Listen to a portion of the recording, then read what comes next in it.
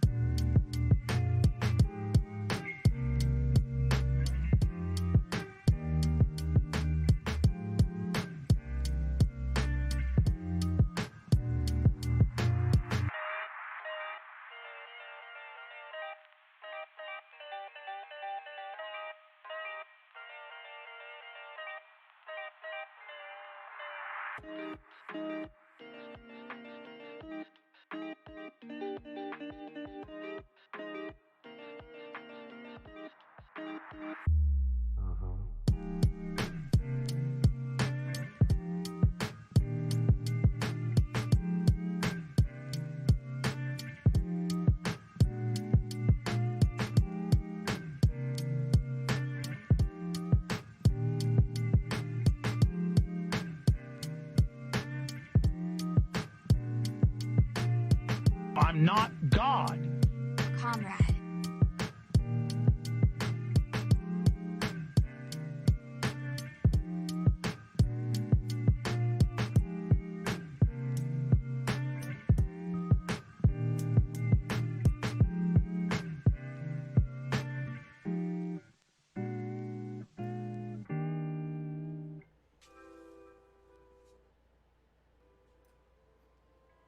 What's going on, everyone? Fish is a no comb boy at the moment. I'm probably gonna change it. I'm probably going to put his comb back on. I just worked out with Knut and it was very good. I have a gigantic headache. I'm not gonna lie. Not feeling too great right now. Might play Getting Over It at some point. Someone already, Thorium Dragon says, if you were talking about good DAs, you may be aware of the article that The Intercept wrote about Pennsylvania lawmakers moved to strip reformist prosecutor Larry Krasner. I gave a shout out to Larry Krasner yesterday on our debate, but a very brief shout out when I was talking about what good prosecutors and what good DAs are supposed to do. And in more instances, and more often than not, a good prosecutor or a good DA is supposed to stand up for justice. And in a lot of instances, under a lot of circumstances, that means, given the powers of the attorney general or given the powers of a district attorney, that is implementing leniency. So Larry Krasner is a perfect example of that in Pennsylvania. And turns out the powers that control all levers of government, and I'm of course referencing Capitol in this under these circumstances, have decided that our good boy, the ultimate boy, Larry Krasner, who is incredible, is getting out of hand with his perspective on reform. And we're going to get to it in a little bit. We're going to talk about that. That's why I said good DAs versus bad DAs. Who do you believe a neutral observer would lean towards after your recent debate? I don't know, because honestly, at first I thought that that was like, holy shit. I mean, there is no way that people genuinely, legitimately look at that debate and go, wow, Destiny really came across as like the right person in this under these circumstances. Like Hasan is really like misrepresenting a lot of stuff. Like he's just straight up lying or whatever. And I read the subreddit, and look, let's keep it real. Destiny subreddit loves the shit on Destiny, especially in moments where like Steven has demonstrated maybe not the full potential of his argumentative strategies. But I don't want to circle jerk here and act like act like the reception is anything different than what it Feel actually better is. soon, BB. I think that a lot of people genuinely disregard my perspective in the future because of this debate that Steven and I had. And why do you and others use fallacies so much? No hate, by the way. It depends on what you mean. I think that most people use fallacies in debates, and this includes Destiny as well, because it is an effective tool to win debates. I said this earlier in the Destiny subreddit too. I was fucking trolling for hatred, like a madman, like I'm motherfucking Owen Wilson or whatever. Was it Owen Wilson? Who's the guy who? Not Owen Wilson. No, Owen Wilson. That's the guy who goes, wow. I'm talking about the.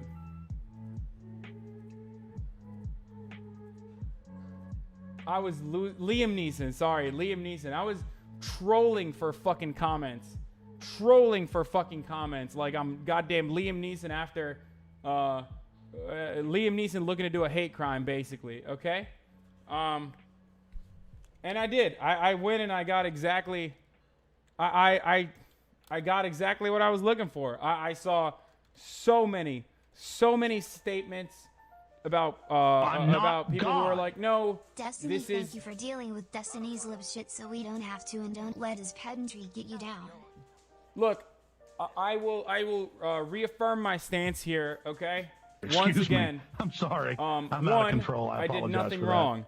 Two, I openly admitted immediately that I probably should have worded the school situation better, despite the fact that I still maintain to this moment that functionally speaking, schools were a part of the school to deportation pipeline in that under those new under that circumstance.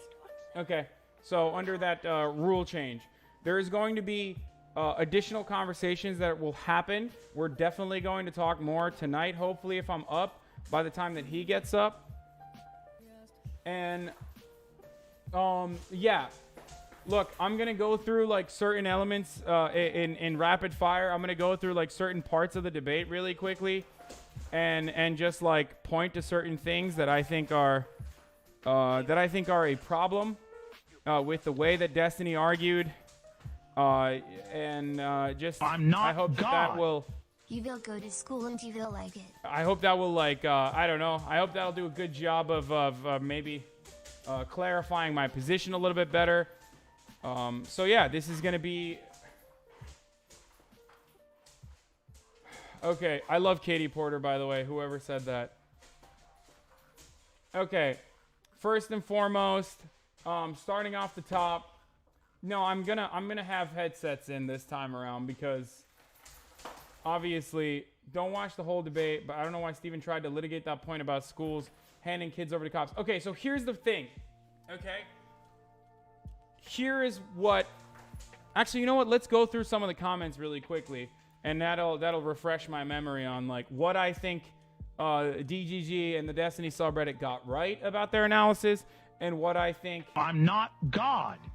Poopy pants spiker less than 3. You're getting baited into these debates with Steven. He's just making you look out to be the villain in his community. It only hurts your image on Twitch and live stream fails.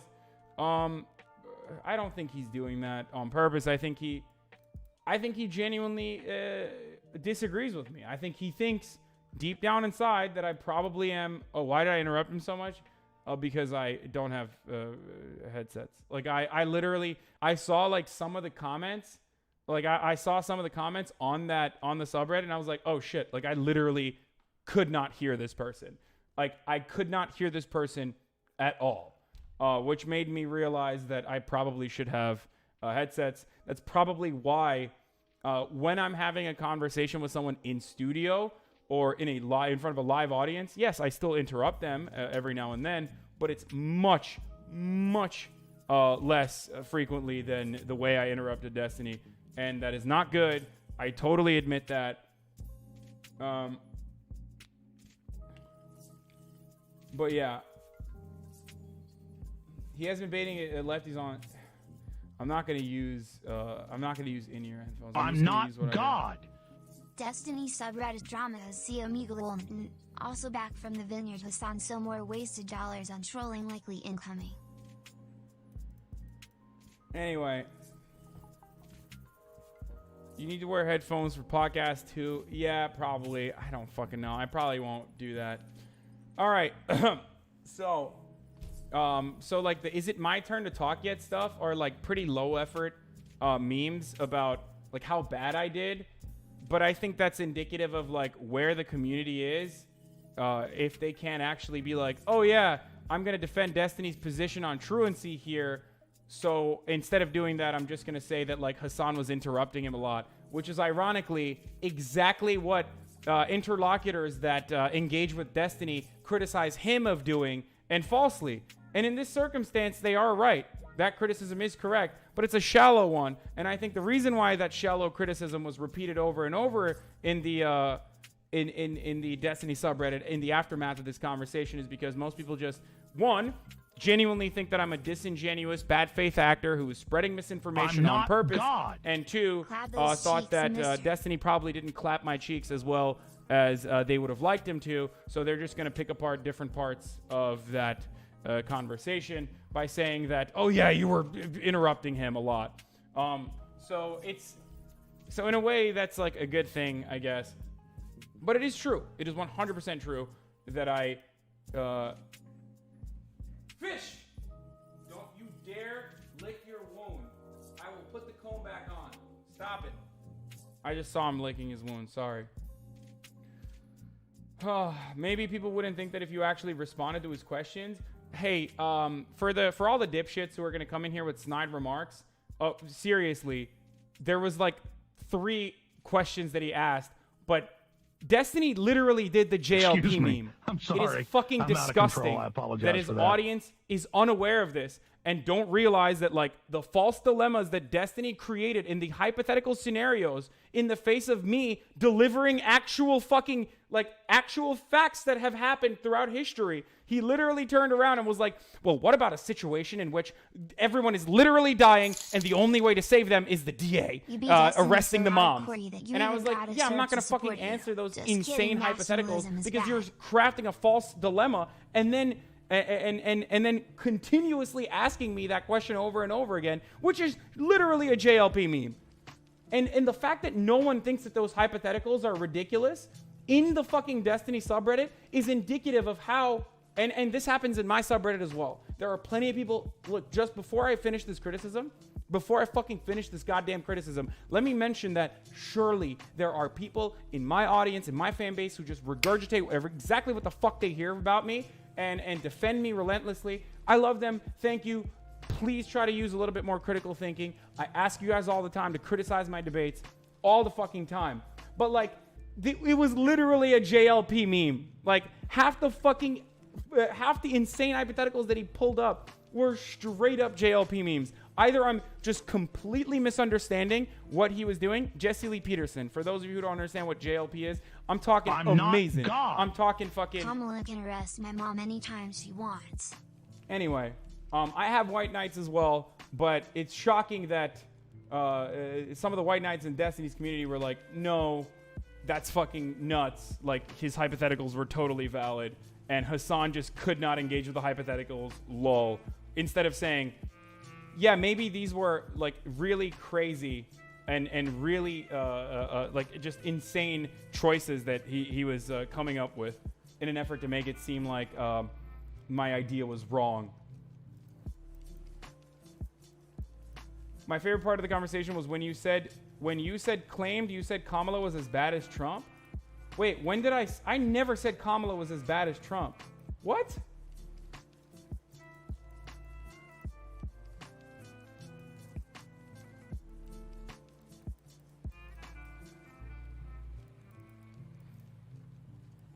I said Kamala was as bad as Trump? What?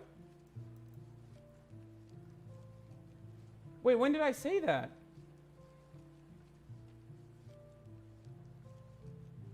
Okay, so by the way, the issue here is like one thing that is incredibly damaging for me in my personal career and how he said you said it. Oh yeah, I know. But no one will ever fucking call Destiny out on that sort of shit, and it's starting to fucking frustrate me. Yes, Destiny is an incredible debater. He is very skilled. He is great at rhetoric. He is infinitely more logical than I am. I completely concede on all of those fucking points, okay?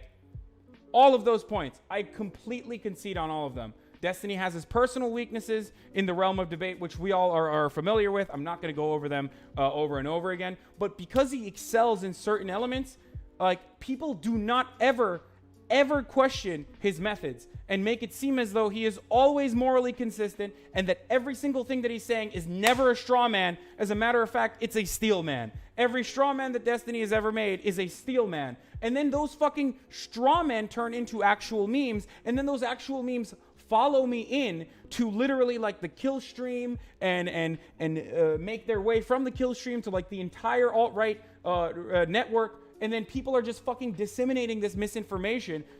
Maybe not like the morally lucky memes and shit, but certainly people who are like, oh, Hasan definitely is interested in not voting for Joe Biden over Donald Trump. A statement that Destiny made, a statement that I said, I don't think I said that. And I followed it up with a joke literally on that program, which now people are fucking claiming I totally said in his subreddit. It's like become the common thing.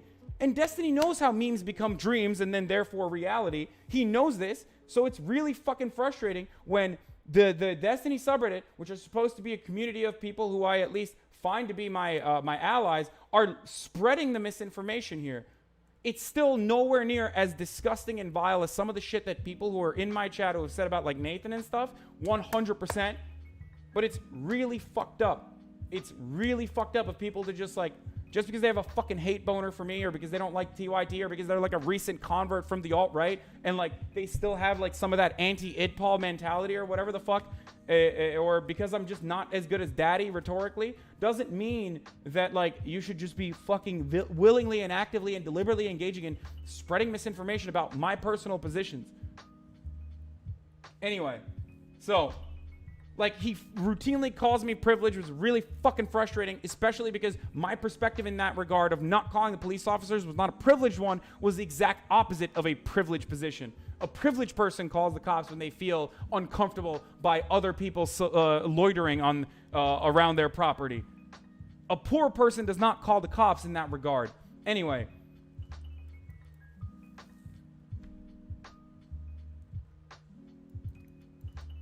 So, look, like there are people who literally think that the office of Kamala Harris now had the opportunity, did not have the opportunity. There are thousands of people who listen to Destiny and I talk. I'm sorry, I'm out of who control. now I think apologize for that Kamala Harris literally did not have the opportunity to launch a civil prosecution against a civil action against One West. Because Kamala Harris, because Destiny read an article, and a piece of an article, which, by the way, the CNBC article I fucking found, literally said underneath it that a civil litigation could have been filed and that the Kamala Harris office still refused, okay? The barrier of entry for information gathering in a civil litigation is much, much lower. So if they did not have subpoena powers because it was a federal, because the bank was regulated at the federal level, doesn't change, like literally changes that reality because it was a civil suit, which I mentioned, okay? I mentioned in that conversation, but now so many people think I'm fucking deliberately misrepresenting this shit.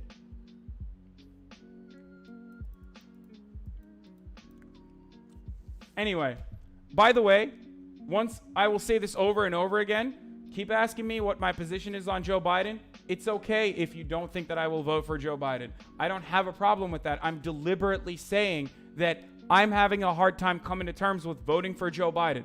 Joe Biden is more conservative than Hillary Clinton. Joe Biden is literally a Republican in all of the ways that you would consider, even the liberals that follow Destiny would consider someone to be a Republican. Okay. Okay, so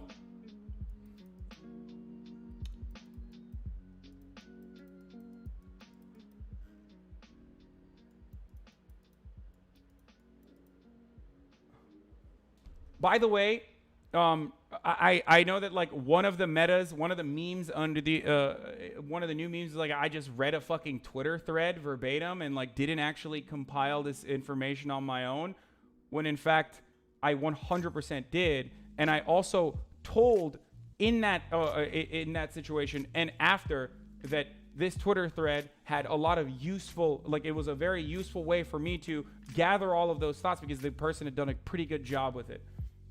Anyway, you could have went with low blows and got personal with Steven using his hypothetical against him. You said that if Nathan's mother was prosecuted for Nathan's shooting, not because she's lazy, but because she's a working single mother, can't spend every living moment. No, I don't. I think that's a fucking low blow.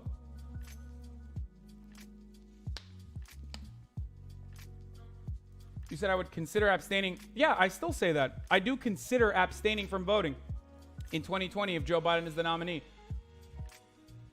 Who knows? My perspective might change by the time we get to the general. But right now, Joe Biden is the one candidate that I would absolutely fucking consider abstaining from voting. If you guys have a problem with that, we can have a conversation over and over and over again about why that is. Why I think that is a reasonable position to make. Is there any validity to Kamala's grandparents being a plantation owner? Is that a conspiracy theory? Yes, that shit. Okay, so let me just go through this one more time, okay? Really quickly. There are, with every single candidate, there are good ways to criticize them, appropriate ways to criticize them, and inappropriate ways to criticize them that stem from a place of hatred or where you're embellishing the record or something shit like that, okay?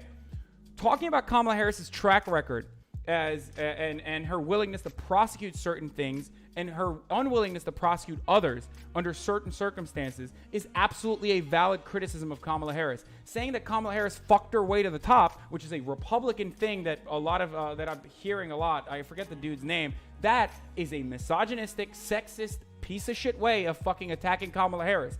I would never say that. I'm not saying that. I'm only looking at her fucking track record. And for people to be like, well, functionally the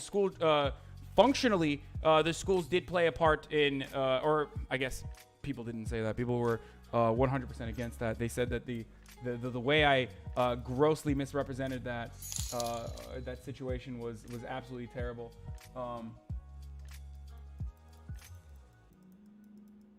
Okay. What's up, Dan?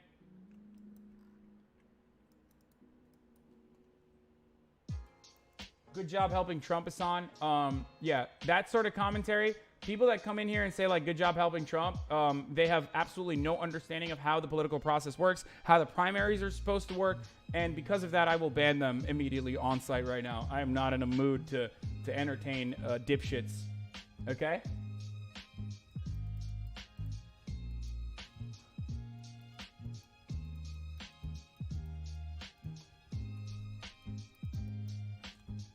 Anyway, what were we talking about? Oh, the thing that really frustrates me, about like the not voting for Biden meta is that it turned from not voting for Biden to like Hasan would vote for Trump over Biden.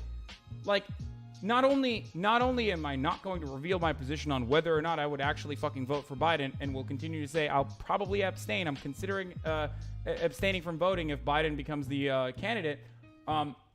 I've never said that I would vote for fucking Trump over Biden. What an insane and disgusting perspective to have. Holy shit. Like, anyone who spreads shit like that is purposely spreading misinformation and absolutely doing it because they fucking either hate me or they have such a fucking hate boner or such a love boner for Destiny or such a hate boner for me that they're just like, they don't give a fuck.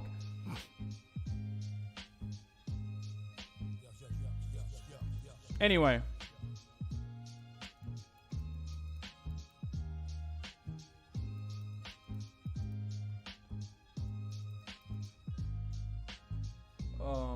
Okay, so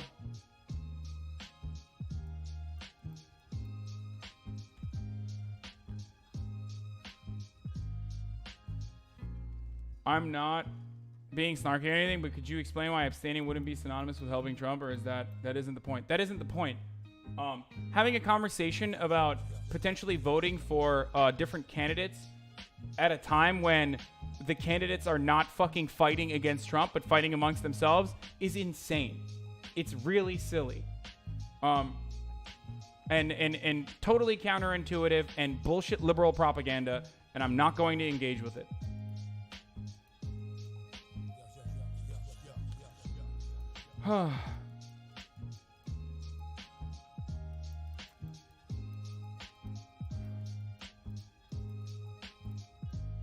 The deported misdemeaning children are sure glad to know the schools they went to did not, in fact, play a role in their being charged. Great point of contention to your video. Haha. I know. Okay.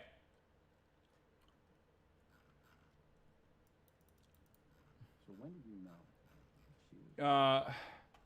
It does. So, okay. So here is something that we should talk about. Destiny is not a supporter of Kamala Harris, okay? Destiny, just like myself, maintains the position that Bernie Sanders and Elizabeth Warren are probably the two best candidates for the Democratic Party. A lot of people, I think, misunderstood that when we were having an argument. Because Destiny came across somewhat reactionary, but his point in that argument, you have to look at it in a vacuum. His points in that argument were to attack my premises point by point, to claim that my conclusion was based on faulty premises and that I was greatly embellishing and in some instances like literally lying and purposely doing this because I'm a bad faith actor. Okay? I'm trying to steel man his position as best as possible right now. His position isn't like he thinks Kamala Harris is good. His position is that, like, of course, Bernie Sanders and Elizabeth Warren are good, whatever. But in this argument, during this debate, his point and his entire purpose is to attack my premises point by point and in any way, any which way he possibly could, so that he could ultimately say, you've launched your conclusion on faulty premises, and that's ironically his conclusion in this, under the circumstances, are that I, as a Bernie bro, am greatly misrepresenting all of the other candidates who are not Bernie. Okay? What the problem here is, the reason why I like Bernie is because I know all of these other candidates. It's not like I had an opinion on Kamala Harris out of fucking nowhere where I was like, oh, I like Bernie, so anyone that's not Bernie, I greatly fucking despise. So I'm just going to go find information on them and dirt on them and make them look like shit. No, I was like, oh, let's see what the fuck's going on with Kamala Harris. Did I have personal biases? Absolutely. Implicit biases? Certainly. The fact that she is a prosecutor immediately, the fact that she is a district attorney or an attorney general immediately rubs me the wrong way because there are very few progressive DAs. I 100% admit that. Was I also turned off by the fact that was I turned off immediately by the fact that a lot of the DNC immediately jumped on Kamala Harris and were promoting her as the primary front runner before Joe Biden entered the race, months before anyone else even started talking about this race? Absolutely. These are clear indicators for someone like myself who has been doing this for a very long time that this person probably is not a candidate that I'm going to like. But once I have that hypothesis, I go back and I look at all of the things that she has done in her career as a district attorney and as an attorney general. Okay? And then I look at, I know people are going to say ad hoc justification. I know, suck my dick. Yeah, as though yeah, I'm sorry. Instead of doing ad hoc justifications, I should just read a couple fucking lines from a couple different articles that disprove the other person's perspective, and all of a sudden the entire narrative falls apart.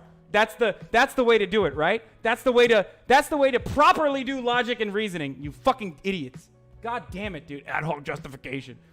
You motherfuckers don't know anything. It's so frustrating that, you're literally repeating. Destiny's an incredibly intelligent dude, okay? Very smart guy. Very fucking smart guy. And he does actually do the reading in some circumstances.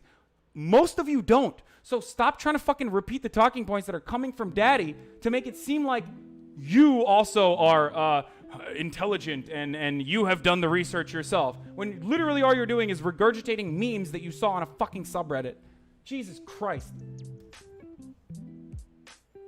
It's so frustrating. It's like little fucking babies. I forget how young a lot of people are on this on this platform.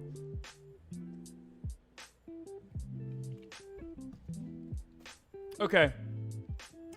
Anyways, I was saying there are certain biases that I have towards Kamala Harris, just like there are certain biases I have towards Beto O'Rourke.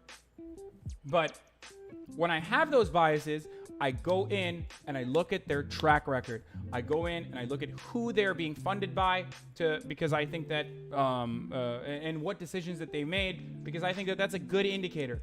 Does Kamala Harris have progressive instances in her track record? Absolutely. Do I need to mention some of the progressive things that she has done in her track record? Sure. But I'm not an objective fucking Associated Press writer following Kamala Harris on the campaign trail. I'm a fucking political commentator who opines, who obviously has a political perspective, who obviously wants a candidate to fucking win. And if you find that to be disingenuous and a bad faith actor, then you literally do not understand how political commentary is done in this country, okay?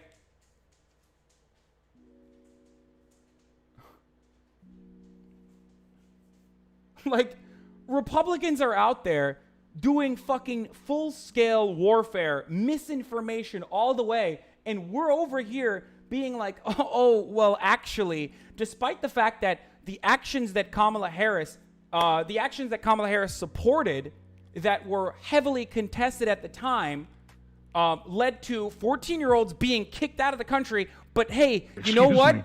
It's really inappropriate that you said that the schools participated in that, and we're going to have a conversation over that. Whereas, like, on the right, people are like, yeah, Kamala Harris is black. Don't vote for her. And she fucked a bunch of political people. Don't fucking vote for her. She's a hoe, or whatever the fuck people say on the right. Like, insane. Insane.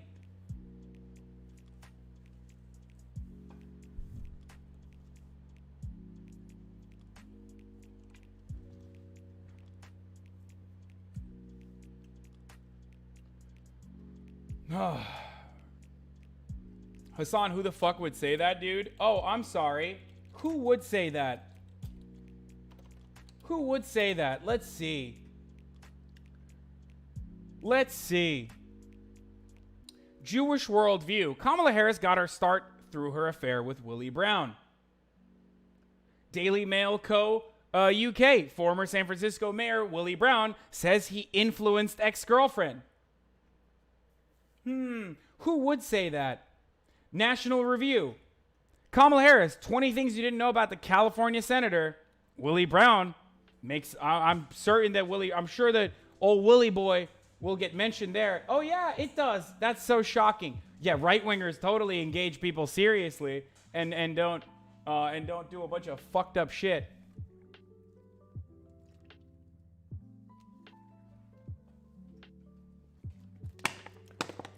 Starting in 1993. Anyway, this stuff is, I'm not even going to go through this. I'm not even going to fucking read this. This is disgusting and fucking bullshit. Anyway, whatever.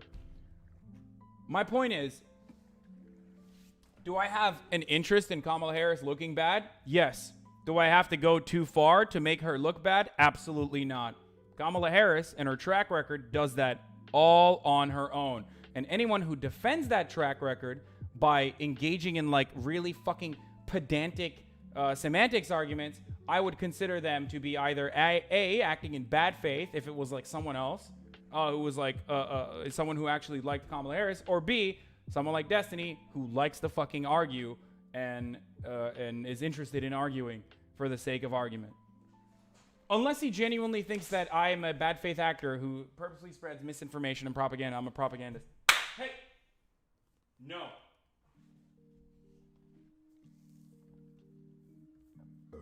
Ugh.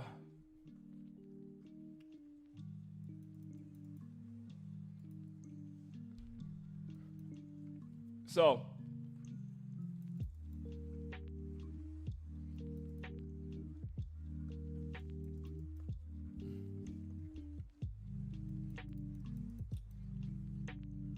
like,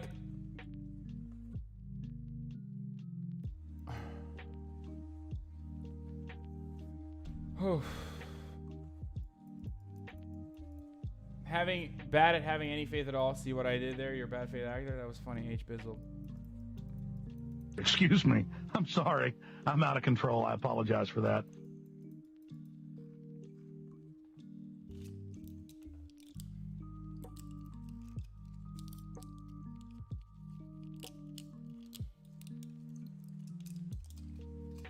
We're supposed to be getting the cone off in like next week. Would I vote for Kamala if she wins? Yes. I don't have a problem saying that. It would be shit. It's gonna be like Barack Obama, perhaps maybe even a bit more. I mean, I don't know. I don't think her track record on criminal justice is exactly great, and that is definitely the main issue of the upcoming few decades.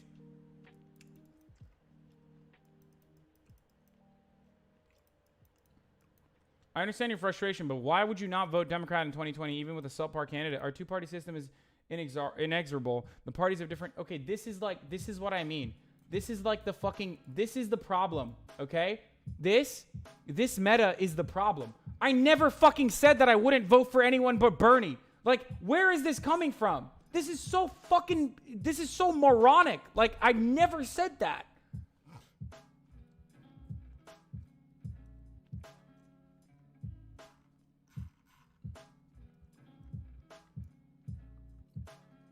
These fucking memes turn into like actual, like these, it sucks. It sucks when these memes, like there aren't that many people who are political on Twitch, okay? Destiny and I, and like maybe a few other fucking content creators maintain this oligopoly of people who are interested in politics. So having like having the largest political streamer on this fucking platform and his audience despise me because they consider me now to be like a bad faith political actor who argues like race realists do is fucking insanely frustrating. But what's even more frustrating is having those fucking people literally spread false information about me when they probably agree with like everything I'm saying. Holy shit.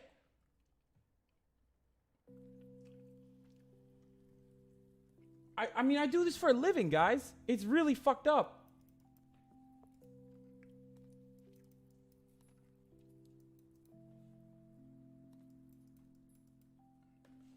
I think it was a time that you said you'd rather go into a mountain and anarchist commune than vote for Biden. No, I said I'm seriously considering moving into a mountain and living an anarcho-primitivist lifestyle in my debate with Larry Elder. And like, Destiny took that seriously, and then he changed that narrative to, you said you're not going to vote for Donald Trump, and then that became the meta, and now people literally think that I'm saying, like, I'm out here saying, like, don't vote for anyone but Bernie. And that's fucking frustrating, man. That is so fucking frustrating. It's especially frustrating that it is my friend, and it is a consequence of, like, my friend misrepresenting a position that I have.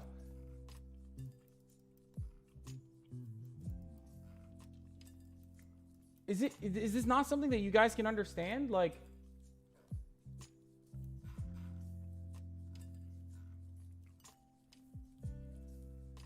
actually, I misrepresented you in my anime meme video so we could use that interpretation. You did too. I'm not yes, God. Praise my thoughts.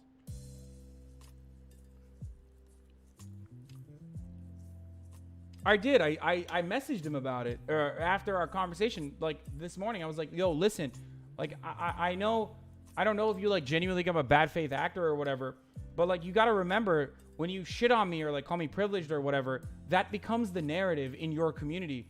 And like people literally spread that shit.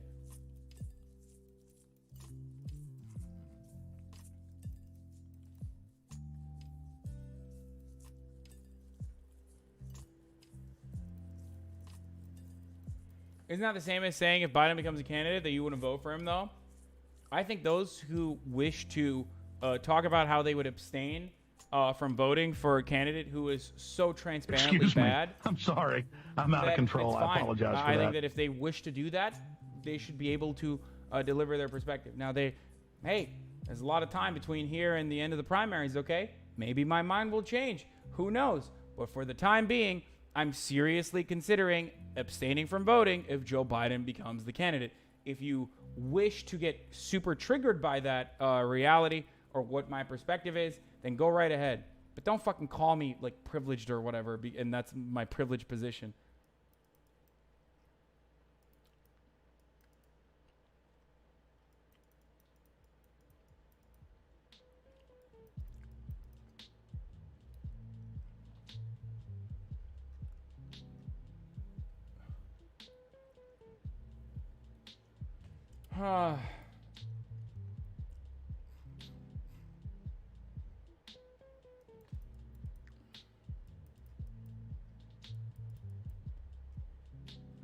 It doesn't matter if I live in California or not. I completely understand that I have an audience and therefore a responsibility.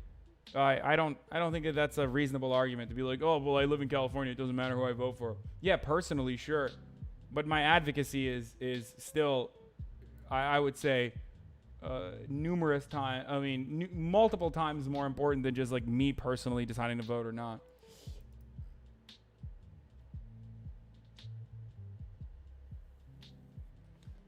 I love you, and you did fine at the debate. You were arguing from an alternate reality from him, so this result was expected on both sides. But it's not an alternate reality. And not only is it not an alternate reality, Dan, he literally, like, I don't know how much research he put into this, but, like, it didn't seem like it was a lot. And there were points that I'm not even pointing to now, or where we were talking about numbers where he misrepresented, probably on accident, the percentages of like how many large independent contributors contributed to what percentage of large independent donors contributed to Kamala Harris's campaign. Like there were so many instances where like he launched false dilemmas against me to make it seem like he was just attacking me from a philosophical point, but like it was not.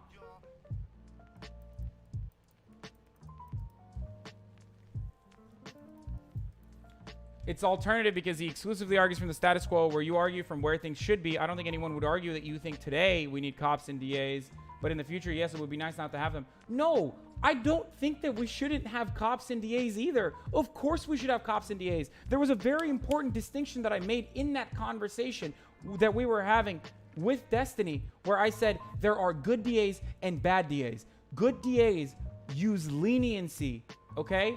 Like, and I use the example of the war on drugs. During the war on drugs, a good DA would be one that would let off misdemeanor possessions, like minor possession charges. Like, that is what a good DA would do.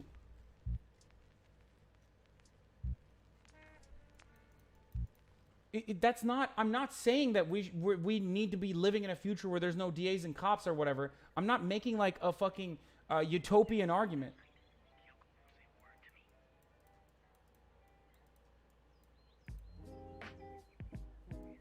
It felt like in that thread on stream just now, you were spreading the debate tactics meme in the same way that you're accusing Steven of spreading. Okay. Day one position has not changed, including like our conversations with Destiny. I wrote this, I think perfectly in one of the threads. So I'm actually gonna bring it up and I'm just gonna read it. Okay. Where is it?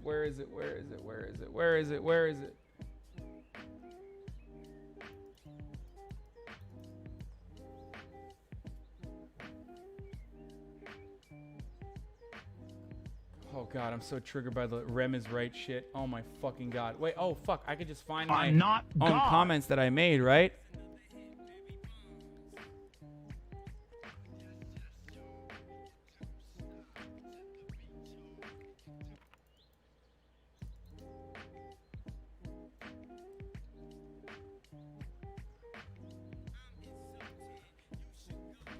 Okay.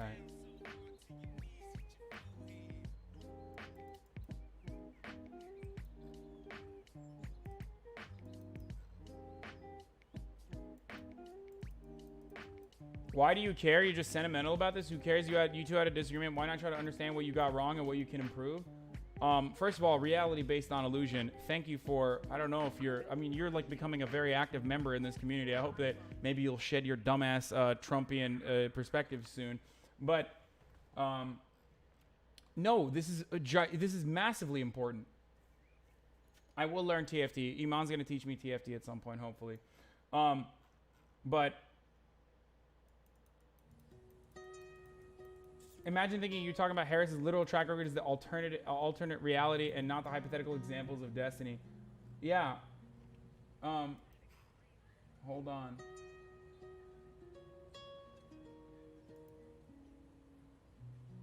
The reason I'm watching this is because I saw one of these guys, Simon's video, and I actually thought it was really interesting, and I actually think it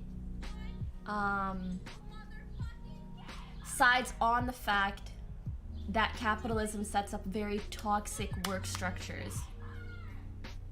But then it turns out like Hasan kind of like roasted him. But I was like, I actually think some of the points he brings up actually go with what you're also saying. But the reason I'm watching this is because I saw one of these guys, Simon's video, and I actually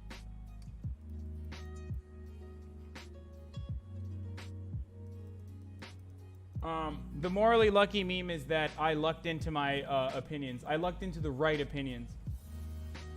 That's all that it is to it.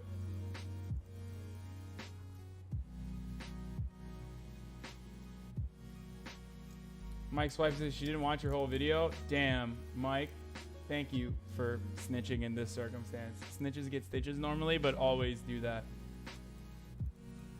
Reminder that right now, Mr. Moon is sleeping in my data center. Damn, that's fucked. I don't know why people are getting so mad at your take on voting for Biden. I feel like my take is actually a super unpopular opinion, and I would be interested in having a convo with you about it. In Turkey, did progressive voters there make a choice to not participate in any of Erdogan's first elections due to the left-center candidate not being perfect? Also woke him in. There's no options in Turkey. I don't know what the fuck you're talking about. Huh, kind of similar to America, actually. I've never used chit chat before, no.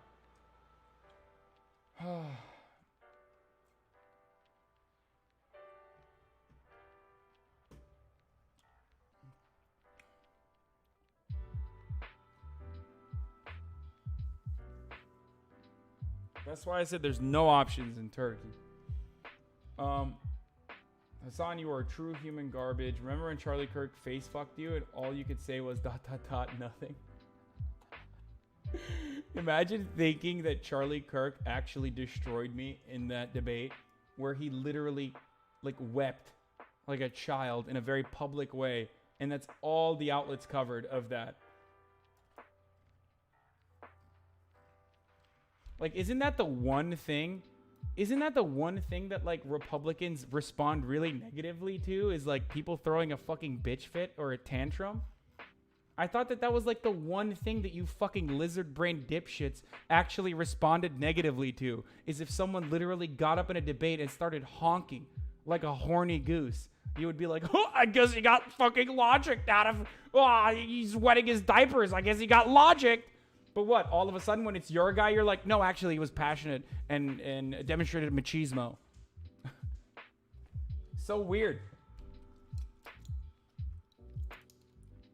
The right is learning to cry and the left is terrified.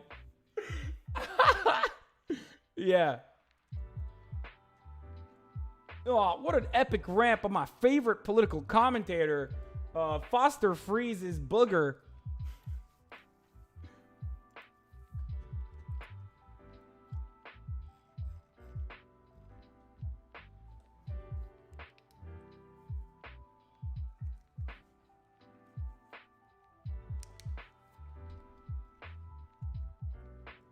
What the fuck? Bro, also, this is the other reason why I think that, like, information warfare is a necessity.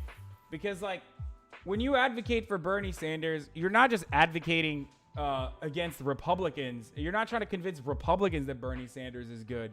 You're trying to convince the people that have basically a monopoly on the dissemination of information that Bernie Sanders is a popular candidate in the face of like actual evidence that they are showing. Like Washington Post was a perfect example where like their own poll was like Bernie Sanders is surging, where they turned around and were like the op-ed, the famous op-ed from that day was like Bernie Sanders is really getting destroyed right now.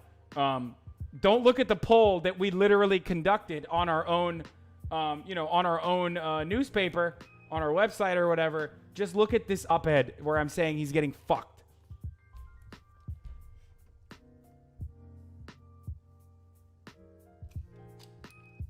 Anyway. So weird that, third way is like anyone but Sanders is our perspective, but people are still like, would you vote for Joe Biden? Fuck Joe Biden.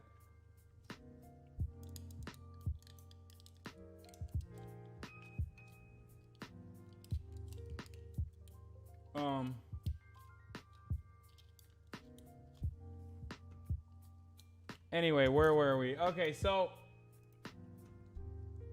thoughts on the mic situation at the debate? Andrew Yang is a fucking beta cuck. And even if his microphone was blasted to the maximum, he still would not have made any fucking coherent points because he does not have a shred of charisma. And that's it. That's all I have to say, okay? Yang gangers, get fucking wrecked. Jesus Christ. Like, imagine crying about your fucking meme candidate getting his microphone muted because he was coughing into it, and then making a larger deal out of it as though it was like deliberately done because they wanted to silence the UBI candidate. Like, why the fuck would they silence the neoliberal UBI candidate? You think the neoliberal UBI candidate is a threat to the establishment? Like, nuts. I like Cory Booker. I said this. I was genuinely impressed with Cory Booker's performance.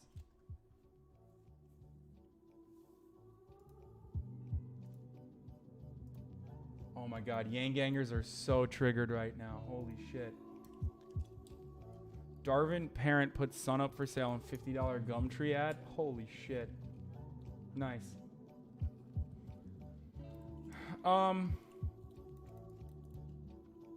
They didn't even turn his mic off. Watch Sam Cedar's coverage of it. Oh shit, really? That's funny. I mean, I don't really care. I literally don't care one way or the other.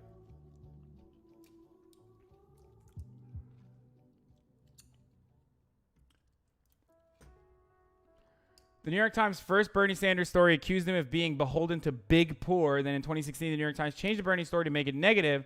And now we get this hilarious titling of headlines. Hint, they both trailed Pete, but only Bernie was given the bad headline.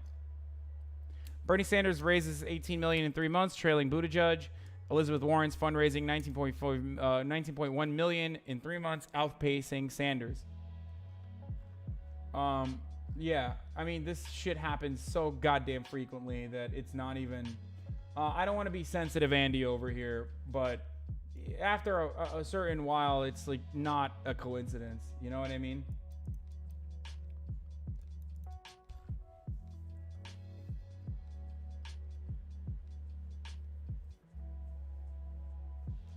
David Sirota is a Bernie attack dog. He rocks. I agree.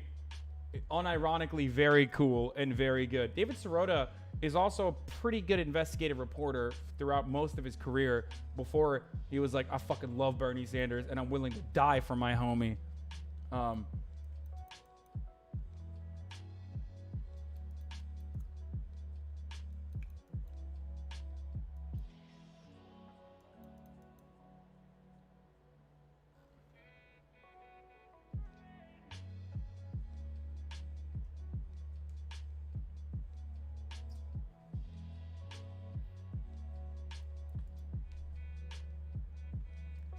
How do I increase testosterone? Work out your legs and big muscle groups.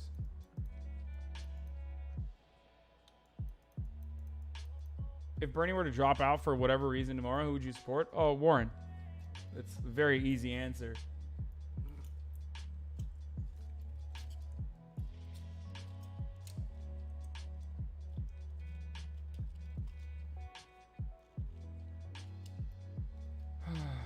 Anyway,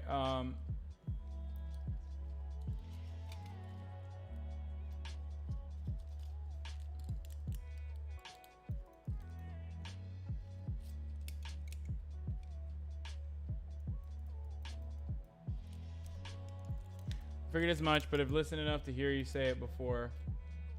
Do you think fapping fucks your gains up? No, I don't think so. I think that's a meme.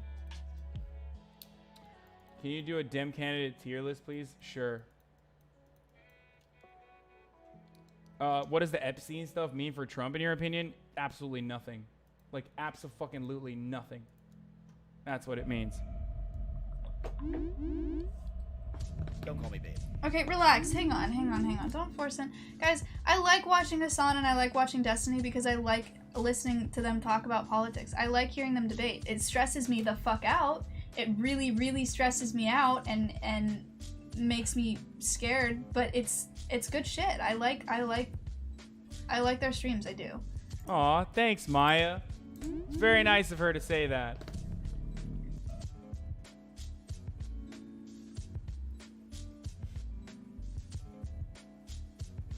Terrorizing young girls, reality based on illusion, sure.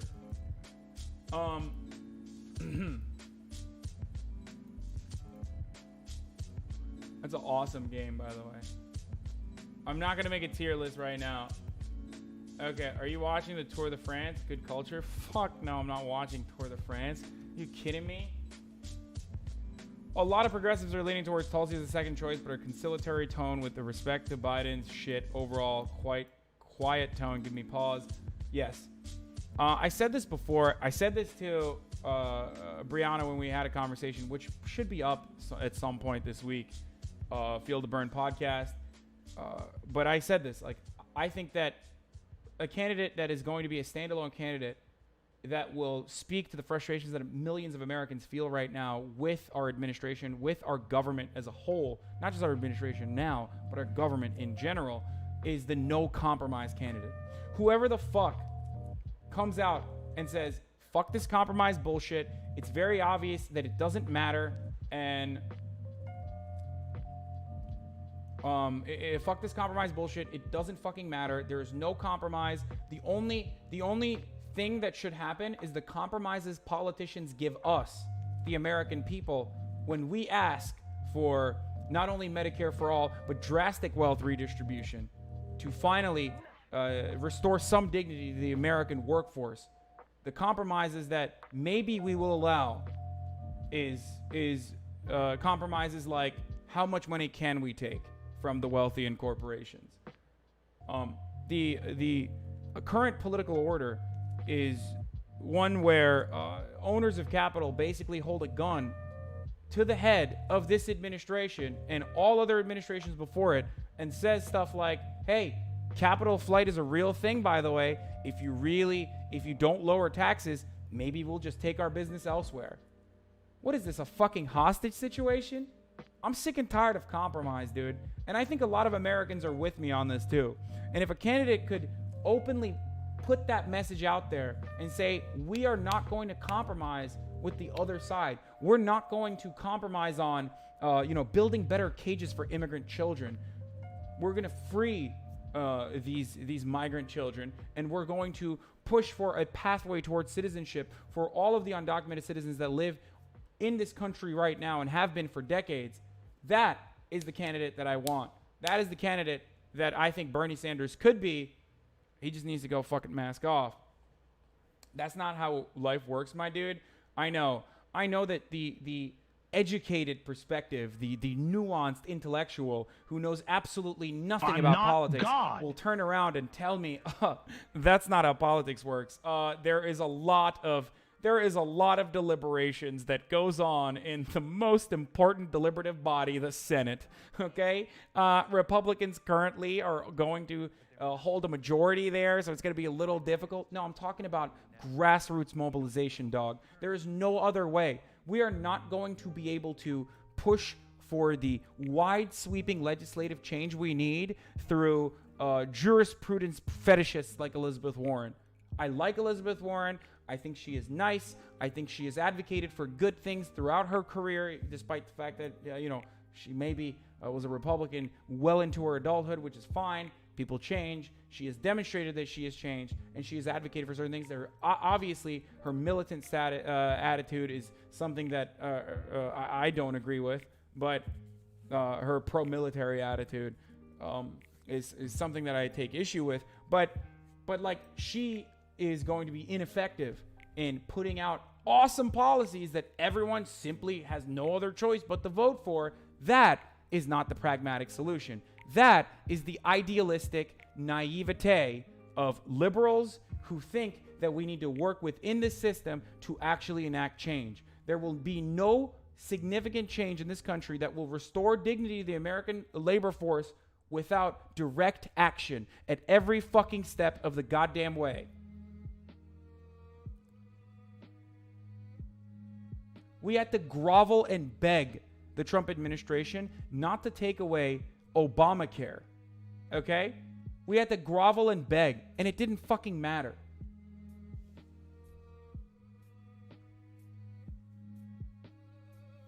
Republicans had to do that. Someone needs to speak to the anxieties of Americans, not from a partisan perspective. And I think that Sanders excels when we talk about that. Anyway, the Maui mailman was one of the people that, what is this? I want to watch a video first. Guys, Hasan here. Just another entitled angry millennial. Okay, sorry. Angry at the world. But why am I angry? Well, that's a great question. I'm angry because no one addresses the serious problems millennials face in the workplace, and then videos like this go viral instead. What's happening is leaders are asking the millennials, what do you want?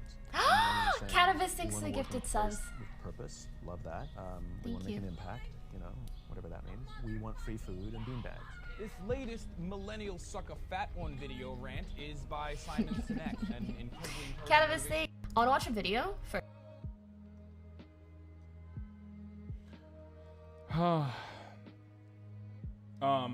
This was the first video that went viral of me. Obviously, the not on YouTube but on Facebook.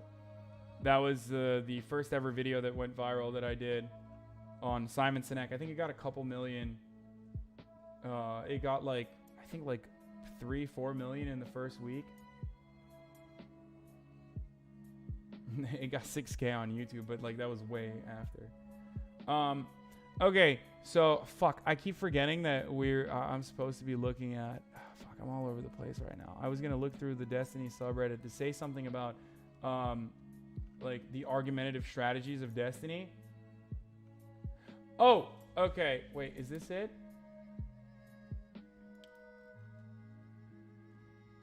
Wait, did I say this?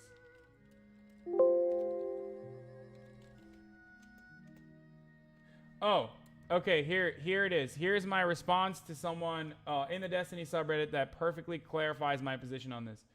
I understand the debates are 100% for entertainment and not at all a constructive conversation. They're entertaining spars where rhetoric, logical fallacies, and appeals to emotion thrive. Debates also have the capacity to belittle and delegitimize your opponent and maybe convert some people.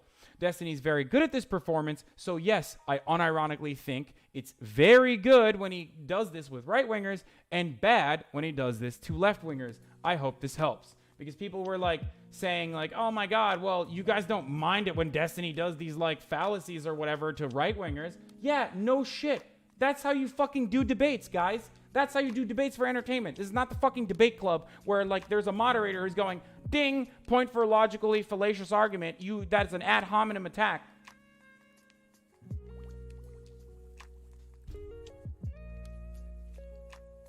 No, hypotheticals aren't fallacies. False dilemmas are, though.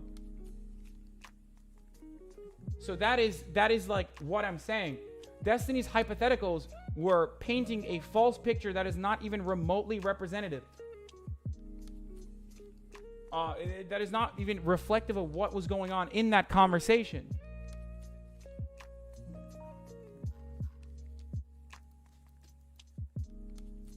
Hypotheticals are used to test your argument. Yes, if they actually... Oh, God. Oh, my God. This is like 101 philosophy memes that really frustrate me, dude. Like...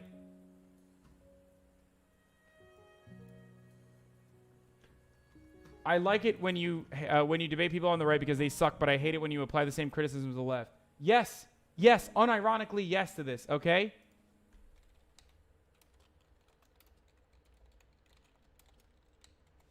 Hey, Nina. Yeah. You mind if I play something for you? No, not at all.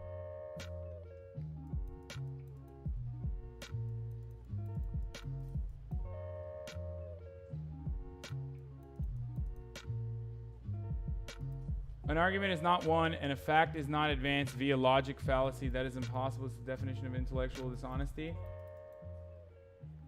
Not morally lucky, by the way. My arguments are automatically right, by the way. No, I never said that my arguments are automatically right. LMFAO, you roasted yourself. People on the sub are calling your fans tankies and chapo cells. I know, I don't care. A false dilemma is an either-or situation. You just fail to engage with his hypotheticals. Dude, that is so Okay.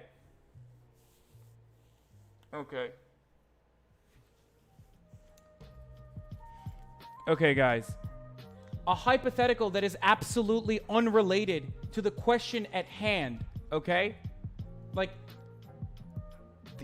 how is it that the same people, the same subreddit who is so diligent when it comes to calling me out for the misrepresentation because I mentioned a factual statement that and included how much longer like a factual statement that included that Steven Mnuchin and Donald Trump had given campaign contributions to Kamala Harris, not in a quid pro quo situation, but that is an indication that I was saying that that's a quid pro quo situation. But Destiny's insane hypotheticals that have no basis in reality whatsoever is not disingenuous framing, so that he makes it seem as though that under these circumstances, that under those insane hypothetical circumstances, he might be right.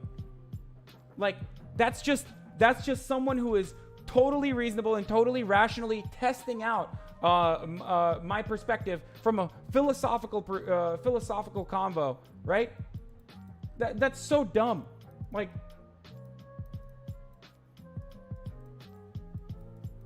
his hypotheticals were not extreme, but somehow you treated them as such, and they were absolutely related.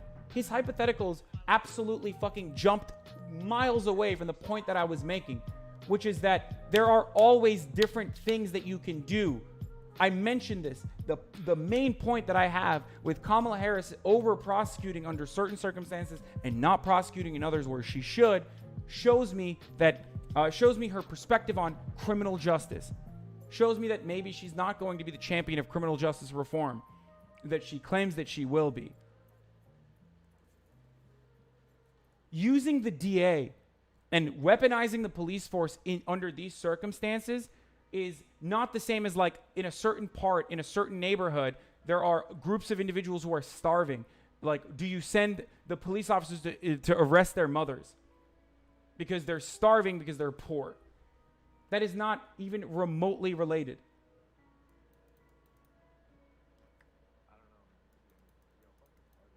Jesus Christ.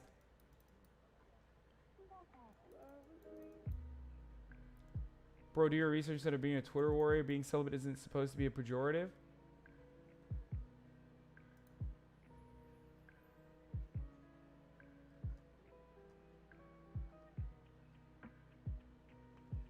Just because it's unrelated doesn't mean it's irrelevant. Destiny has hypotheticals that involve child rapes, for fuck's sake.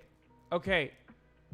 It's not like testing the boundaries of where I would find the DA to use like appropriate force by jailing parents is not an acceptable hypothetical under those circumstances when I'm talking about social programs and underfunding as a consequence. This is like structural poverty being the actual reason why most people are not going to fucking school. And the way to solve that is not through threatening to fucking send their mothers to jail and making it seem like these were lazy parents. Like that's so frustrating to me that this is like it's so frustrating to me that you guys think that this is like a totally related. Okay, you're out of your depth here are also the kinds of comments that I'm definitely going to fucking block immediately on site. Your argument for a plethora progressive DA was to do nothing, dude. That's not a plethora of things. Are you guys fucking insane? Are you doing this to trigger the fuck? Oh, you are. You are doing this to trigger the fuck out of me, aren't you? There is no way that you totally misheard every single fucking thing that I said in that conversation. I said that the DA overstepping their boundaries in the under the circumstances of fucking dealing with truancy is something that they should not have done. And I mentioned that there are progressive DAs who don't do things, who show leniency, and they're good.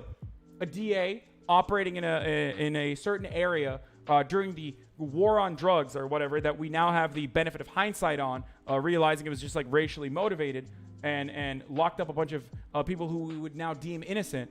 A DA under those circumstances being lenient on minor possessions would be a progressive DA who I think is doing a good job. I think that is insanely consistent and also rooted within reality. Larry Krasner is a literal district attorney that is currently under fire by authorities in Pennsylvania for doing precisely what I'm talking about. So just because you guys have no fucking basis in reality doesn't mean that I don't know what the fuck I'm talking about. Holy shit.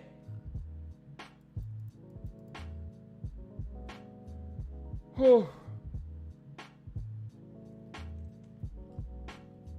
I did call them out. I said that they were ridiculous scenarios, and people took that at face value and thought that that was a non-disingenuous, very honest way to test out the boundaries of my perspective, and not like a Jesse Lee Peterson style incorrect and narrow fucking disingenuous, dishonest framing that like Jesse Lee Peterson, we've made fun of him for it numerous times.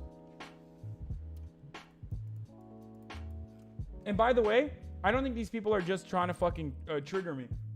I think there are people who, I think that there are people who genuinely maintain this position.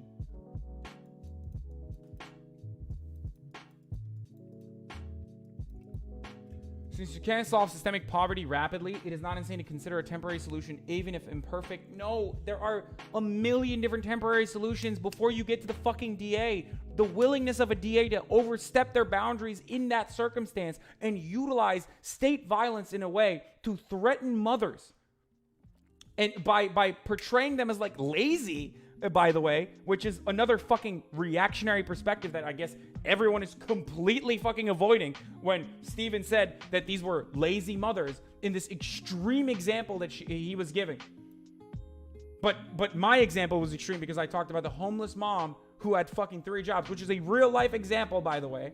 But Steve was like, oh, well, what if they're too fucking lazy to send their children to school? And everyone was like,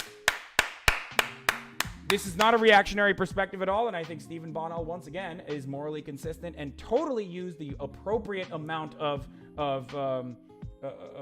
embellishing.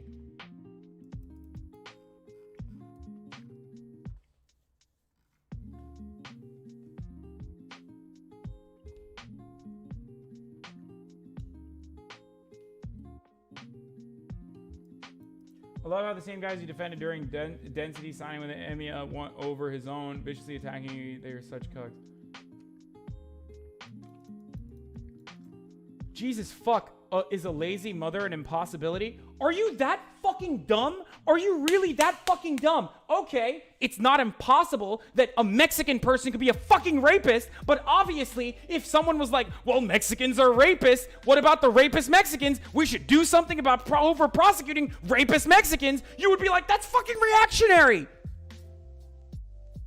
Are you fucking that dense? Is it that, like, when Destiny says something, it just, like, imprints in the back of your fucking skull and you simply cannot comprehend a reality where he might be wrong or he might have had a reactionary perspective exclusively to win the argument? You fucking morons!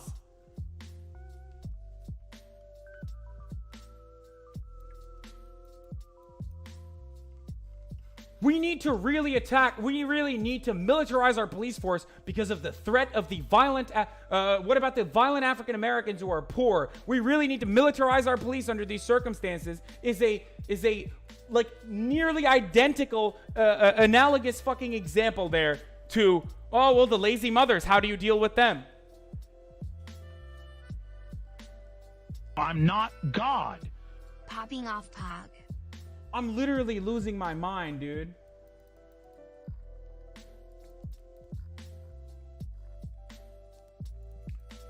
I'm not God.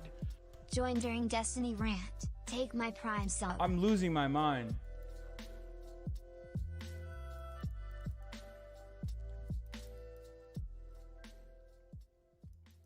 You couldn't be more wrong in your comparison. Oh no, I know. Excuse in a me. heated moment, I'm I sorry. said all Mexicans I'm out of instead control. I pointing apologize to for the that. criminal Mexican, which would be a reactionary thing. So now that'll get clipped out and be like, Excuse look me. at Hasan. I'm sorry. Oh, man, I'm he's out of totally control. I strawmanning apologize Steve. for that. Aren't we all so smart? Aren't we all so insanely smart? Just because the person that we are, the person that we're advocating for right now, for his behalf while he's sleeping, even though we're going to have another conversation here, seemingly won the conversation from my perspective.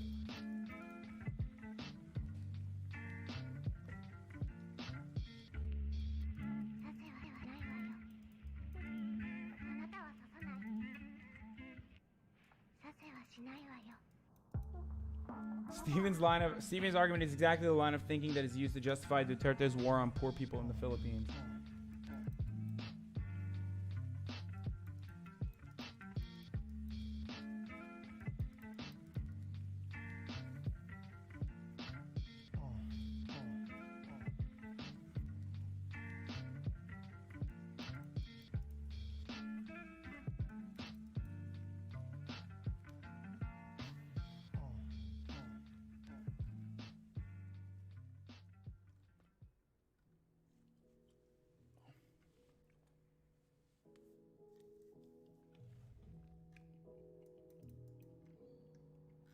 Oh, man.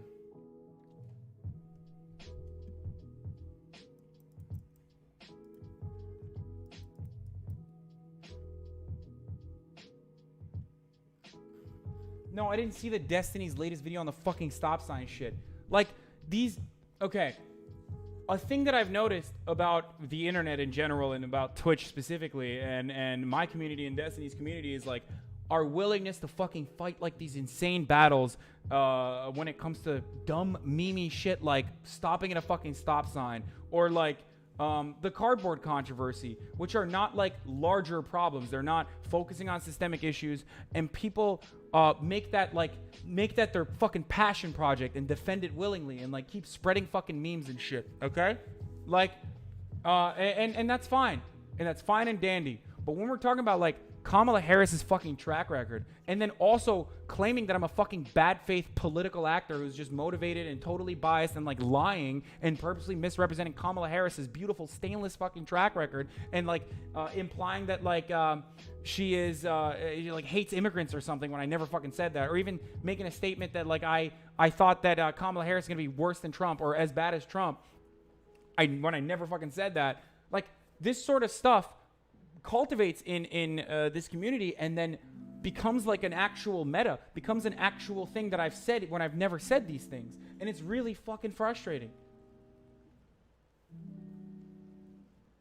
Like, there are real human consequences of this. This was used to be this isn't a critique of Kamala Harris. This isn't a critique of Kamala Harris. This is just a critique of politics in general. Why are you focusing on Kamala? Oh my God, because Kamala Harris represents business as usual politics. That's literally the point I'm making. That she is a regular Democrat, which is why she's bad. Did you not watch the fucking video? Okay. It used to be... I know, that was really... Yeah. Whatever. I'm not God. I'm sure there's some trolls in here who are going to look at that and go, oh, he said okay. Isn't he so understanding when everyone in here knows exactly what that fucking lowercase okay means? Everyone in here knows that.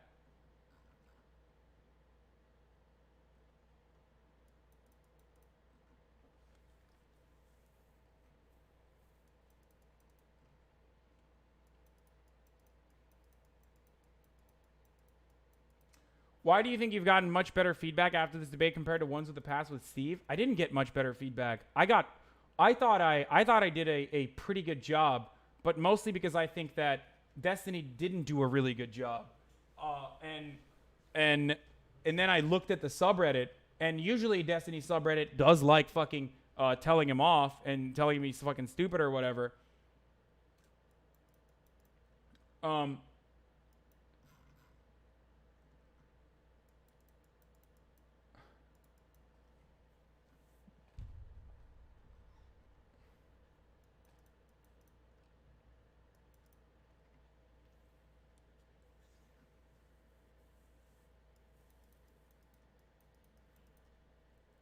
He asked why you single out Kamala, but you've talked about Buttigieg and Biden as well. Yeah, obviously.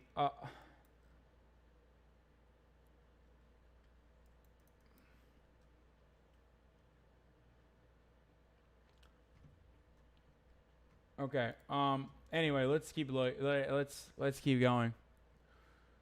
About damn time. I'm gonna work out with blah blah blah. Fucking whatever. Is it my turn to talk yet? So I already talked over this. I already talked about this, like talking over him. Not good. I mentioned that Destiny became a fence-sitting centrist in this debate.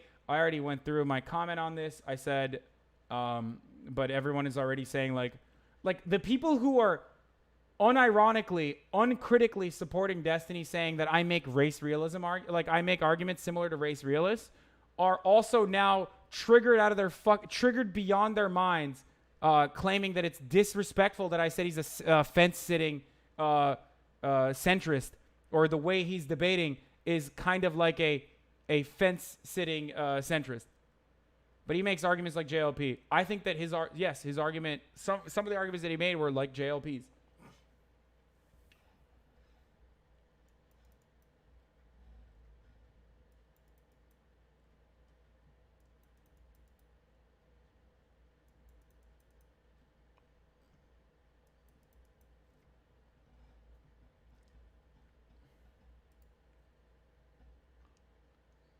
I really don't understand all the people claiming Destiny was being overly pedantic or just arguing minutia. The statement, schools are referring to undocumented students to ICE, is very different than the statement, undocumented immigrants charged with a crime are being referred to ICE by the police. These are two completely different things. The only thing you might be able to say is that Destiny was being overly pedantic on was when they were talking about the campaign contributions. But even then, the example Destiny brought up, one person donates $1 million and 10 people donate $1, is still a good point about how you can use numbers that are true to show misleading information. Oh my fucking God. Even in that point, he does not give concessions, even in this point. Destiny himself also admitted that him using the race realism analogy was him being frustrated with me and trying to agitate me in his frustration, which is fine. Like, I don't care that he fucking says that I argue like race realists. We were looking at premise by premise, right? That was the whole point. He wanted to undermine each premise that I had to lead to the conclusion that Kamala Harris is over-prosecutorial and not going to be good as president. And her track record showcases that, and the inconsistencies with her message now as a progressive champion of criminal justice and other reforms is really interesting, given the fact that her track record sings a different tune. This doesn't mean that Kamala Harris has not done progressive things. She absolutely has. But ultimately, there are certain instances where Kamala Harris decided to prosecute certain things or use her prosecutorial powers to get certain outcomes, and in certain situations did not use her prosecutorial powers.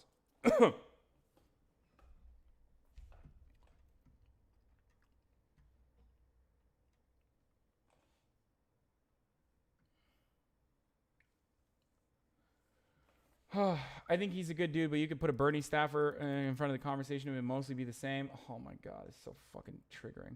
If I understood the situation correctly, it was the school resource officer taking actions that they knew would end with the deportation of a minor. I think it's fair to say that the school is responsible for the actions of the resource officer employs the same way it would be responsible for the actions of any of its other faculty. And I don't think this changes if the minor is suspected of committing a crime. It's not like suspicion of illegal activity completely removes whatever responsibility you have over someone else, but whether calling the cops is justified is separate from whether the actions of the resource officer fall under the purview of the school. I tried to make this as clear as possible.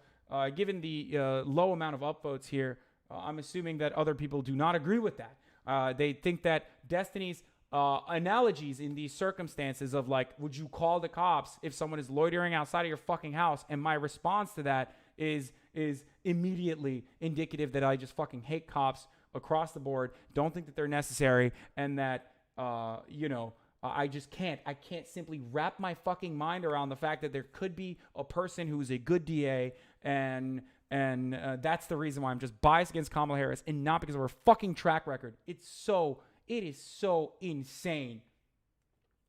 The hypotheticals that I addressed, by the way, in that conversation where I said, hey, Destiny, as the school, you have certain responsibilities over all of the people that you are, I guess, de facto being the parent to. You are you're functionally the parents of those children throughout the time where you're at fucking school. And all the people that are under your employ, or the people that you have control over, are people who should not be fucking sending the kids to jail. Especially under circumstances where we know a highly contested, controversial bill was passed, or a controversial bill was not vetoed. Gavin Newsom pushed for regulation that would make it so that resource officers literally send 12-year-old and 14-year-olds without due process and deport them for minor crimes and misdemeanors. Suspicion of misdemeanors, sorry. So, like, that is insanely different than, what if someone is raping your child and you call the cops? Do you think it's like, do you think that person is responsible if they get deported? And for anyone to think that is a consistent and totally valid hypothetical and not an extravagant one to make it seem like I have insane perspectives, and that it's totally irrelevant to the conversation that we're having at hand, is either had like a lobotomy or something and lost their prefrontal cortex, or I don't know, I guess they're just like fucking just totally lost in the sauce when it comes to what Destiny says and the positions that they hold.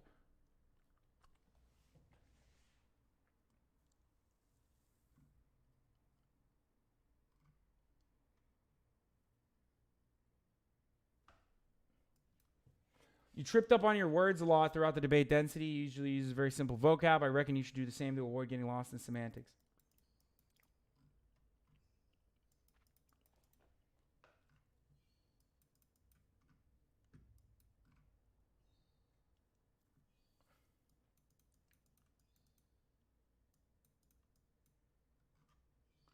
It's not that it's an outlandish perspective. It's the calling the cops on a random person that's loitering outside or whatever because you're suspicious of them is a bad thing, and you shouldn't do it. That's my personal perspective. I mean, that's like what I literally believe in, and have written numerous videos on it. Don't call the cops on fucking people of color for just existing. Excuse me. I know that I'm triggers sorry. a lot of the I'm out of recent control. I edgelord apologize for Logic that. Bro converts on the Destiny fan base, but because they have not been able to shed themselves of their past experiences, and they still see themselves as a white person who's constantly going to be shamelessly attacked for potentially having privilege, or the perception that they might have privilege. And that is, of course, the ultimate, that's the worst thing that I could ever say. I know. But I wrote numerous videos on, I've talked about this extensively. I don't think you should call the cops on random people fucking loitering, especially poor people, even if they're white, because police officers are horrific towards poor people in most circumstances. So, but again, who cares? That's not even, again, the hypothetical that's being used in these circumstances are faulty because, like I said, you have no obligation to the random person that's outside of your house. You still have an obligation as the school on what happens to the children that are under your jurisdiction at that point.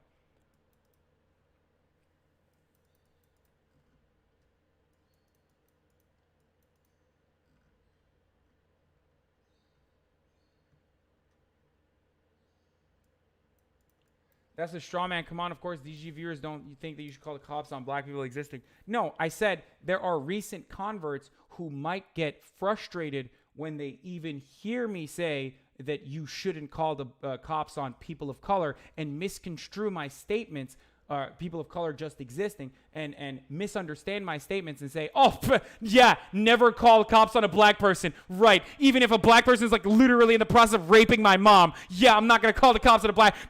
This is Hasan. He hates white guys.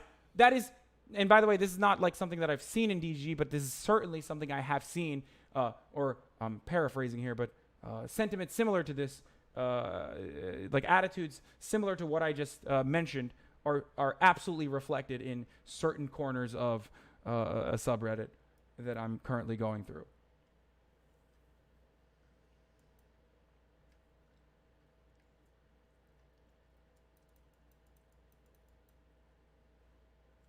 Don't you think it's a bit hurtful from yesterday when you were saying that he doesn't believe what he's saying? What do you mean? His entire... I'm saying that he doesn't believe in what he doesn't believe what he's saying, because I think that he has like other motivations in these in this conversation. If Destiny has the understanding that I do, and maybe I'm wrong, that like Kamala Harris is ultimately bad, he wouldn't be engaging in like these very like these he wouldn't be engaging in the minutia, the small details of a conversation that is more so about Kamala Harris's inconsistencies in her track record than me saying like the school was functionally responsible for children being deported. He would understand that like, oh well, the larger point here is that yes, it is, and he admitted this. He admitted as much, that calling police officers for truancy on people's mothers is excessive use of force, which he said he doesn't know, but that we all know what that means. So if he believes that, why is he having why are we having a conniption or a fit over whether or not like whether or not what I said was incorrect about the truancy stuff? That's what I mean. Because the conversation, the argument that we had yesterday is that I'm a bad faith actor and that I'm launching my conclusions off of faulty premises. Like that's what he's saying, and that's the meta now. That's like what so many people in Destiny's community fucking literally believe. They think I'm like some cop hater who fucking hates Kamala Harris just because she's a cop, because I'm biased towards cops.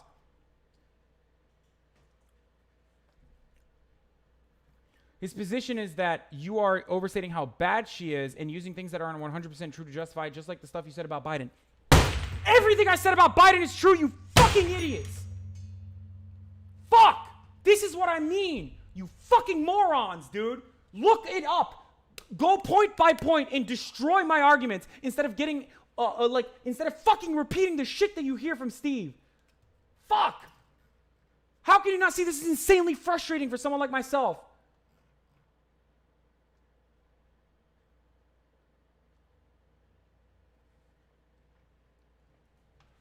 Fuck, man. God, fucking pathetic, dude.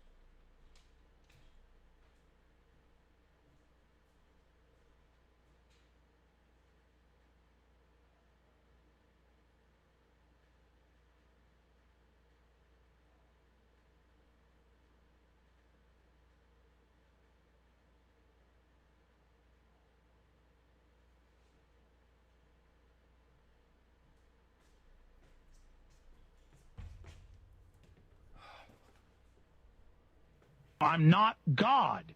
Calm down, Hasan. I'm sure most of us here agree with you. Don't let a few people stress you out. At least you're not forced in a cone like fish people happy. Excuse me. I'm sorry. I'm out of control. I apologize for that.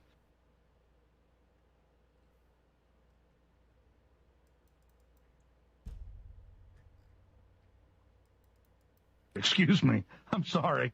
I'm out of control. I apologize for that.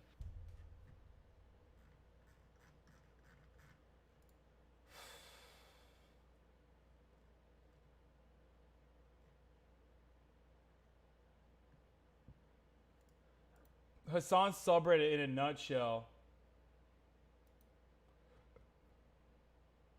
Oh god, nice. Not a misrepresentation in any way. Oh fuck, it's so cancer, dude.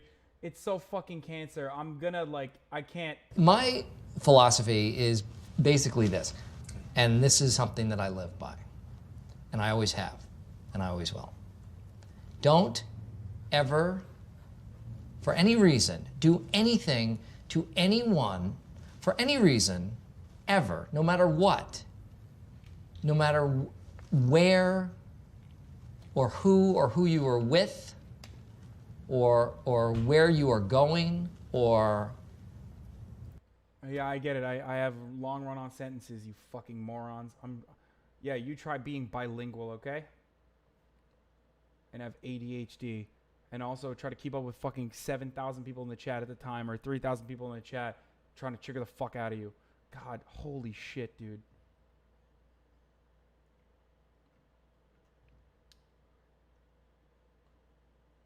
I say stuff like Destiny's arguing in bad faith in the argument where he claims that I'm arguing in bad faith, and all hell breaks loose in the Destiny community. Like, how can you fucking say that about Destiny? But a meme in this respect that is totally disrespectful to me is it's just a meme, Omega Lol. Why aren't you laughing at it? Why aren't you laughing at the meme where we say you're stupid?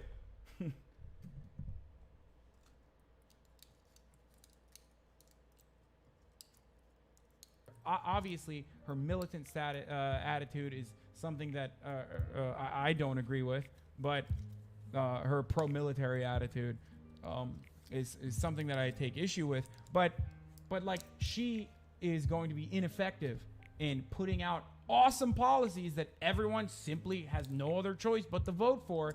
That, just like Barack Obama did, by the way, remember, that is not the pragmatic solution. That is the idealistic naivete of liberals who think that we need to work within the system to actually enact. I still think Destiny's the Ben Shapiro of the left. It's not a bad thing, you fucking morons. That's why I like Destiny. Because he is the Ben Shapiro of the left.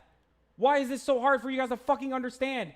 Dude, yeah, actually, you know what? I know why it's so I know why it's so hard to understand. Because for a lot of you, the only way that you guys have ever engaged with political rhetoric or political commentary or just political theory in general is through internet blood sports. I'm not So you God. think that you think that being called Ben Shapiro is a bad thing. No, I understand that debates are not a constructive way to learn shit, you fucking idiots.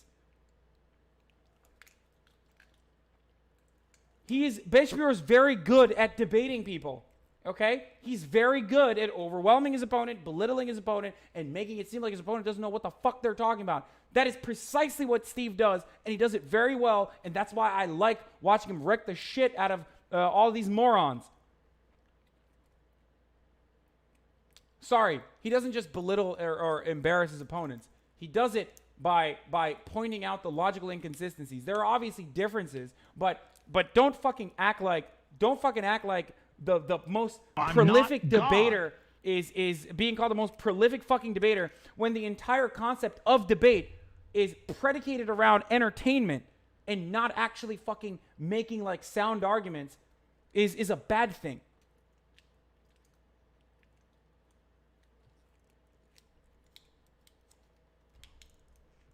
God, people are so fucking... Oh, God, I don't know. Whatever. Issue with. But she is going to be ineffective in putting out awesome policies that everyone simply has no other choice but to vote for. That is not the pragmatic solution. That is the idealistic naivete of liberals who think that we need to work within the system to actually enact change. There will be no significant change in this country that will restore dignity to the American labor force without direct action at every fucking step of the goddamn way. Obviously, her militant...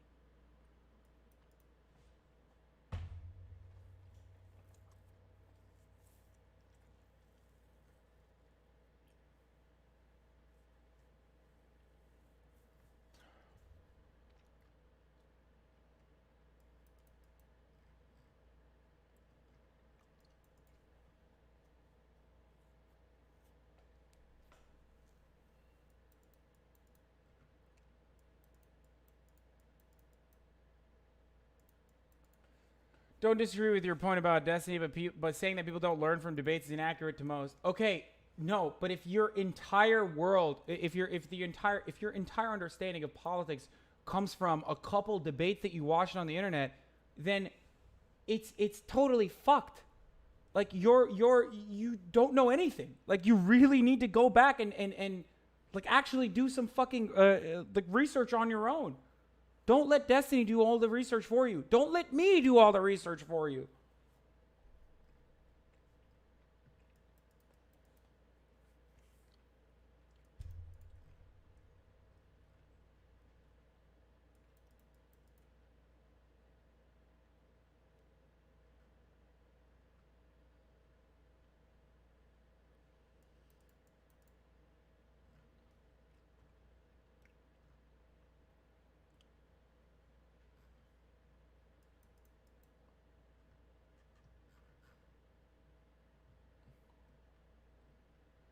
I eat from this trash can all the time. This trash can is called Internet Blood Sports.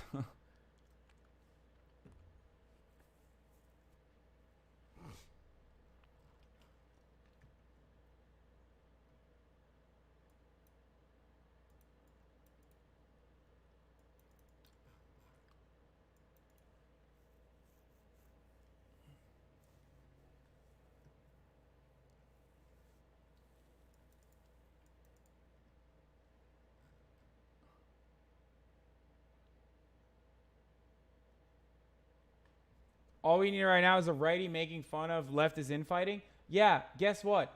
Fucking Ralph retort already was like, trouble in paradise.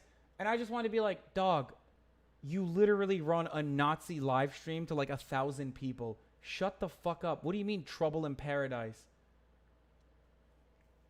Like, yeah, okay, go have your fucking weird like alt-right Nazi adjacent circle jerk with Keemstar.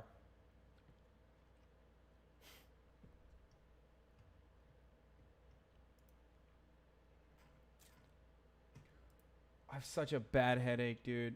Holy shit. Check your sub, my dude. Okay. I love that they're like, Hasan is a revolutionary because he said this. Keep pissing and shitting your fucking pants, you dumb, liberal, naive motherfuckers. Come back in 5 years when you're also when you're also just finally fucking fed up with everything that has been served your way. The fat shits that you've had to endure. I was there where you were, okay?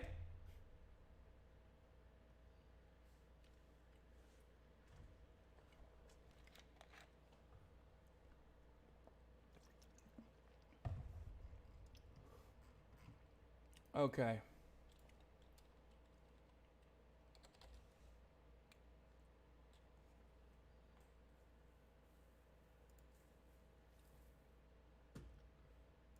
Stop sending me Marianne Mindset tweets, please. Wait, what the fuck? Okay. Where's the appreciation thread for Hasan versus Sinatra? Destiny, your heart out. Link, yesterday's VOD. I don't watch streams. I don't know where to go. Not just standard Nazi. Not was great. He called him out, made him cry uncle.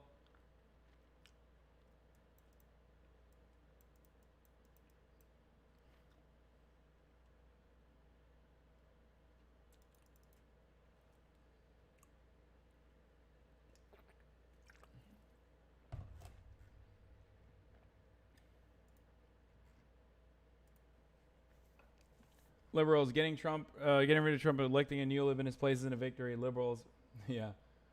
Destiny's takes have been getting worse and worse ever since the New Zealand trip.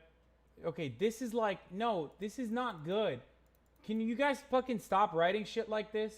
Please? Like, this is idiotic, okay? Please stop fucking writing shit like this.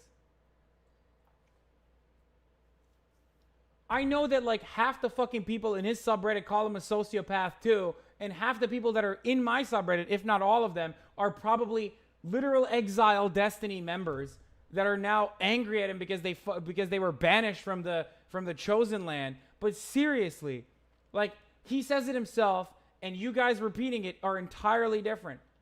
Okay? He uses this against me. His community will use this shit against me. I don't care that he says it And I don't care that his community says it. The perfect example of this is like Musar, who's a fucking Destiny fan, memeing in here yesterday, and then Destiny subreddit, or DGG weaponizing that to be like, look at Musar, look at Hasan's mods. Like, they're trying to literally fucking take Destiny off Twitter. Like,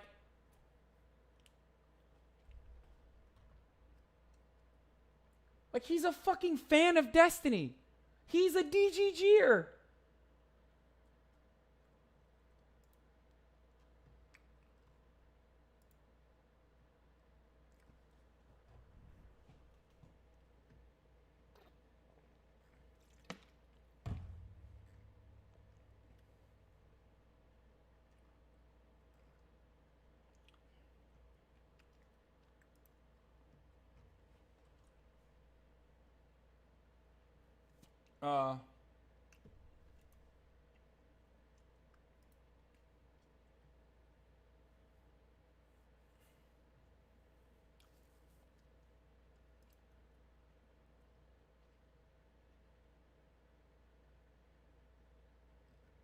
That's funny. Okay. Bad take. Everything's a bad take. Then don't fucking watch me, dog. Holy shit.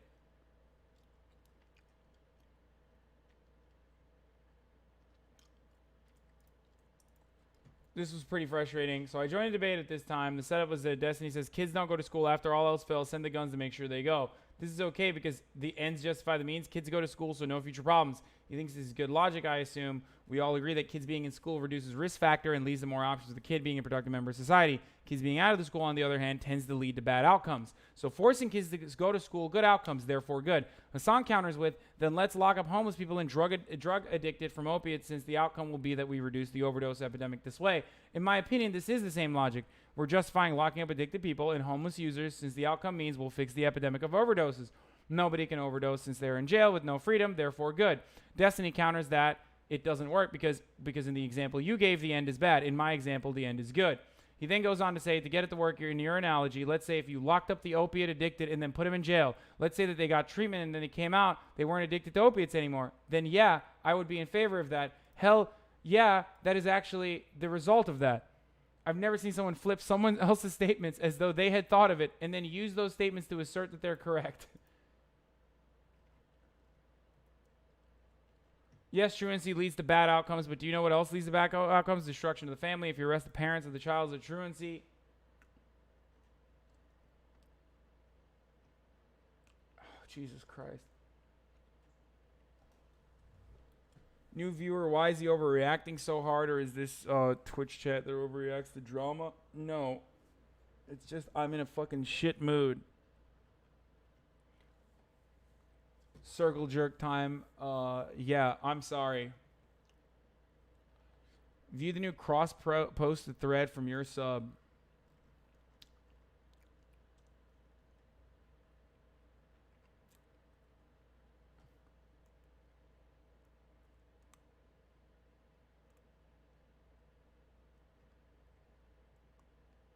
Why does Hasan always assume the best for his viewpoints and the worst for opposing? How is Hasan saying he might abstain from voting for Trump? Not an acceleration his position. Pepe laugh, morally lucky.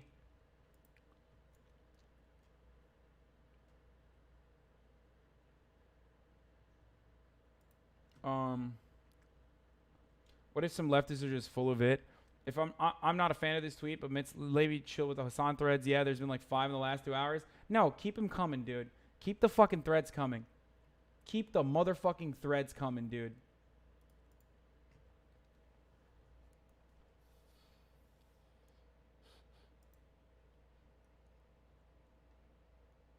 Hasan dying on a hill. Children to ICE. Schools didn't do it. It had to do with police charges. No, I agree that This was so dumb. Okay, whatever. The cross-reference thread is recent, sort new.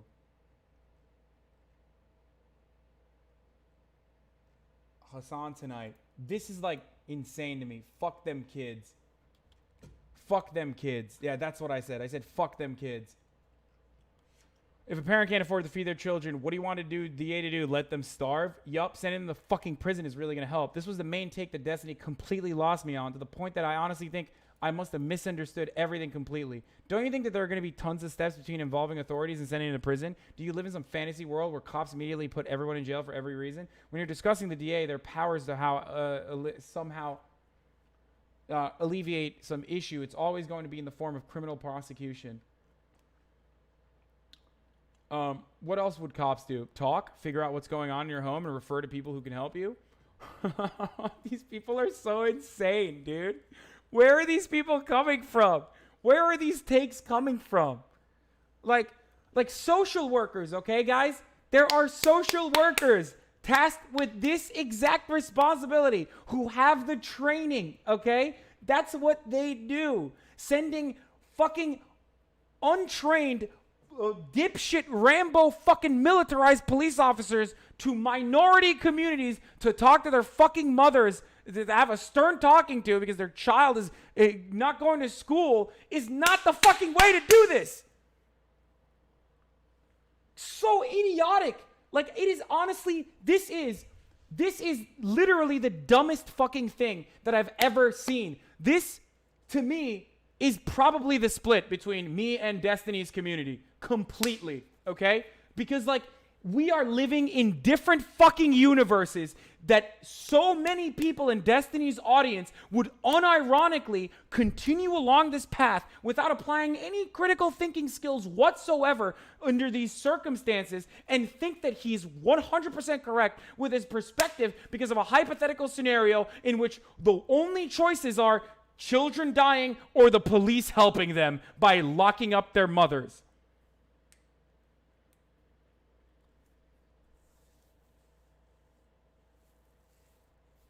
Oh, no, it's it. This is it. Yeah, I fucking...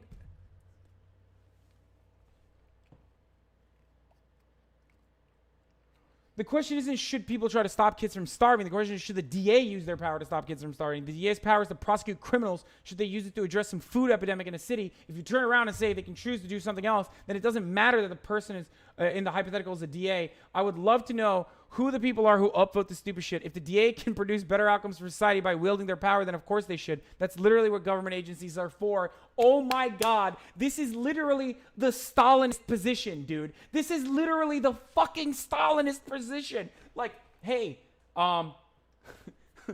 hey, sorry. Like, that's actually, you know what? I don't even know if Stalin would fucking lock mothers in jail for truancy. So I don't know. Maybe Destiny's community is a bunch of fucking tankies, dude.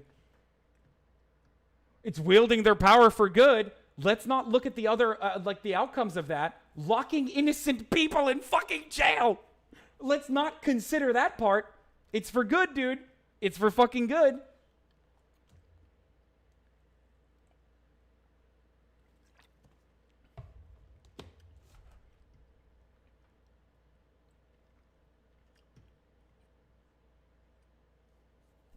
Look at this. Look at how far into the conversation we're at now, where it's like not only is this hypothetical a justifiable one, but it's a realistic one, okay? I mean, if I'm starving to death, I would rather eat prison food than die. It's like literally arguing with a 5-year-old.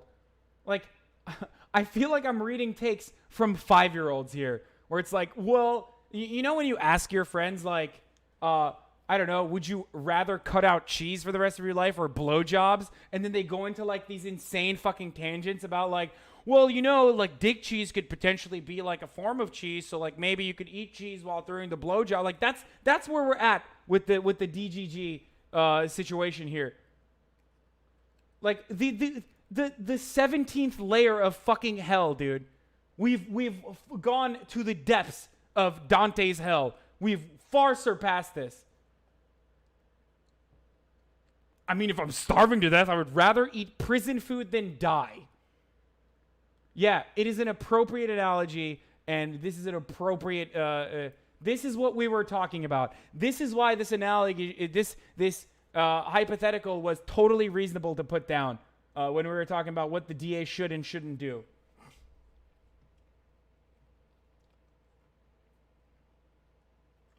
I'm not a fucking Stalin apologist. I used Stalinist as a negative. Oh, wait, hold on. There was one. This was my favorite fucking comment. I love this. If you're a superhero with the power of bullets and kids are starving and the food superheroes weren't doing anything, would you feed the kids your fucking bullets or not? I thought that was one of the best comments I've read. One of the best comments I've read. Like, congratulations to Admin Hotep. That is so good. What a fucking funny ass way to just like both make fun of the circumstances, make fun of the fucking like insane analogies, or insane hypotheticals, and also you do it in such a humorous way. Holy shit.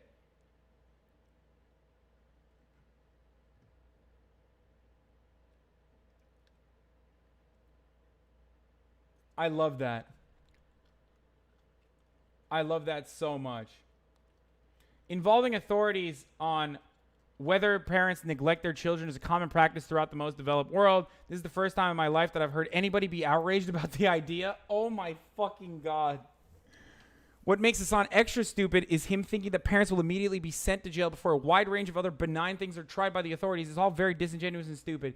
Yikes. Look like you've thrown neglect in to make Destiny's point valid.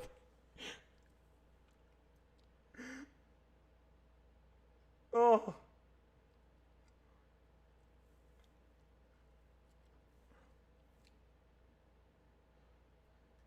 Here's your mistake. Whenever parents neglect their children, you've assumed this can only happen with parental neglect. Which, you know why he thinks that, by the way? You know why he assumes this can only happen with parental neglect? Because that's the way Destiny portrayed it. By saying, well, what about lazy parents? Well, what about lazy parents? What about lazy parents? What do you do about lazy parents? Destiny, who I've seen probably in 100 different circumstances, talk about the necessity to fund school programs and how systemic change how systemic change is a necessity for people to have a better start in like building out their future or whatever the fuck, because he's a liberal in his heart, and all liberals believe that like education is the end all be all, which is fine. Like, for that Destiny to go around and be like, well, what about what about locking up lazy parents? And then his fucking audience like straight up repeating that shit verbatim is so insane.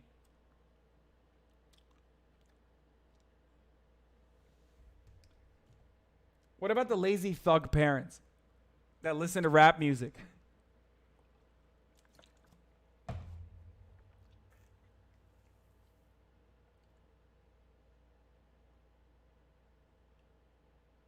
But his audience gets mad about this.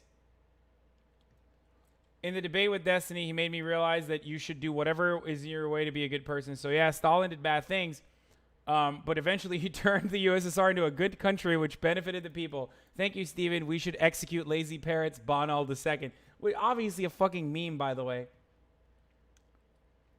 Destiny is really revealing why so many people hate him in this past couple of weeks. He's slimy. He changes his stance on whoever he's arguing. He also has a huge tell for when he's losing an argument. He starts saying sure. He starts ad-homing his opponent by saying their reviews sound like a lot like X ideology that his opponent doesn't like. He brings up statistics that don't just matter to confuse Hasan. Why the fuck does it matter if Kamala's number of small donors outweigh the number of large donors?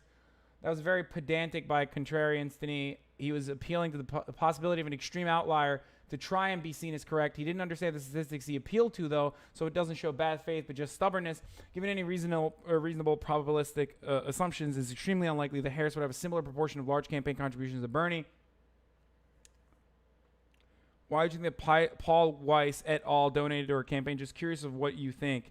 Paul Weiss represents detainees held by the U.S. military at the Guantanamo Bay detention camp. A number of detainees went on hunger strike to protest alleged inhumane conditions. In response, to prison authorities force-fed detainees.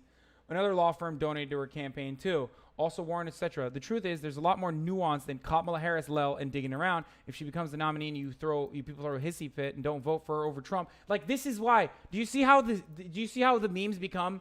Do you see how memes become dreams, chat? Like, do you see how memes become dreams? I'm now like disparaging Kamala Harris, even though a couple fucking law firms that argue for good causes gave money to her. So obviously, I must be wrong about her track record, which you can look at, right? Because I embellished it or some shit. And now I'm not going to vote for Kamala Harris if she becomes the nominee, when I've never said that I wouldn't vote for her. Never.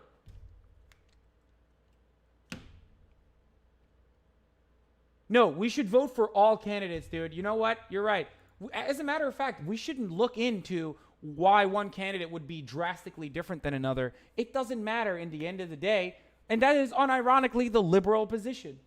That is unironically the liberal position. Things should just like marginally maybe improve somewhat. Like just like a tiny fraction. And then that's fine. We'll fucking grovel and beg for the rest of it along the way and constantly get fucking pissed on by these Republicans who don't give a fuck, who do not give a fuck and do not play by our dumbass moral high ground rules, and it doesn't fucking matter. The source fact data for campaign contributions actually lets you see the individual receipts. Kamala has 35K, Bernie 56K. So clearly Destiny's argument that maybe Kamala has lots of $1 donators is BS. Yeah, I mentioned that in the conversation. I tried to mention that in the conversation. It just didn't matter.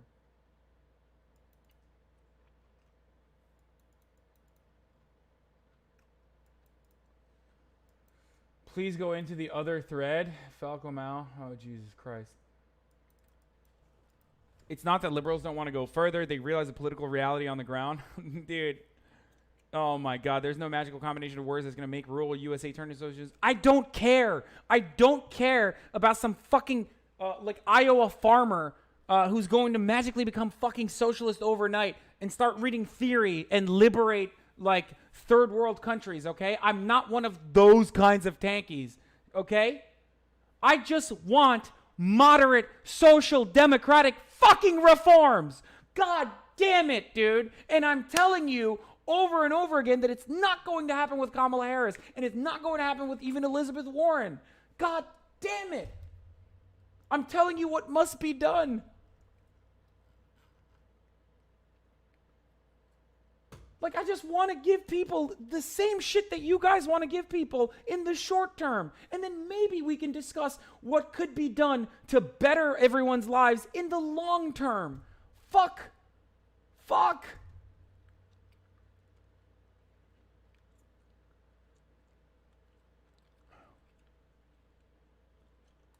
I'm losing faith every single day that I'm on the internet, especially on this platform, especially on Twitch.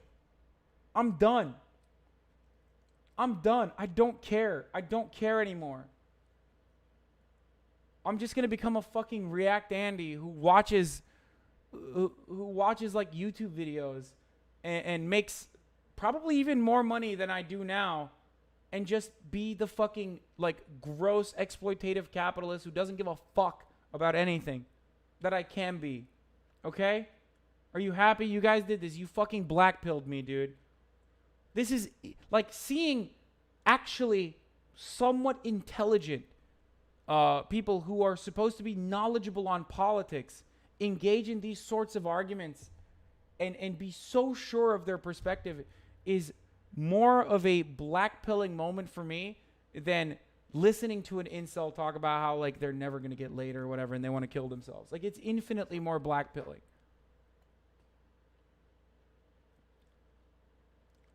I'm done. There's no reason. There's no use trying to fucking argue with people. Fuck it. This system is going to destroy itself regardless at some point.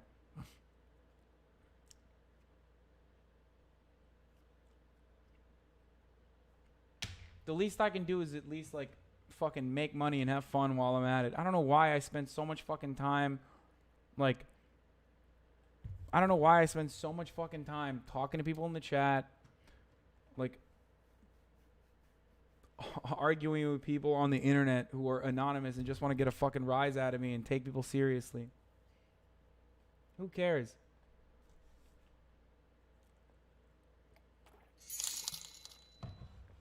Doubly time.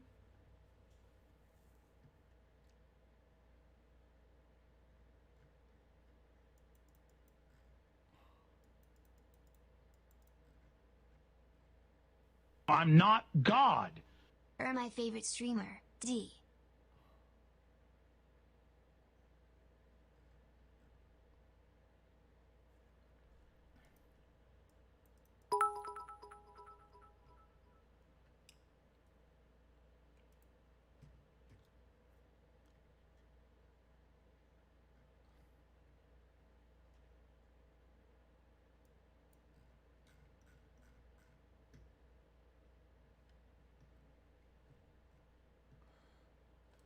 HasanAbi, you're not going to change anything, and that's a good thing. Nothing cares except yourself. What? Enjoy the black pill.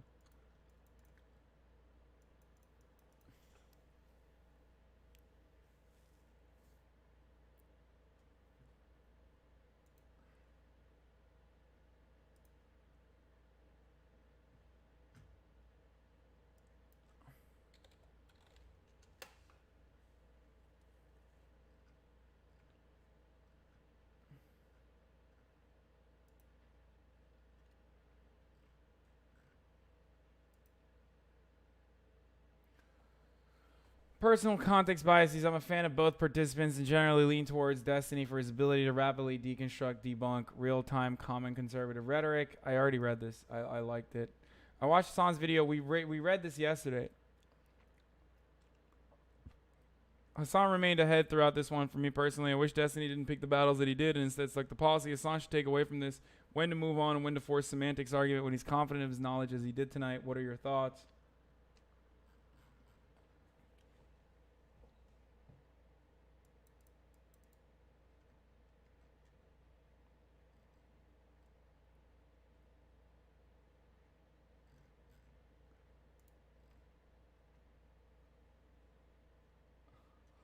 Destiny's weakest argument the entire debate was asserting that Kamala Harris should have done something using the DA's office to improve education. Hasan has really weak argumentation, but his best lines were absolutely the best thing a DA can do is nothing, may have been Destiny's line, ironically, and when you have a hammer, every problem looks like a nail. As the DA, Kamala Harris could have had immeasurable benefit if she had gone down the route of decriminalizing drugs or sex work by refusing to prosecute. In a time of over-prosecution, doing nothing, aka under-prosecuting, is the best thing she can do. If she wanted to improve education, she should have ran for Secretary of Education. The idea that the DA is passing the buck by referring problems regarding her other issue areas to other departments is ludicrous. Should I run for the DA and attempt to arrest any active duty soldiers to prevent our foreign intervention overseas? Yes, you should do that. Additionally, Hasan got lost in the debate, went into mild philosophy regarding state violence. The fact that you are being threatened by police in regard to truancy certainly has an effect on both the mental state of the mom, but also the learning environment of the child. In most cases, having a child who doesn't want to be in school there because otherwise mom is going to get arrested doesn't sound like a child willing or ready to learn. These are not means by which we are judging on their own merit. Holy shit, that's a really good point. But consequences of the means we choose to achieve the end of higher school attendance. In response to Destiny's question, what else would you do? Would you attempt to alleviate the underlying material conditions that cause poverty? In Destiny's hypothetical, what happens to the kids who refuse to go to school because of lazy parents? You would be okay with having some students be truants if you had solved all the underlying conditions that cause truancy? In a world with no poverty, hunger, mental illness, abuse, etc., using state force to solve truancy would be excessive. Destiny also never clarified why he wouldn't be in favor of threatening death to the parents of truant students if it increased attendance under his moral system. I literally made that point and Destiny didn't answer. But of course, I'm the one who's not answering Destiny's questions, right, guys? When I turned around and said, hey, Destiny, if the ends justify the means, don't you think that it's okay to fucking literally force children to go to school at gunpoint? And he didn't answer it. But of course it doesn't matter because, hey guys, you know, Destiny was totally right and I was dodging questions. So anyway. Hasan's debating has gotten a lot better, but it's clearly very rough around the edges. His biggest problems being the monologuing, not having a grounded moral system, shout out to Rem, and losing his shit after a short while. Overall, this is probably the best debate Destiny has had in a while, and I was happy for some great content from the both of them. This really seemed Destiny was avoiding the DA using her powers being a bad thing just because some parents helped cops. Don't need to be fucking parental babysitters. It's really not a far stretch to have the DA using that kind of power badly. Specifically in Harris's case, she persecuted minor drug crimes when she now says that persecuting those minor crimes is bad. Imagine thinking Bernie's campaign contribution stats are just misunderstood and overblown. Destiny used stats to form an argument that unironically supported Bernie even more than Hasan claimed, then smugly acted though Hasan is ignorant of statistical analysis. Ultimately, Destiny and Hasan were each correct about half the argument. Hasan understood the relevance of proportions of money between small and large donors, but struggled to understand how averages in the number of donators can be artificially diluted. But it doesn't matter because the artificial dilution needs further proof, and Destiny did not have that proof, and yet he brought that up regardless as a speculation to like disregard my point and to make it seem like my point was incorrect. That's literally like that's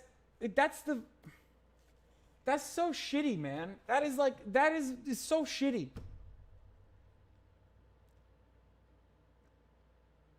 Oh, like Hasan totally understood the importance of large donors, but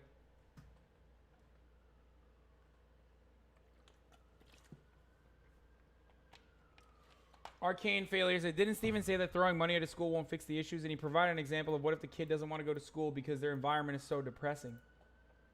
Yeah, even under those circumstances, I don't think it's a good way to fucking jail the mothers, okay? Do you think a depressed kid is going to actually be... Do you think a depressed kid is going to be...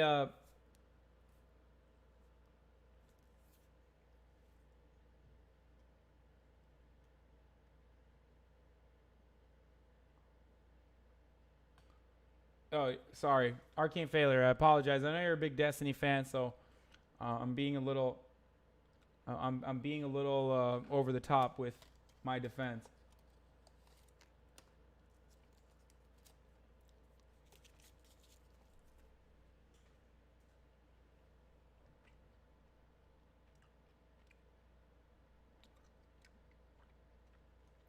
Like, this is insane. 2,000 is $120 donations and whatnot. Anyway, non-facts based statement says Pete Buttigieg is 2020. Get the fuck out of here, idiot.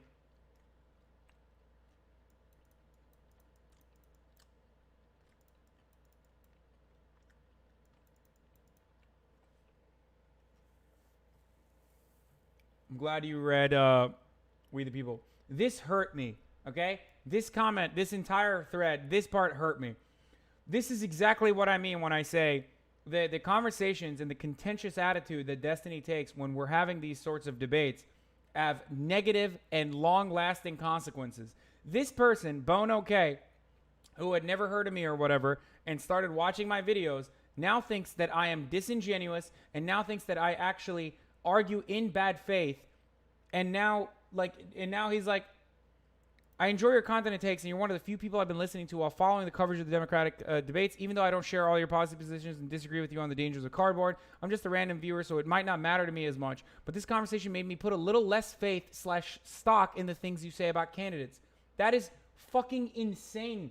That is literally, that's like the opposite of what I would ever want.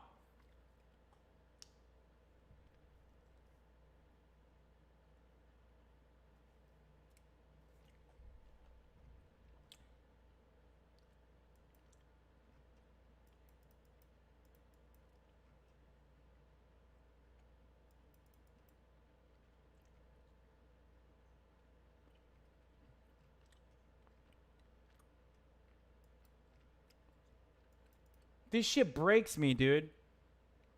Destiny having a moment of the spotlight to like show everybody how knowledgeable he is by like disparaging a lefty tanky strawman that he's propped up as Hasan Piker is literally the opposite.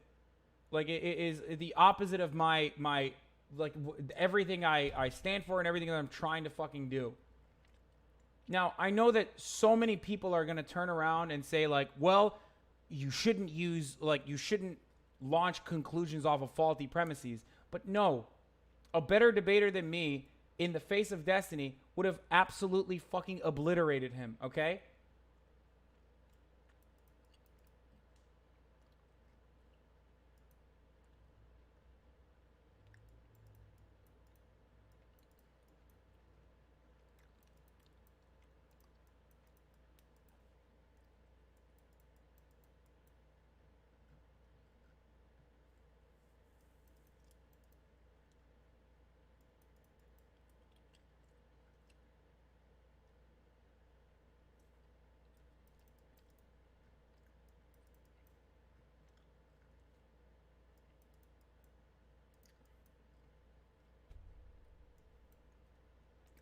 I want people to fact check and not blindly trust me, of course.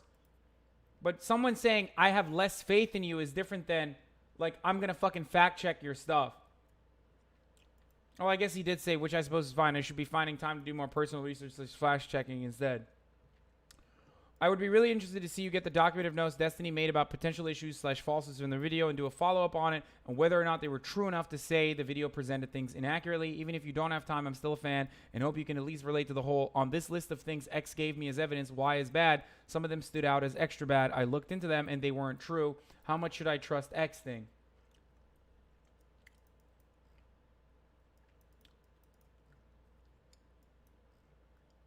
The debate's not up yet.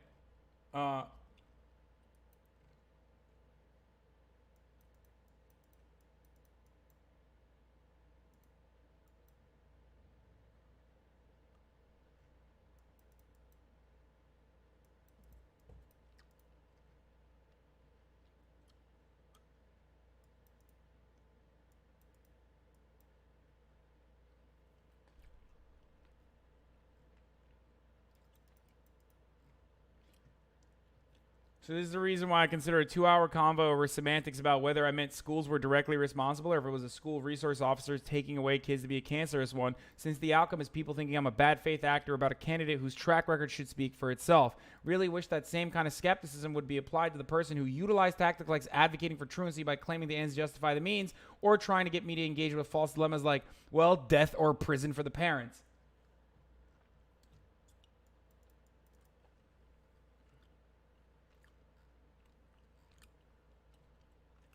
It is only semantics. It is only semantics. Like, it is unfortunately moronic, and I say this, I use this way too frequently, but it is idiotic if you genuinely think that the main problem with the premise that I'm launching there is that the schools do not have functionally anything to do with the fact that like children were being deported. I'm not and not God. the fact that like Kamala Harris advocated for You this are and great. then lied. Most of all, you have shown me Dabber, but more realistically, you are the first person on Twitch to affirm some of the politics I hold dearly. I super appreciate you. People happy. Didn't Steven say that throwing money to school won't fix the issue? Oh yeah. Thank you, Cavietti.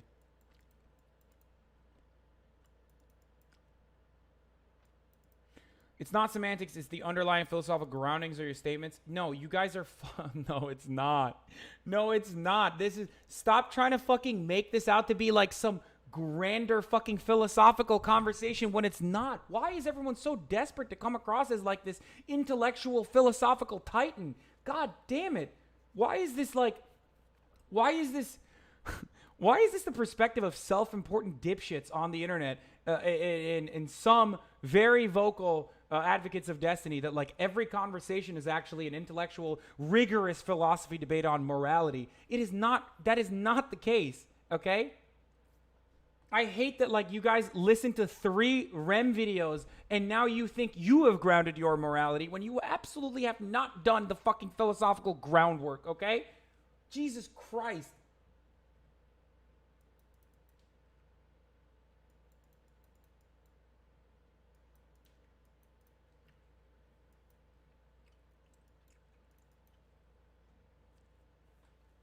I hate this. Look, debates is something that I need to get better at, and I think Destiny is very good at helping me, whether we are fucking sparring or whatever, or whether I'm debating dipshits on the internet. Debate is blood sport. It's for entertainment, but it is effective in kind of, like I said, embarrassing and belittling your opponents, and that is the main function, okay? And here's the problem. It's not the fucking end all be all, and almost with a, and I cannot say this enough. None of these debates that you're watching are actually like these rigorous, comprehensive debates on I don't know, on the ethics or morals, okay? It's literally just Destiny looking at a fucking video of mine and going, these are this seems like this seems to go along with the underlying narrative that I believe that Hasan is a Bernie bro and greatly exaggerates the ideas. Here, there was one post in my subreddit that perfectly summarized it. Well, it didn't. The post didn't perfectly summarize it. Destiny perfectly summarized his own take. Where the fuck is it? Hold on.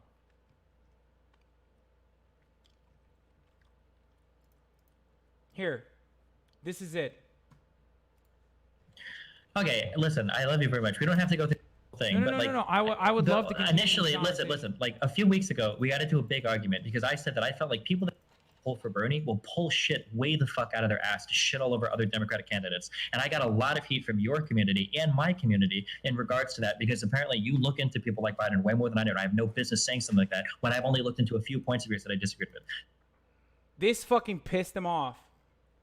And this is what set him off to, again, to go on a scorched earth, on a scorched earth mission to like find and pick apart whatever the fuck he could about the Kamala Harris stuff.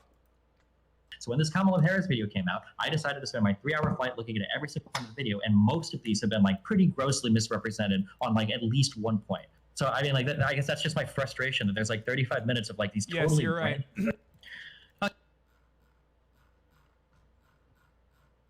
It's not like it's not like he even. I mean, he's saying it.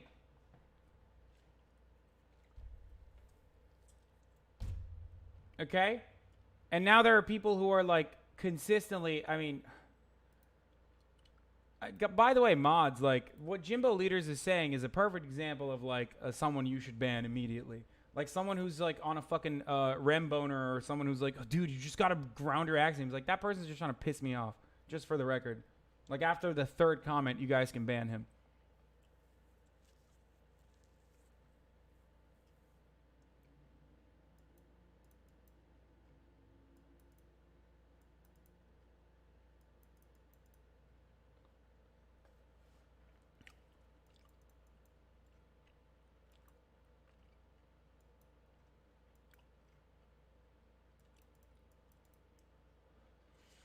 Oh.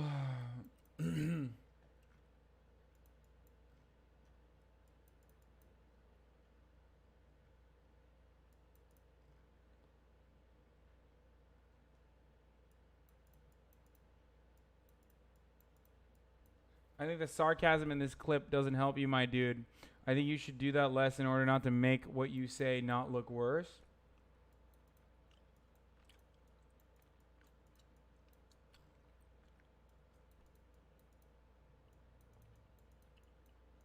I do link my when I'm doing the breakdown videos, I link them.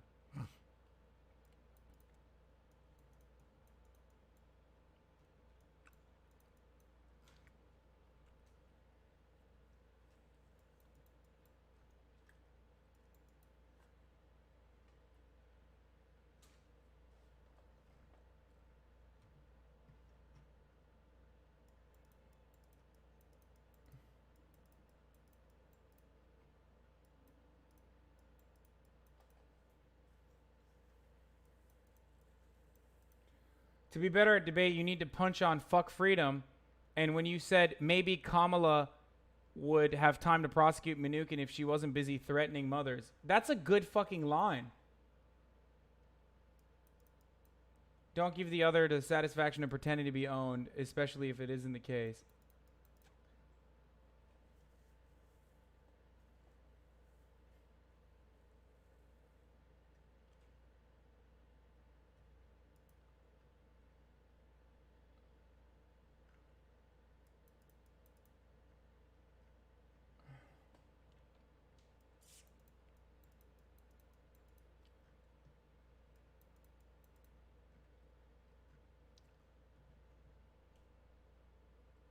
There's like a couple fucking people in Destiny subreddit that like kept popping up all over. One of them, Destiny verbatim fucking yoinked a subreddit post about the SJWs versus bootlickers. Oh my god, those people are fucking so stupid, dude. Holy shit. It was like, one was like Lauren something. I don't know who the fuck it was.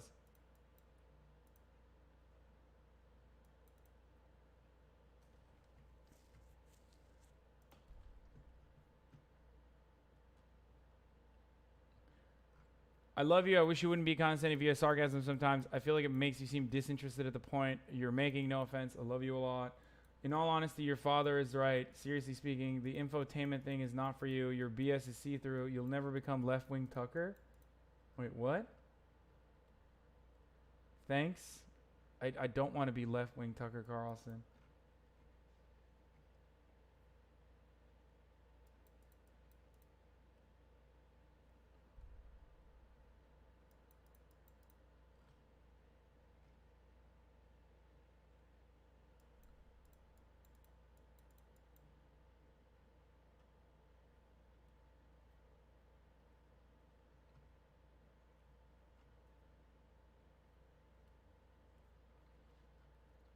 Like, look at this. Look at these little chiclets, dude.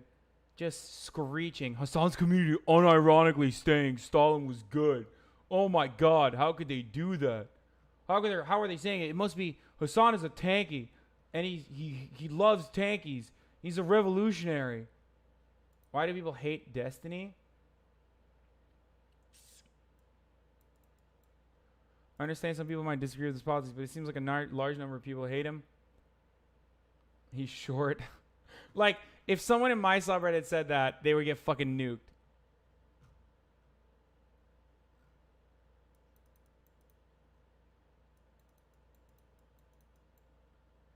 Sounds like he went on to do some pretty confirmation bias-prone research when it was only motivated by his presuppositions that Bernie supporters will find anything against other candidates. True. True. True as fuck.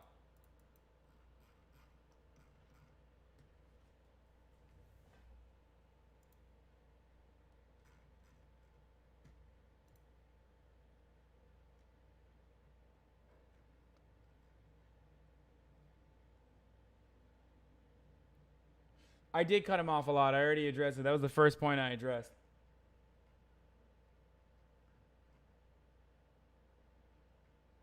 How is Hasan saying you want to abstain from voting, not the acceleration specific? I don't know the content, but California is pretty much guaranteed the American voting system, everybody.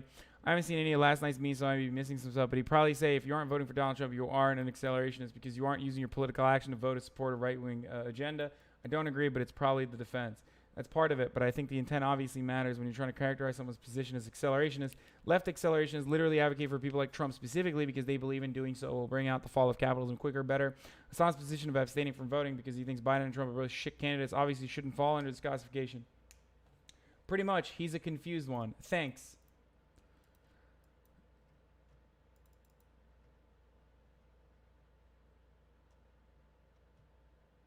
Well, his calculus behind it is that if enough left to say that sort of thing, it scares moderates into supporting a Bernie or Warren. I think it's more of a style of rhetoric than an actual statement of intent.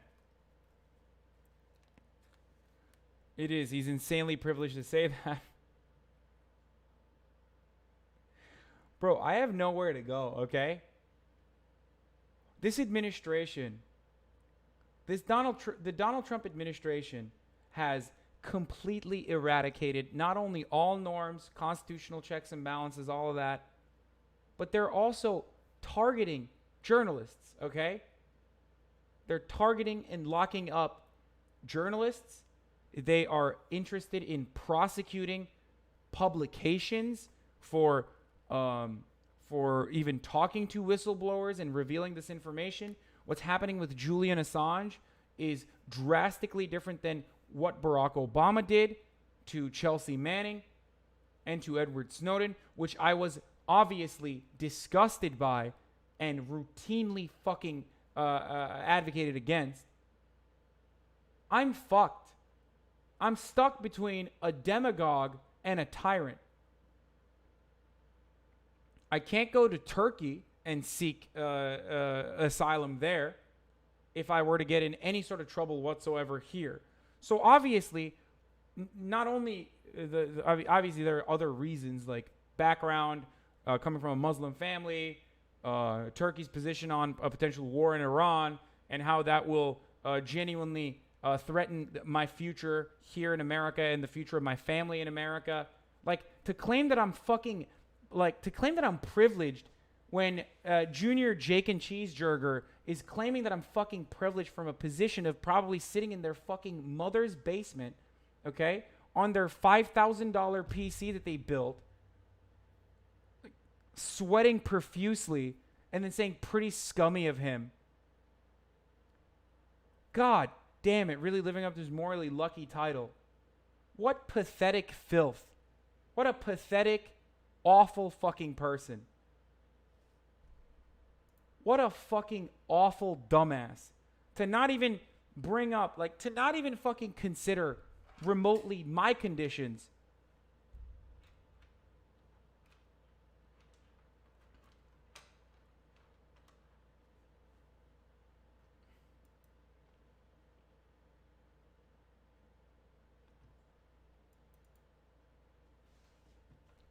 It's almost like he's parroting Destiny's memes that he's picked up on the Destiny show verbatim. Morally lucky. He's insanely privileged.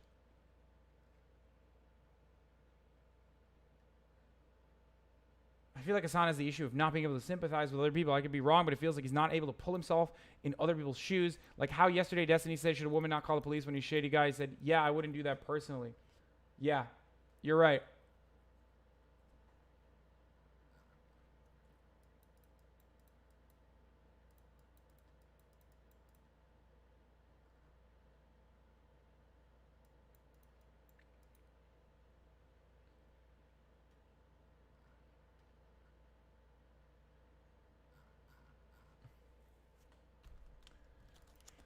Well, his plan was to live in the mountains with no plan for a future revolution. That's more of a doomer position. Biden should be like, you might not like Biden, but voting for him objectively is a favor to humankind.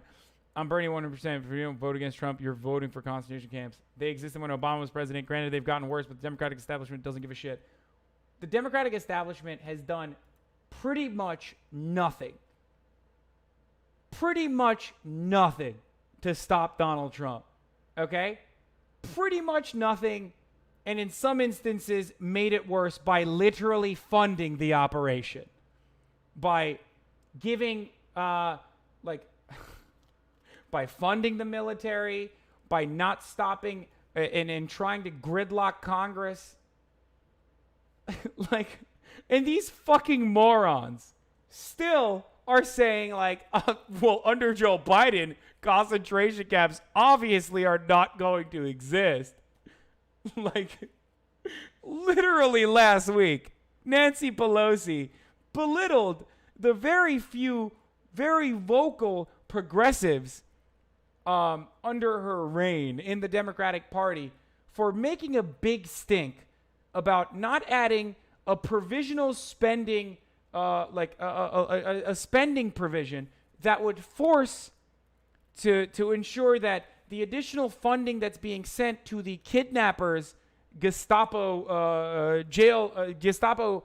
members who are literally jailing children, right? Nancy Pelosi got mad that people were upset that we should get a guarantee to make sure that those kidnappers and the Gestapo force doesn't get additional funding, and the funding instead goes to the children. The funding instead goes to the conditions, to improving the conditions in these concentration camps. And these fucking morons who know just a little bit about politics because they watched 3 Twitch streams where Destiny goes over our Reddit news or whatever, are telling me that a vote for Biden is actually a good thing and that I'm fucking wrong.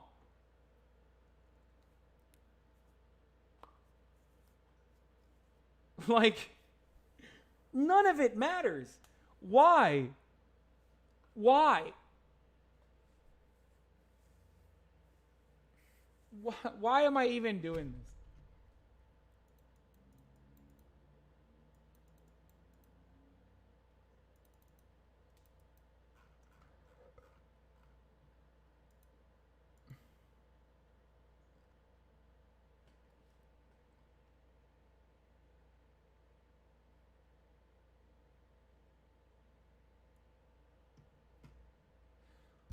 I probably should have, instead of saying unironically yes, I probably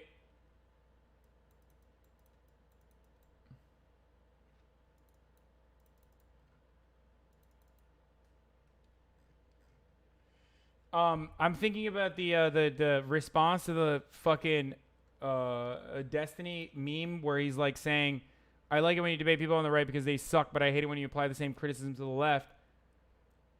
I probably should have followed that up by saying, you know, debates are just purely for entertainment, and yes, you shouldn't you shouldn't do the same kind of shitty argumentative tactics that you apply to the right, which I applaud when you're trying to debate people on the left, which you agree with, because debates are all about rhetoric and not about substance. I'm not going to clarify it. I don't really care. People can fucking call me morally lucky all they want.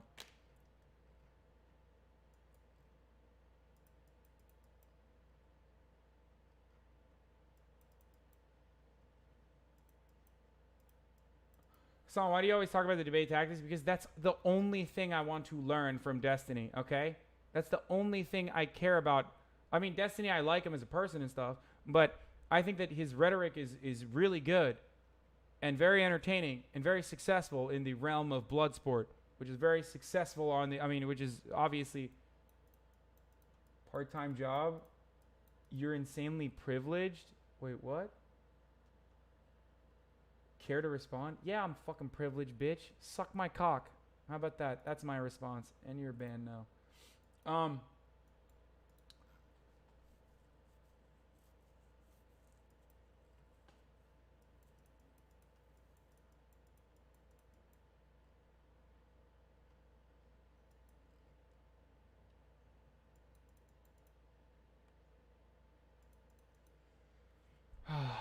Wait, what was I gonna say? Oh yeah, I was talking about it. Yeah, the thing I want to learn from Steve is rhetoric and getting better at debates and delivering my thoughts under tremendous pressure in the face of overwhelming opposition. Delivering my thoughts in a cohesive and concise fashion. So that's what I want to learn from Steve. I don't want to learn how that like you should always look to premises first and endlessly pontificate on the nuances and then make up your mind, because that's the only way that that Steve claims that he makes up his mind. I don't believe that. And I certainly don't believe it about his fucking 14-year-old fans, or however old they are. Sorry for misrepresenting the fan base.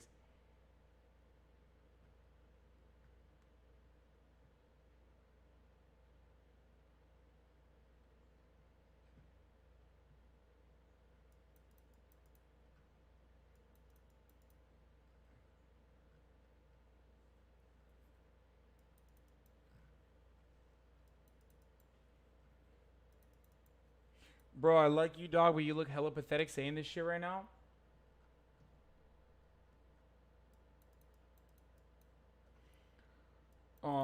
Why? I mean it. I've never said anything outside of this.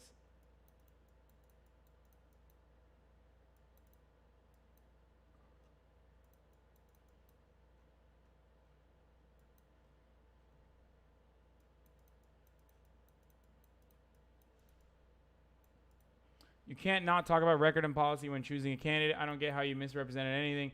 I said schools. I said Kamala Harris supported a policy that that made schools deport kids, instead of saying that made schools and the resource officers at schools deport kids for misdemeanors without a conviction. I should have said that. And that was the reason why we had like a 2-hour fucking conversation. Even though that wasn't even the main point. My main point is that Kamala supported it and then lied about supporting it.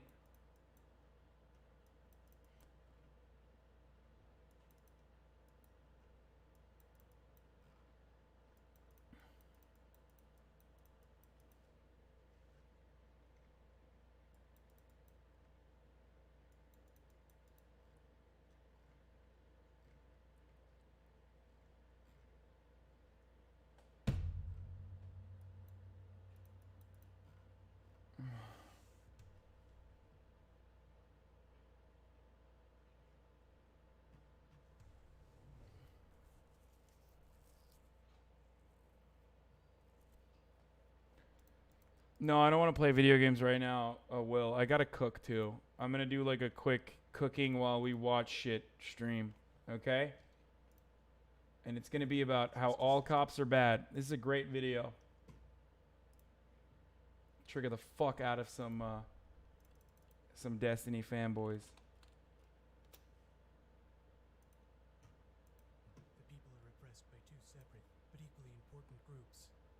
Police who defend private property and the policymakers who criminalize disobedience. In the criminal justice system, Okay, by the way, just for the record, this is an anarchist perspective on cops. It's gonna be extreme, okay? It's gonna be extreme. A lot of you guys are gonna get fucking triggered. It doesn't represent my perspective. I don't agree with a lot of the stuff that he's gonna say, especially towards the end. It's still a good video, and it will help you perhaps understand the position of the police as defenders of capital and class traders a little bit better, okay? I'm just going to put that out there once again. people are repressed by two separate but equal... Why are you platforming it then? Because it is incredibly educational in helping people understand a lot of the misconceptions about the police force in modernity. Important groups. The police, who defend private property, and the policymakers, who criminalize disobedience. These are their stories.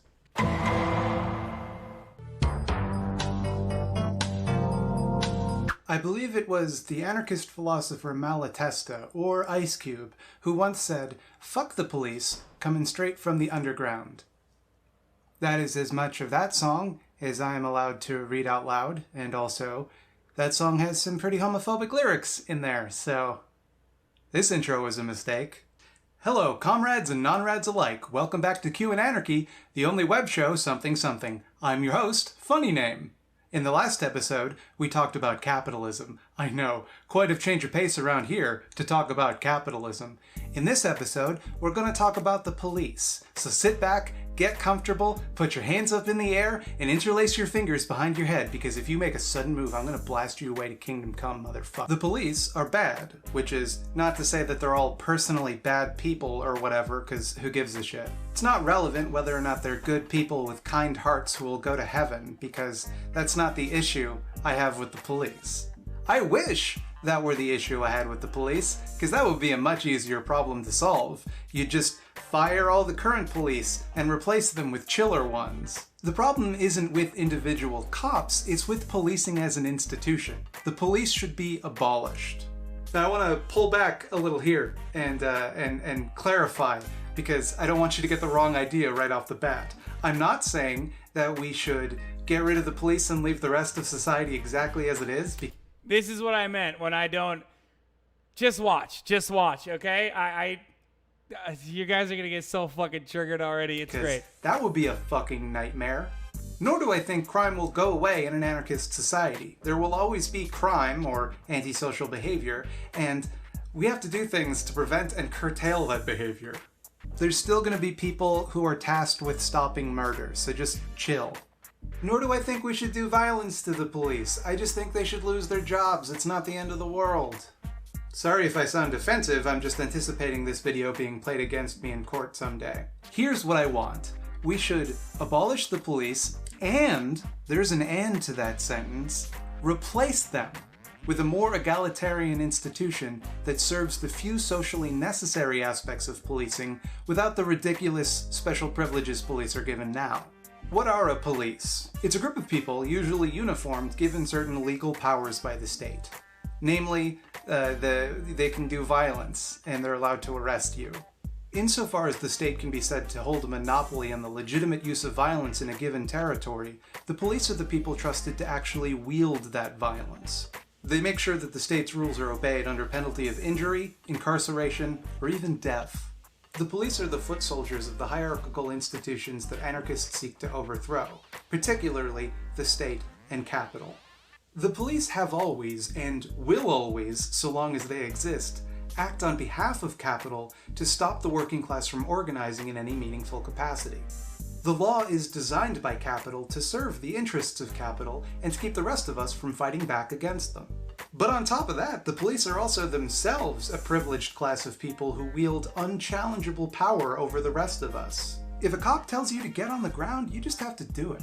If a cop tries to arrest you, even if they don't actually have the legal authority to do that, you're not allowed to resist. They're not answerable to you. So who exactly are they answerable to? Do they just police themselves? I hope I don't have to explain why that would be a conflict of interest. Can't really be anyone else in the justice system either. Wait, but what do you mean? It's actually a really good idea for the police to police themselves. Obviously, they're doing a fine job with that, right? Ha ha ha! Totally. Let's not look at anything else. He's totally misrepresenting the good, wholesome nature of the police force, and also that God, this guy's so politically biased. It's terrible. I fucking hate him. Because they also rely on the police to do their job, and that's also a conflict of interest. Wait, what if I were to defeat him in the marketplace of ideas with an insane hypothetical right now? So it seems like they could... Like I don't know. Yeah. What if a rapist is going to rape and murder you, and the only way to stop that rapist is like having a police force shoot him? So let's completely avoid all of the other systemic inefficiencies with the police force and just focus on that hypothetical. And if you don't want to engage in that hypothetical, that means that you're a fucking coward and you're wrong and you know, you're disingenuous. They can just do whatever they want and we can't do anything about it. To be clear, there are usually civilian oversight committees in most metropolitan police forces, but those institutions are comically toothless. In my city, Toronto, Ontario, the police were said to be uncooperative with the Special Investigations Unit nearly 1/3 of the time by Ombudsman Andre Marin. That's just one city. Let's pick another city out of a hat. New York. I picked New York because it's my first association with the word city. And guess what? When New York tried to make their oversight committee staffed entirely by civilians, there were large-scale protests from police unions. They blocked off the Brooklyn Bridge and started chanting racial epithets at people. In case you're curious, I didn't know that going in, and it took me 2 minutes to find on Wikipedia. Look up your city, you'll probably find a similar story. Now that's weird, isn't it? Isn't it weird how the police, who are definitely following the rules, are resistant to having their behavior scrutinized? And the reason I find that kind of weird is because the police are always telling us civilians that if we haven't done anything wrong, we don't have anything to hide. So are the police doing something wrong? Sure seems that way, because if there's one quality that police officers seem to share, it's hostility towards accountability or oversight. They sure love to turn off their body cameras before shooting people. You know the body cameras, right? The ones that we installed on them because they kept shooting. The ones that Kamala Harris opposed in the state of California when she was the attorney general, except for her own private personal security. Those body cameras, I'm sure that's a misrepresentation though. What about the individual privacy of those police officers? Body cameras, despite statistical information showing, have been proven to be effective in curtailing police officers and at least in some instances getting some form of fucking justice when they're doing bad things. Should probably still be stopped because Kamala Harris is advocating for it, and I said that. So people, and we couldn't tell if it was just murder, and so instead of just taking away their ability to... I know that Destiny's never actually had a take that's anti-body camera. I know. I'm joking and doing transformative content. Kill indiscriminately. We said, hey, we'll put cameras and then we'll see if you're doing it right. And then instead they turned off the cameras so that they could shoot people without anybody knowing why. Nothing suspicious there. And to some degree, cops get away with this because we kind of celebrate it as a culture. I mean, think about how many movies and TV shows and airport novels star renegade cops who cut through the red tape and get the job done. The idea that cops will use unlimited power and a lack of accountability in the interest of the public is a very popular fiction, and it's one that authoritarian doofuses love. In reality, when cops flout the rules, they just want to make their jobs easier. They might want to secure a bogus conviction or hide evidence of corruption or brutality. What's the advice that you always get when dealing with the police? Know your rights. Because if you don't, the police can and will try to trick you into waiving them unintentionally, or just straight up violate them, assuming that you won't know what they are and are not allowed to do. Now I ask you, does that sound like the behavior of someone who is protecting and serving you? Because to me, it sounds like the behavior of someone with an adversarial relationship to the public. Which begs the question, who are police really protecting and serving? I mean, it doesn't actually. I'm just using the phrase beg the question wrong to annoy pedants. Have you ever tried to contact the police about like stolen goods or a break-in or a mugging? They'll come and they'll file a little report, and then they'll put that away somewhere and forget about it. On the other hand, if someone poops in a Tim Hortons, that will be front page news for a week. The justice system will spring into action and make sure that that pooper is brought to justice. Poop justice. You know, I worked at a Tim Hortons in university. Oh, that's a real Canadian sentence. Here's the weird thing. We were never told to give cops free coffee. I mean, that wasn't part of the rules, but management always did. And I guess that's not that weird. I mean, a lot of people consider cops heroes, but a lot of people consider firefighters heroes too, and we didn't give firefighters free coffee, even though the franchise owner was himself a volunteer firefighter. Isn't that weird? Now, I'm not saying that there's a secret conspiracy wherein Tim Hortons controls the police. There's a very public conspiracy wherein Tim Hortons controls the police. But not just Tim Hortons, all of Capital. But Tim Hortons more than most because, you know, they serve donuts. Police enforce the law. That's kind of their whole main thing. And who makes those laws? Politicians. And who subsidizes politicians' campaigns? Rich doofuses. It's always been rich doofuses. Hey, do you know why cannabis is illegal in the United States? It's not because there was some study that said it was dangerous or it had bad health effects. It's because William Randolph Hearst, a rich newspaper tycoon and jackass, thought that the production of hemp interfered with his pulp and paper business.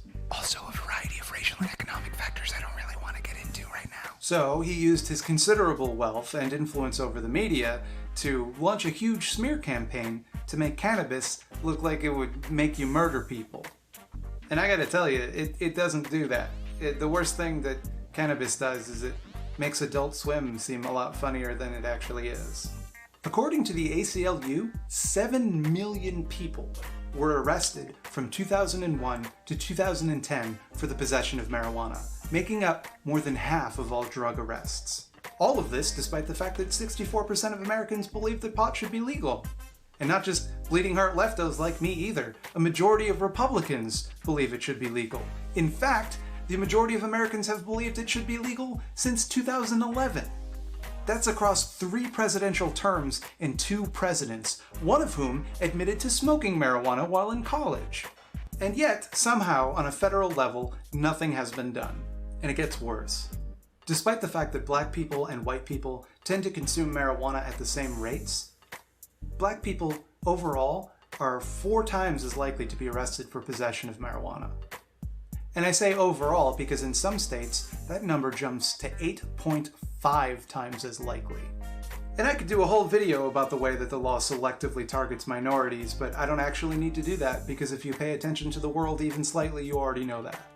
Of course, nowadays, it's not paper barons who are encouraging the mass arrest of people of color for their own profits. It's private prisons. A phrase that is so horrifying, it should only exist in a grim satire of capitalism, but alas, is real and is a $74 billion industry. And they're paid by how many people they lock up, meaning they're incentivized to lock up lots of people and make sure they stay there as long as possible, and to lobby Congress to make sure that there's mandatory minimums and people are just locked away for a long time for no reason. You know, the shit that Joe Biden advocated for, not a big deal. Meaning they're not incentivized to rehabilitate criminals or to reduce recidivism, you know, like a prison is supposed to do. And if that isn't the perfect synopsis of the problem with capitalism, I don't know what is.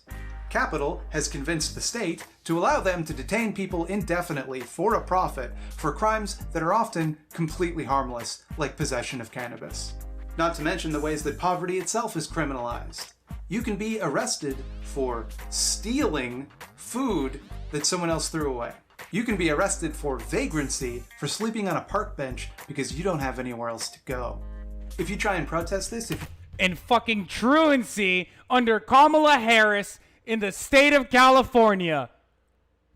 Try to make the world even slightly better in any way, you better believe the police will find some pretense to show up and arrest you. The entire justice system will collaborate to throw the most trumped up charges they can imagine at you. Meanwhile, if you deliberately sell toxic assets and send the economy into the greatest tailspin since the Great Depression, not only will you be not arrested, you'll be bailed out by the state and probably get a sweet bonus to boot. If you murder a lady, allegedly, and you can hire an expensive lawyer, you can just get away with it. In fact, if you admit to sexually assaulting a woman on tape, you can become president of the United States. There's one rule for them, and there's another rule for us. People like to talk about the system being broken, but it's not broken. This is how it was meant to function. The people who designed these laws designed them to keep order. And when they say order, they mean them being in control of you. And none of it, literally none of it, would be possible without a complacent and obsequious police force. Now, I'm aware that police are required to follow the law and to enforce it neutrally and without bias, but, you know, that whole just following orders defense is so 1946. They always have the option of not being police. It's easy. I do it every day. I'm not being a police right now. Incidentally, that's why this Blue Lives Matter rhetoric is horseshit. It's not comparable to be a police officer and to be black, because being black is unchangeable, but much more importantly, doesn't hurt anyone. Policing does hurt people, so it's not the moral equivalent of being born with different skin color. Cops like to say that the negative social aspects of policing are the result of a few bad apples. And I like that metaphor, actually. Because you know what bad apples do? They spoil the whole bunch. Maybe that's why the good apples are always standing up for the bad apples. Maybe that's why the good apples don't seem to have a problem enforcing laws that are unjust and disproportionately punish the poor and minorities. Maybe that's why the good apples are resistant to any form of accountability or oversight that would stop the bad apples from the ability to kill without reprimand. All apples are bastards. And by apples I mean police officers, in case the metaphor wasn't clear. Apples don't do those things I said. Police do. Yeah, but what are you gonna do? You gotta have police, right? I mean, there's always been police. Nope! What we now recognize as the police are a pretty recent phenomenon. While there's been a lot of institutions that have called themselves the police throughout history, what we now recognize as modern policing evolved in the 1830s. Sir Robert Peel established the first modern police force in 1829 in London, meaning a group of uniformed and badged people whose job it was to uphold the law. That's why police in the jolly streets of London town are called bobbies, and also I think why French fries are called chips. I'm not sure about that. Throughout history, there's been a lot of different ways to keep the peace. I mean, sure, policing has been around for almost 200 years, but that doesn't make it the only option. It's not a universal human constant or whatever bullshit people try to tell you, and it wasn't popular when it was introduced. The only reason we deal with it now is because we're used to it. So if we want to get rid of the police, what are we going to have instead? And I have a suggestion. Voluntary community self-defense. This is where it gets to anarchy memes, okay? Community-managed, rotating group of people who temporarily take on the responsibility of keeping their community safe. Recallable at any time should that community feel that they are no longer fit to carry out their duties. That way, lawkeepers and the public would not be adversarial. They'd be the same thing. And also the lawkeepers wouldn't be a special privileged class of people above the public that they supposedly serve.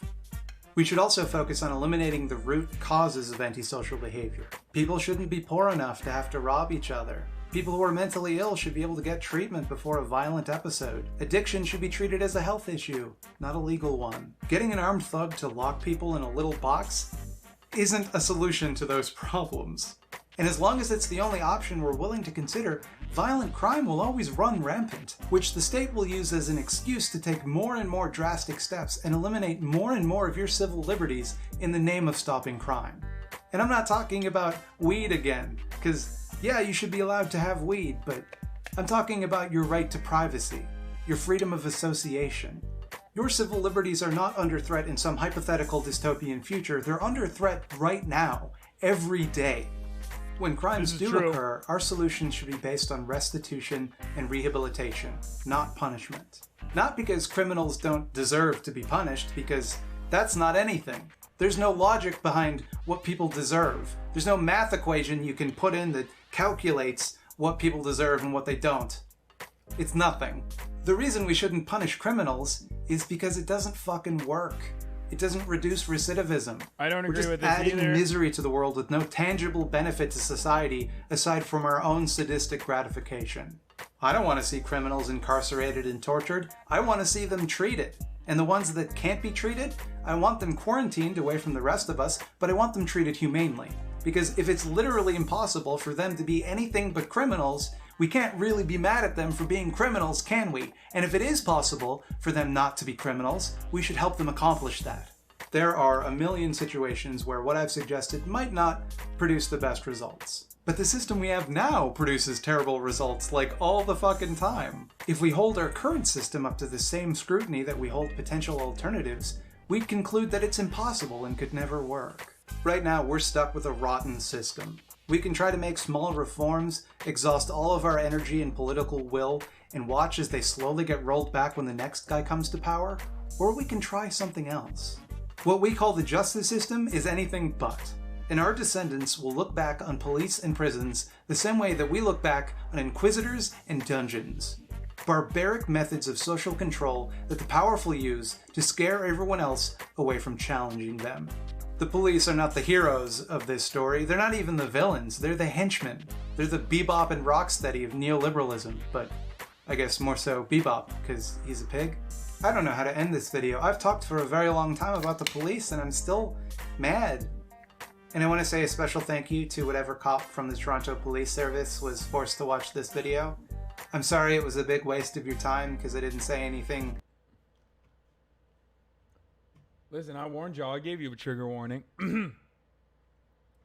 What's the point of showing this video? The history of the police force is a good part, and for people to understand that there are people who are further to the left of me out there who have some pretty good ideas.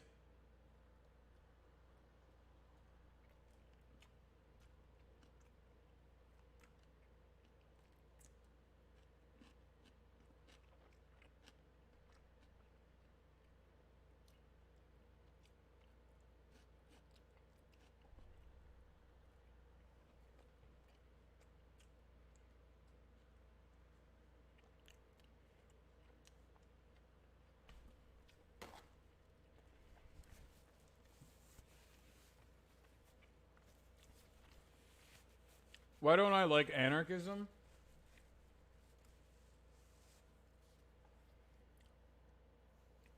I don't dislike it.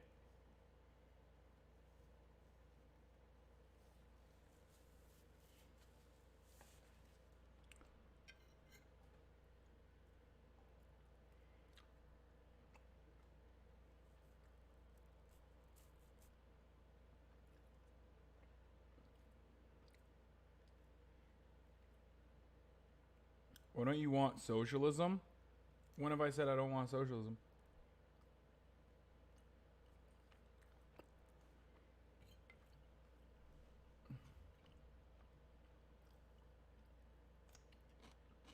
Seems like you've drifted a bit right recently.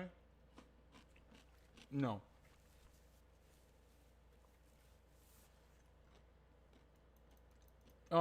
Look. I think what he's saying, the fundamentals of his argument are sound.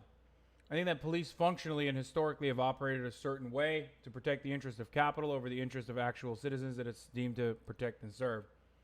I don't disagree with that. I don't disagree with that perspective at all. I'm not God. I think he's I right. hope you're having a good day, Smile. Thanks for all the work you do educating The me, things Smile. that I've talked about before is like that. I mean, it's not a meme that policing in this country, it needs desperate reform. It is like, I don't know what police murders would be considered. I guess not an epidemic. I don't know what it would be, but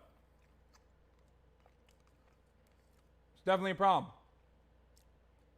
9,000 civilians executed in the hands of the police force since 2001, since 9/11.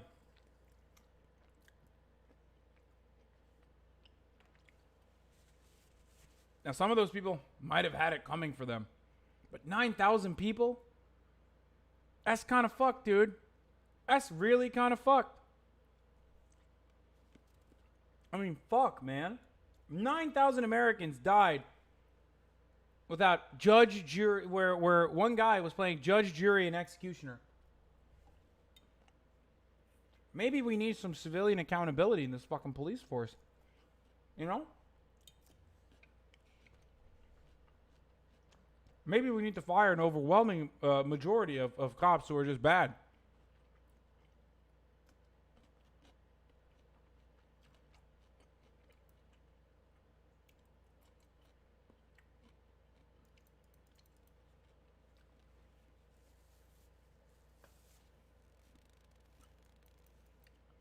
You said you wanted social democratic stuff? Yeah, if you think that my perspective is different now because I just want social democratic stuff now, then you must not have been listening.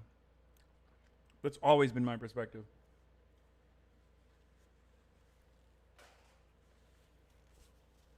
Social democratic reform in the short term.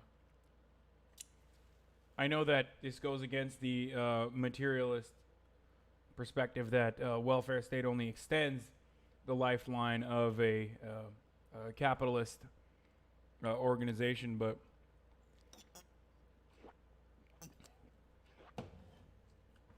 yeah, I would imagine a large percent of them were real self-defense. Okay.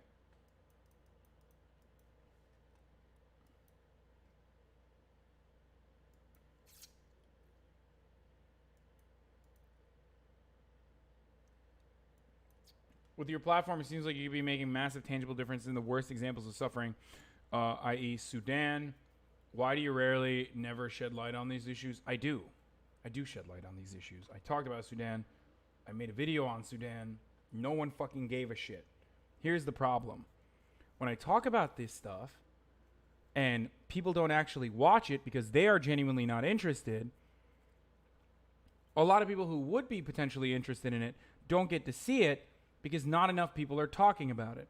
And then they turn around and they fucking act like I never actually covered these sorts of issues of human suffering when I absolutely have covered them.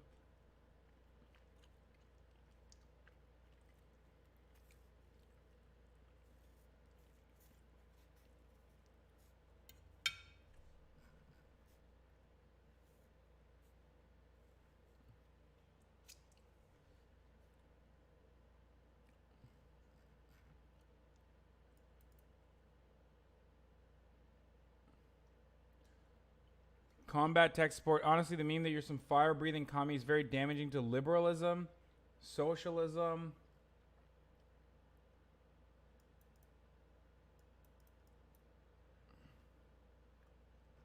Wait, what? Socialism and leftism as a whole. I really wish people would fucking stop that shit. Why? What do you mean? Do I have food on my chin? Oh, I do.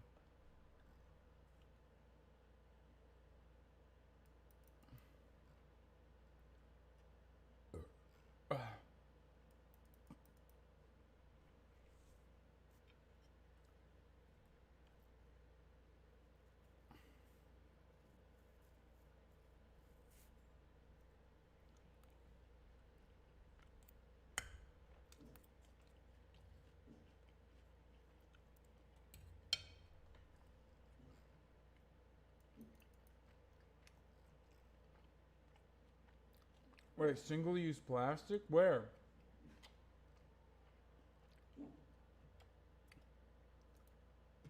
Hey, good humans. Welcome to another episode of Spectrum. This is Michael. Hello. I'm Ian, and stick around at the end. We're going to talk a little bit with you guys. Believing men and believing women. Same level. No, disagree. I have in the court of law, the Quran explicitly states two female witnesses carry the weight of one male, and that's why I stood over there.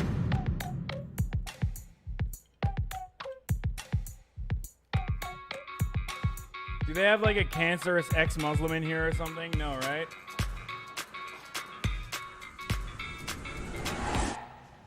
I pray 5 times a day. 3, 2, 1.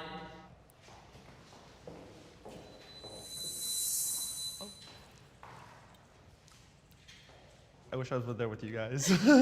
Like, it's honestly, it just gets really hard. Like, it's just 5 times a day, and it's like spread throughout the day. We all live like young professional lives, and it gets kind of in the way. If I could quantify it, I'm averaging about 3 out of 5 prayers. I think I will find myself in prayer more when I'm in desperation. It's not something that's subjective. I know we should. Kafir. 3 times a day? Allah is disappointed.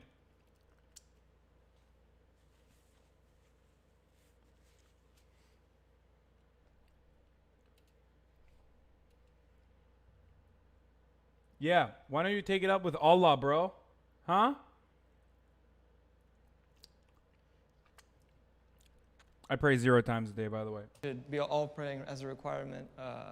I just want to say it takes a lot of guts to be honest and say that. I honestly believe that if you feel it in your heart that you have a strong relationship with God, God will have mercy on you with whatever you're dealing with, so. And being on this line doesn't mean it's like a piece of cake Exactly. to do the 5 daily prayers. It is a struggle, it's a challenge. I was working in a corporate environment where I could not comfortably find a space, so I'd have to go pray in the car or in the parking lot.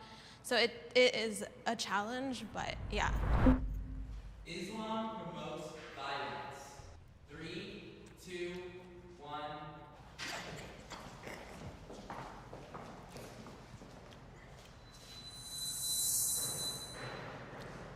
We're not allowed to cut down trees during war. We're not allowed to hurt children and mothers. We're not allowed to hurt our own prisoners. And when people associate terrorism, something so disgusting with Islam, it hurts me because ISIS targets Muslims more than they target anybody else. And in the age of Google, there's no excuse. Like, if you don't know that Islam means peace, Islam means surrender, being a Muslim is one who submits their will to God, how is that violent? Like, at the end of the day, I feel like media is the Yo, did someone break that dude's ass for being that fucking centrist piece one of that shit? has that hand and that stronghold, causing folks to be that way or think that way. I guess I literally listened to the prompts. Does Islam promote violence? Did they break his fucking arm for being a dipshit fence sitter?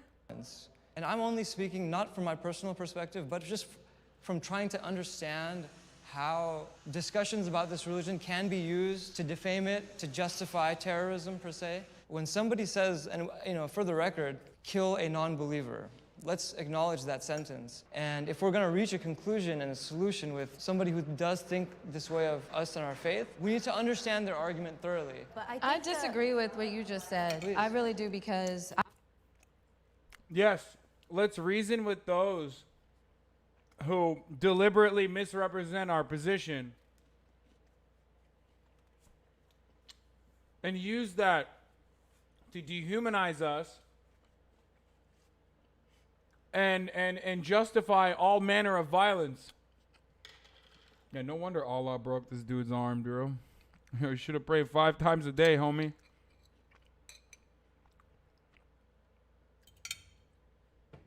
I read the Quran every day as a practice. And not once in 2019 have I yet gotten to a verse about violence. All of them about mercy of God, turn to God, God is with you.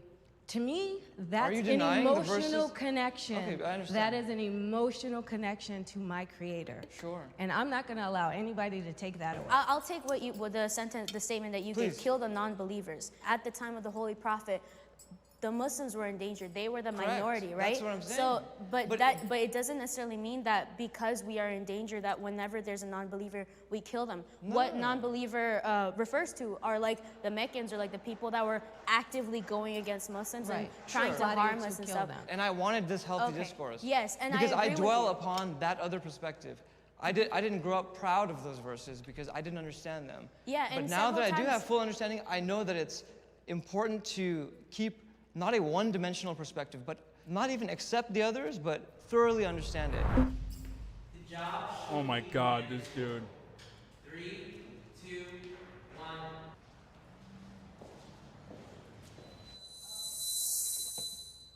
1. I have strong feelings. I just feel like it's a woman's right to cover if she wants to. And to tell a woman what to do with her body is totally against our Islamic principles, so You know, being a guy here, I just made a really conscious decision to be like somewhat agree, because people don't understand that hijab is like a concept as far as like, it's not just like the actual headscarf. Islam really promotes the idea of modesty, and that's how you get closer to God. And if you feel like having a headscarf is a way for you to get closer to God, then so be it. 100% agree with that, because it's not just a headscarf, it's your behavior, it's a personality, it's how you treat your friends and your neighbors. Yeah, for a lot of people, the process is build my courage, my bravery, my confidence, and then wear the scarf. For me, it was kind of reverse. I started with the scarf because I knew that I was not gonna build that bravery unless I started wearing it. Because when you put it on, you start acting different, you start acting nicer, you're kinder, because now you're representing your religion, your faith. You make me think really deep about that, because I've been struggling. I wore it when I was about 15, I tried it out. But it's been a struggle because internally, I want to be a better Muslimah, that I'm going to represent to society before my outer side represents Islam. I face discrimination for my religion. 3, 2, 1.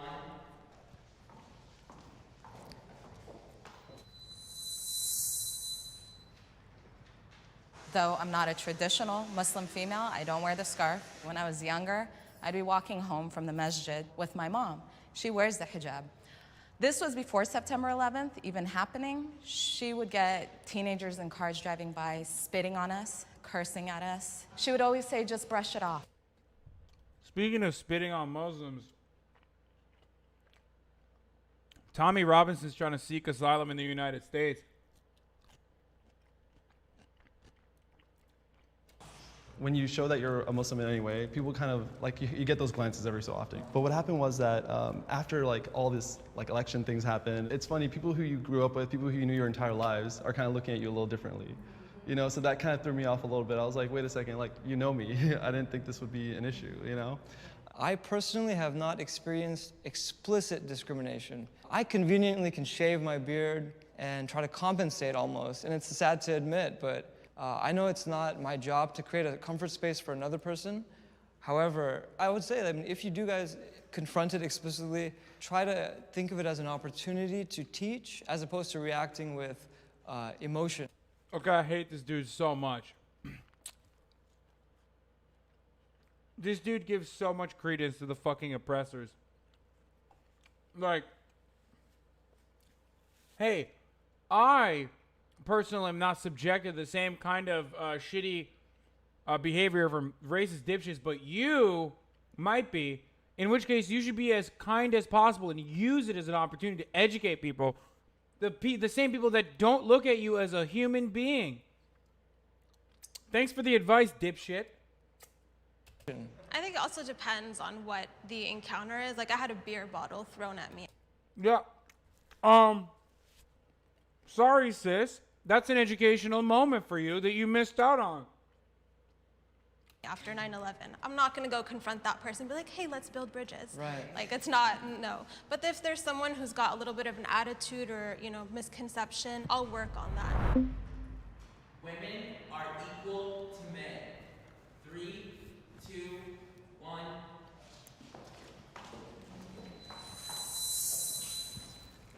I'm gonna somewhat change mine.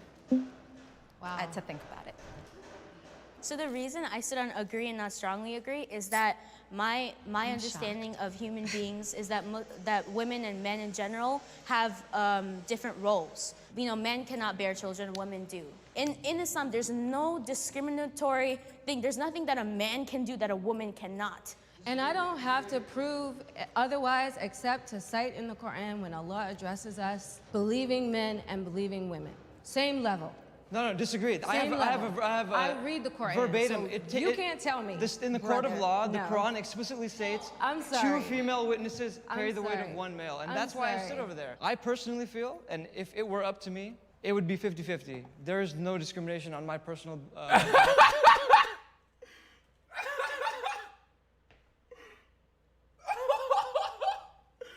Bro, hey. If it were up to me, it'd be 50-50, dude.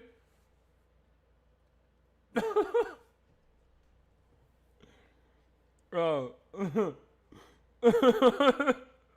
I love this guy, dude.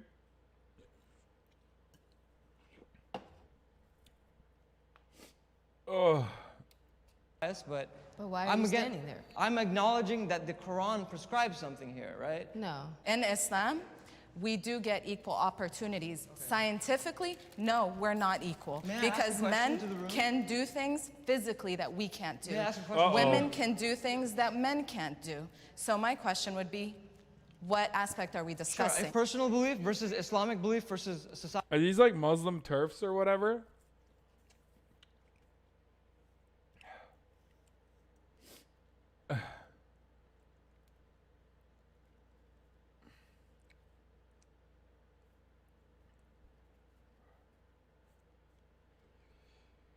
Ay, ay, ay.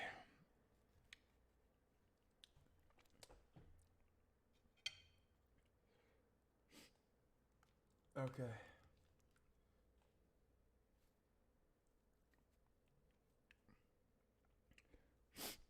All manner of interpretation on religion, all manner of dogma is ridiculous. All manner of interpretation to religious scripture is silly. And some religion can be really terrible and be weaponized to do bad things. But religion can also give a lot of people a sense of purpose, a sense of comfort, a sense of belonging, a sense of community. Every single religion, literally every single religion has all of these qualities, both the good ones and the bad ones. Islam is not unique in any regard, except for the material conditions in which most majority of Muslim nations exist under currently are wrought with unnecessary war, like constant war, Western imperialism and expansion, exploitation, and therefore there are a lot of political factions who try to use Islam to get the conservative people to come on board, or at the very least justify their violent perspectives.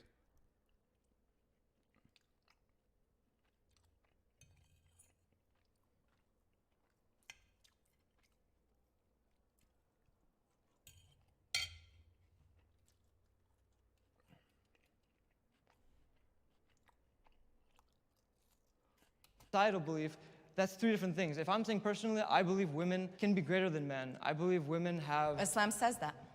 However, can we acknowledge one thing? Islam promotes that completely, yeah. You can be Muslim and part of the LGBT community. 3, 2, 1.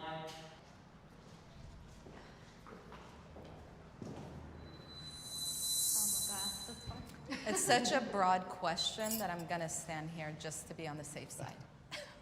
I'm a contradictory human being. I pray with one hand and commit sin with the other. So I'm not in a position to be able to... I hate this guy. He's just like, he's like the Russ of Muslims, dude. He's just like trying to be so woke. Like he just literally sounds like Russ.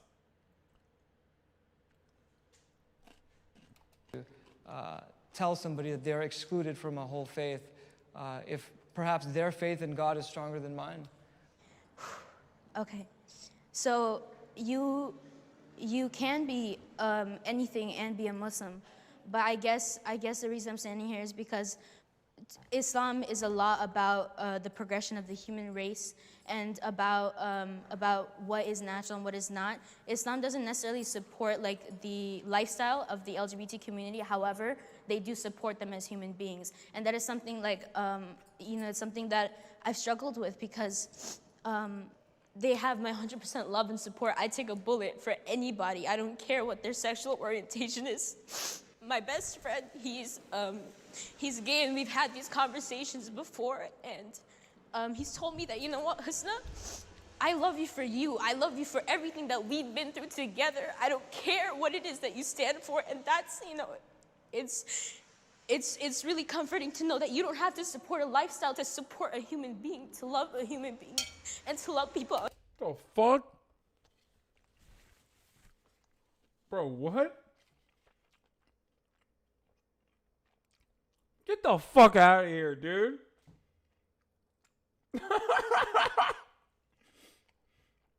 Bro, what kind of the gay friend? Is he the gay friend? Is he the fucking gay friend who was like, hey, when someone's being homophobic in your presence, like, use that as a teachable moment, you know?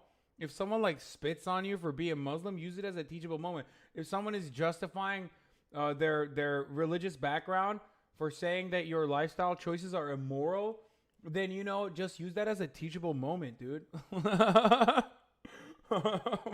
Fuck. Bro, this shit is so dumb. Yo, don't let anybody tell you otherwise, okay? If you use your religion to hurt anyone or to take or to belittle someone or to dehumanize someone in any way, then you're not a good religious person, and fuck those people. Unconditionally. I love what you said. Yeah, and that's why I'm here, because the prompt was, can you be LGBTQ and Muslim? And yes, you can be anything and Muslim. If we're gonna get into the logistics of lifestyle practices and the core of scripture, yes, there are different lifestyles or things that are asked for in scripture, but there's nothing that says they are not welcome in the faith. They are not welcome in our houses of worship. They cannot pray. They cannot stand beside us. They don't fast. They are people. It's very hard, I would say, to be a Muslim and, you know, part of the community. I agree with you. Beautiful statement. Bro, these chicks suck. They all suck. Except for, like, the second lady, the black lady.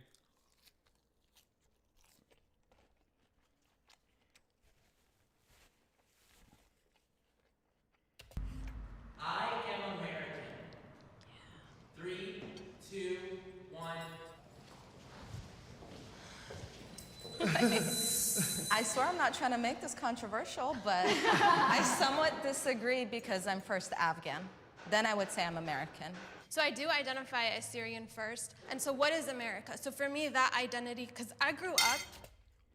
They're saying the quiet part loud. Get them. Okay, Kona boys, they're saying it. They're out here saying it.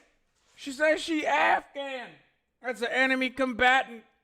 That's an enemy combatant on our U.S. soil right here, brothers. Where's the deportation button, boys? Not feeling like a minority. And I was always proud American. I didn't talk about my Syrian heritage. I wasn't familiar with it.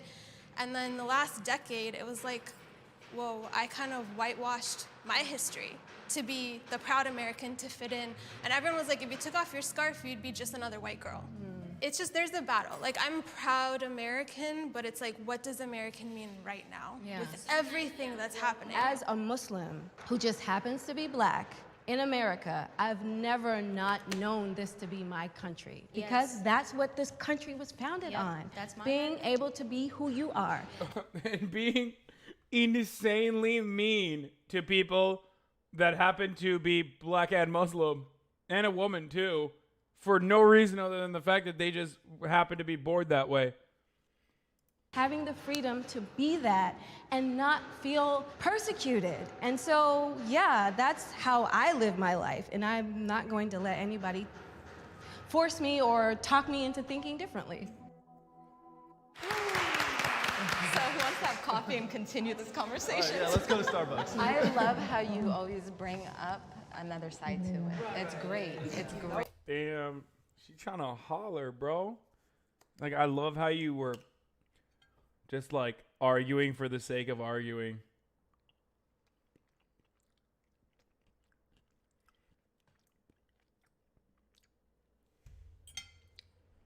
This is great.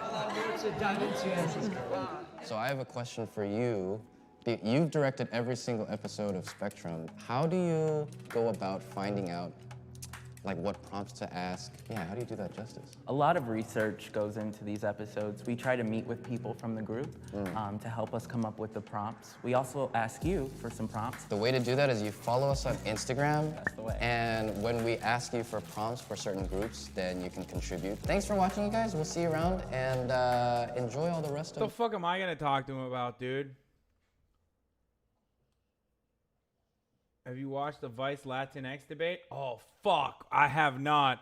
Oh, that shit's gonna trigger the fuck out of me, dude. All right, let's do it.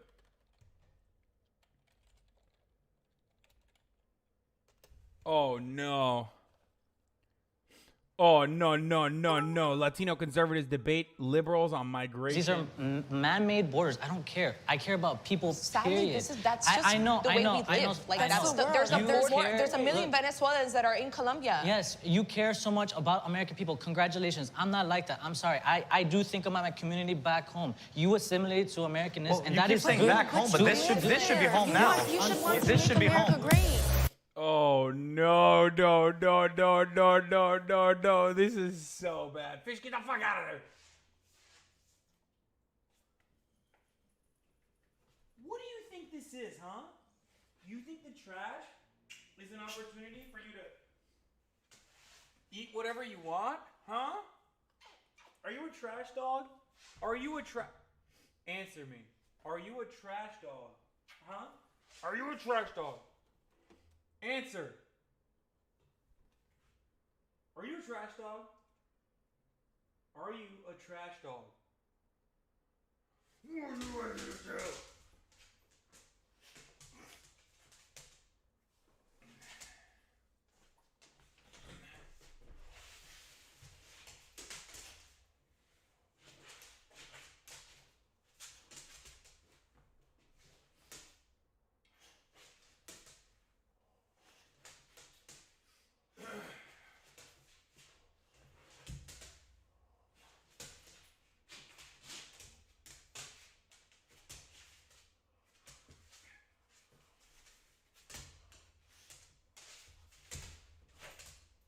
Okay, drop it.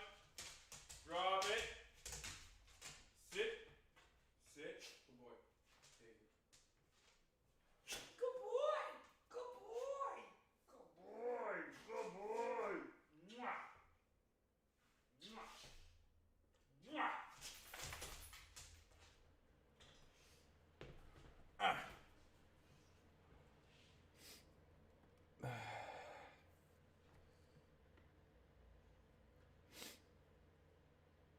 He's a good boy. He's not a trash dog. I'm snapping for people to do sub Twitch Prime. Fuck.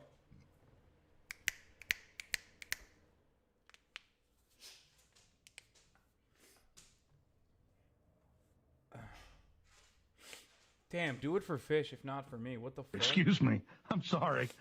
That's fucked up, dude.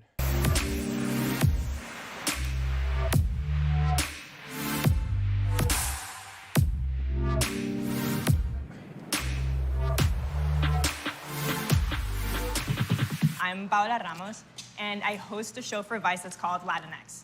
The whole idea behind the show is to really look into the stories and the voices and the issues that are typically left out of the conversation, right? Like, what are people not talking about? My real money dork. Yo, where do they find these people? At the fucking cool store? Why is everybody that's like a Vice host cool? Like, why can't they just be like normie looking? They always have like crazy buzz cuts in places that you're not supposed to buzz. You know what I mean? Or like a septum. You know what I mean? Like, everyone has to have like a fucking septum or some shit to work at Vice. Where it's like, oh, I'm bailamos. Yeah, like I actually came here on my tricycle. Like, what's up? You know, I normally make little sock puppets from reclaimed furniture pieces that people throw in the trash, but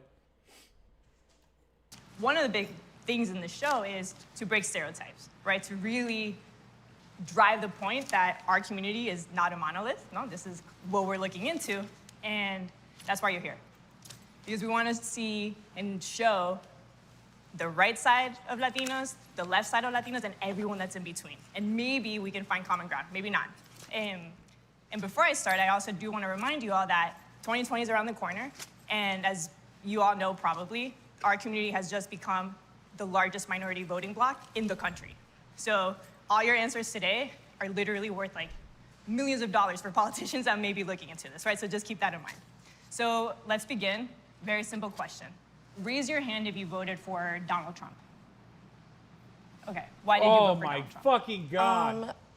It was really hard to get behind him at first, especially with his rhetoric and the media and how he was portrayed through the media. I was Fucking gusanos, bro. definitely influenced heavily by that, but I also really did not like Hillary Clinton as far as policy-wise, so it was really hard to vote for Donald Trump, but now that we've had a few years of him and seeing his policies, I'm happy that I voted for him. Well, I voted for him because I've been a lifelong Republican. A lot of my views aligned with what he ran on. I definitely did not like Hillary Clinton, and I stood against everything she stood for, which is the political machine in Washington. I wanted someone new, someone from the outside. And, you know, Trump is, he's not a spoken politician. The way he talks about things, the way he doesn't parse his words. And I kind of like that. For those of you that did not vote for Trump, do you have any questions for them? For the ones that did vote for Trump? Where do you begin? I would love to answer that. As a woman, how, Sway? Well, I'm thinking that you're referencing to the one phrase that everyone loves to reference to about grabbing, right? That phrase, just any way he treats his women, the way he treats his daughter, his rhetoric on Twitter. Wait, let me just say right now that, like, I'm not a monolith, and I wanted to show people that I'm different, and that's why I voted for a guy who may or may not have been credibly accused of rape by numerous women. But, you know, just to show people that I am not a monolith, okay? I'm very different. Twitter, like anything. He's a creepazoid. But continue. Go ahead. I'm listening. Joe Biden's definitely not a creep. Yeah, like there's plenty of creepazoids out there. Like, but as far as I'm just gonna don't vote for them too. Use what most people use. By the way, like literally, unironically, don't support fucking Joe Biden exclusively because you don't want dipshits like this fucking cuck over here on the left side saying Joe Biden's creepy too. Just don't do it. Don't vote for liberals if you don't want to give the dipshit Republicans the satisfaction of being right when they literally purposefully enact cruelty to people that look like themselves exclusively on the virtue of that they were not able to get here when their parents did. And people that would like these are the people who would justify all manner of cruelty against them.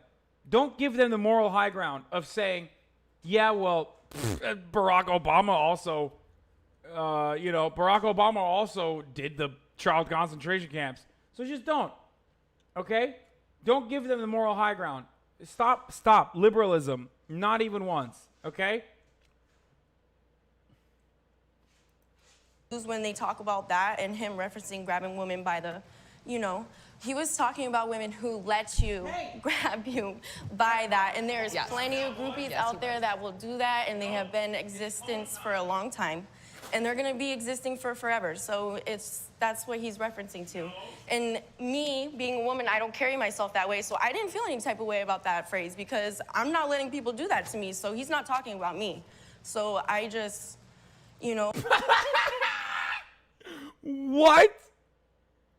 Bro, if the president called someone the N-word on camera, it's totally fine to vote for him as a black person because I, as a black person, don't let anyone else do that to me. So, like, it doesn't matter if the president literally raped someone.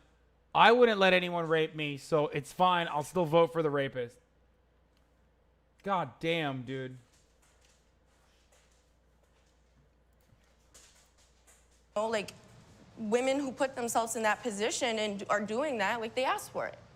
That's what they're out there doing. So you're saying, you're pretty much saying the same thing as a woman walking down the street with a miniskirt deserves to get raped. No. That's the same thing, honey. No, that's not a groupie. That's not a groupie. A groupie is someone who purposely hangs out with people who are rich and with money and looking for handouts. They're asking for them, putting themselves in that position. That's the people I'm talking about. It's not people, like, what you wear Those people and can things still like be that. raped. That's not how, what? Those people could still be raped. Okay. Like, it could still be a Yeah, I didn't say that. That's not what I'm talking about. That's really taking a stretch. Wow. You addressing a shitty point I made. Honestly, that's the real cruelty here, sir. he was, from what I heard, that recording, he was like, you know, sometimes I see a woman and I just can't resist but my lips, and I just grab them by the pussy. It didn't go like that, and I didn't vote for Trump. I voted for Hillary. But at that moment, when that offended me, I didn't know the context of it, which is what she's trying to explain. Obviously, the media and radio likes to cut things in bits and pieces so that you only hear the bad stuff, and they obviously frame it so that you do think, oh, he's talking about raping women. He's talking about grabbing them by the, you know, private parts, and that's just how he is. He's a terrible person. His daughter being a creep, whatever it is. He was talking about groupies. I mean, have hung out with my very wealthy friends and around groupies. These women don't care. They're the ones also grabbing male. Yeah, no, very cool to be like, yeah, you can rape groupies, by the way. So, like, I'm glad that we got the voting block here. I'm glad that we weeded out, like, who is going to be like, oh, no, yeah, like, you can rape your groupies. Sorry, they're asking for it, crowd. It's good. Good one. Nice of her, the Hillary Clinton voter, to butt in on this one. Very cool. Like, very cool of her to come in for this one. Those private parts. They're the ones that will twerk for $1. Okay? I was just... Hey, guys, just correcting the record here. For those of you who didn't hear it in the back, I voted for Hillary Clinton. Okay to rape groupies. Just going to put that out there. It's actually worse that the media did not mention the fact that it's okay to rape groupies. And that's why they're worse than the person who talked about raping groupies. And I'm totally fine making sure that, like, the context is, oh, damn, this kind of sounds like, kind of sounds like this unnecessary additional semantics argument that this person is getting into. Maybe she hates the media for some reason or another. I don't know.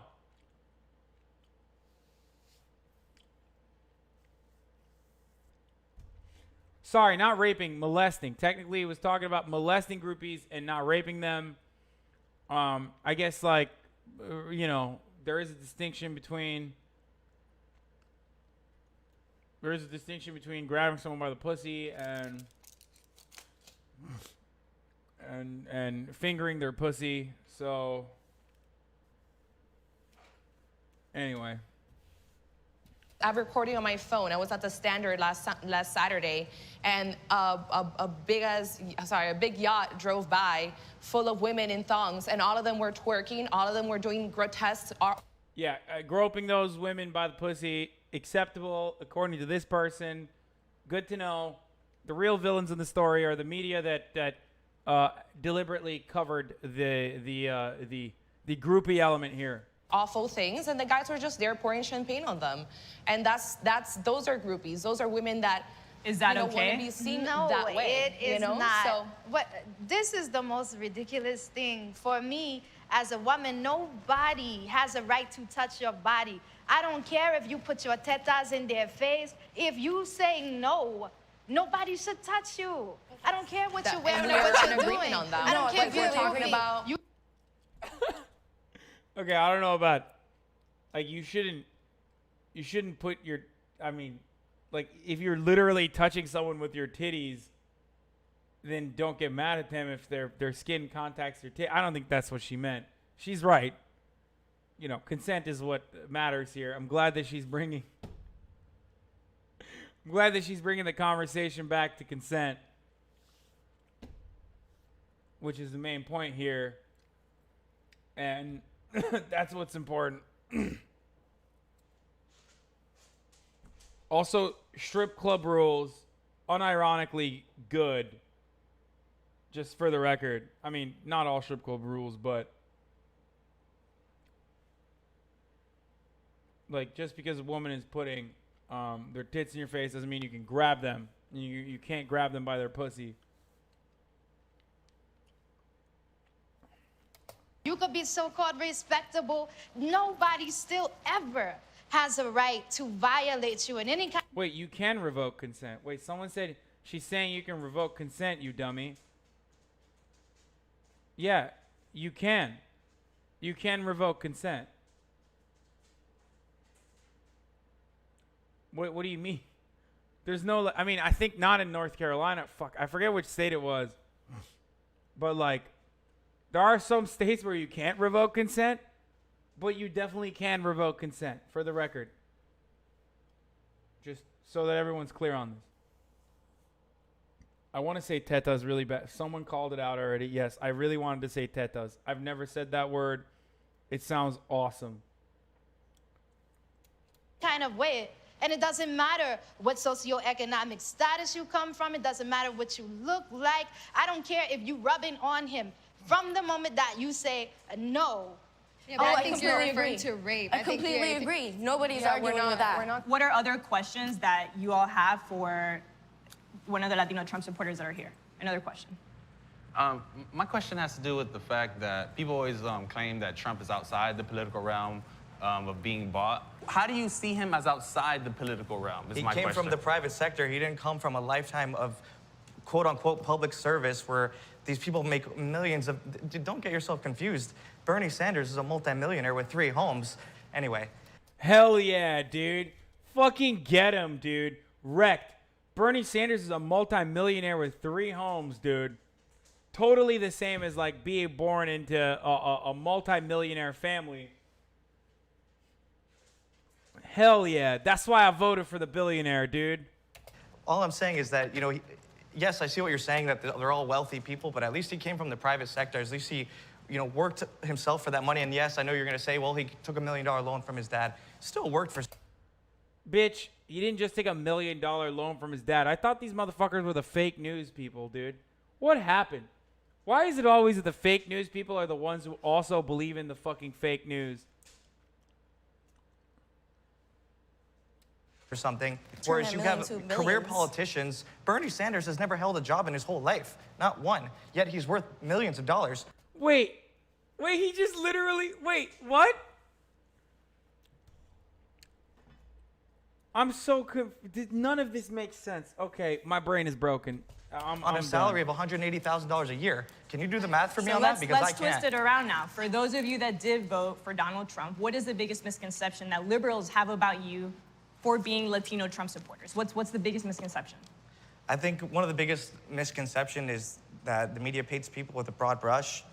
And, you know, when it comes to racism and stuff, they say, well, you know, you're for this or you like this. Well, you know, you're a racist then.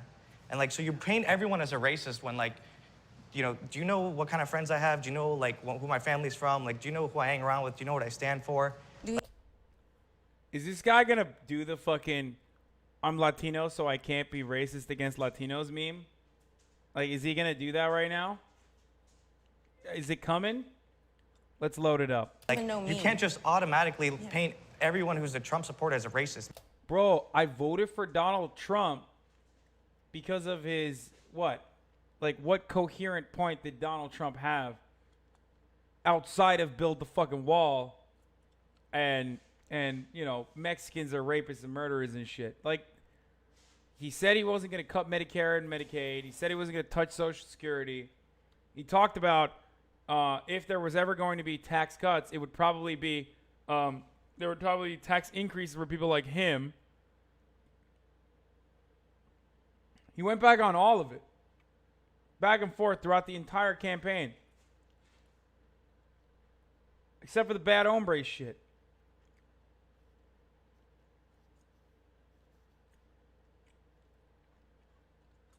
They aren't sending their best because I'm here already, guys. Oh, shit. That's so good. Because, honestly, that dilutes from real racism. Right. What is real racism? Real racism is right off the bat assuming things about a certain race or religion right off the bat. If I'm going to say something real quick. In the United States, when we talk about... Bro, that guy would actually go to the straight pride parade. About what we deem as politics. We tend to conceptualize it as Democrats, Republicans. It's a binary. So binaries can be very dangerous. So we have white, black, man, women, gay, straight. Someone in the binary, a group, will be privileged. Men, straight, so black, white, white. We live in this patriarchal, heteronormative world that is systemically racist. Racism manifests in many very different ways. And that is important for us to understand. Maybe because you're manifesting it, because that's all you think about. So real quick, the binary, think about anything that racism- falls Yeah, outside. bro. Real racism or systemic racism doesn't exist. You're actually responsible for thinking about it. You're manifesting that racism, okay? Yo, who are these people? Just don't think about it, forehead. Just quick meme alert. Quick meme alert, guys. Quick meme alert. Sorry, I don't know if you guys are. Hey, if you guys are fans of Destiny, I'm sorry for misrepresenting Kamala Harris in obviously mimetic warfare. I'm a bad faith actor. Memes are actually the real violence, and not this functionally happening to a child. You know, because of policies that Kamala Harris advocated for and then walked back. Just for the record, like, this did functionally happen. But it is a meme. I'm not saying that this literally happened. I'm not saying that Kamala Harris, like, literally put on a police uniform and arrested a black child who was wearing cowboy boots, or I guess cowgirl boots. I don't know. And she wasn't smiling while she was doing it. But functionally, this did happen to some kids as a consequence of policies that she advocated for. Just, you know, not literally. She wasn't in front of a thin blue line flag while she got arrested, this little black girl. Just, you know, I just want to make sure that everyone understands that I'm using the most precise language I can when describing this meme. Okay, let's keep going. That was just a brief aside there. Out of the binary then becomes an other. So what I'm seeing in this argument is that we'll say, well, Donald Trump this, well, Joe Biden did this too, right? These are politicians. We're speaking in binaries, which is why I'm an independent. I lean more towards the left. To reduce politics, the governing of people, to this binary is extremely dangerous. Do you think that by voting for Donald Trump, they're voting against the Latino community? The Latino community isn't homogenous. That's why we're here, right? The Latinx community. There are class dispositions, right? There are gender dispositions, there are sexuality, there are differently abled folks. There are all these kind of levels and sociological concepts constantly playing at the same time. So to consider us the Latin community, I think there is no such thing as a community. There are communities of Latin people. So perhaps you are voting in the interest of what you believe to be part of your Latin existence. But as I see it, coming from poor brown communities, absolutely, I think it'd be voting against yourself She in a said type of way. something that I felt was very dangerous. She said racism is I don't want to misconstrue your words, but you said something along the lines like racism is happening because we're manifesting it. I'm a woman of color. Racism happens to me every day. I have to be pendiente. I have to be aware of it. Like, in because what I way? walk. Like, what? Hold on, Can let you me tell finish, us about the can you let me racism? finish? Thank you. It lives in my life every single day. As I walk, as I get dressed, as I go to a store, as I go to a supermarket, every little thing that I do, race plays a part of it in my life as a woman of color. So would you? So you can't, again, thank you. Appreciate ya. So you cannot say that I'm manifesting it if I live in that life and if I live in that world every single day. You don't have to live the life that I do. So you cannot say I'm manifesting it if it's something that's in my everyday natural world. Would you guys agree with the blanket statement that Trump supporters are racist? Do you guys agree with that? To an extent, yeah. So yes, the answer is yes. So let's go back, to Trump.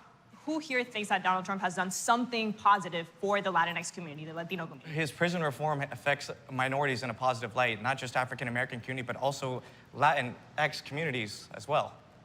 His reform for the prisons has positively affected minorities. I look at it from an American perspective. I'm not here as I'm stopping because secretly I've been reading the Destiny subreddit, and it's like frustrating the shit out of me. I think Destiny should deplatform me. I think that if Destiny wants to showcase his moral consistency, he should demonstrate why and then follow through with deplatforming me. Because either I'm a bad faith actor or too stupid to actually critically engage with anything that he's saying, and he should deplatform me. He should never host me on a show. He shouldn't be my friend anymore. He should deplatform me if he legitimately thinks that I am a bad faith actor. Then go ahead, deplatform me. Because why? Why would he consistently talk to someone who has demonstrated time and time again that he's a bad faith actor with his breaking news coverage, and also now with his awful perspective, framing a narrative where he showcased Kamala Harris's track record?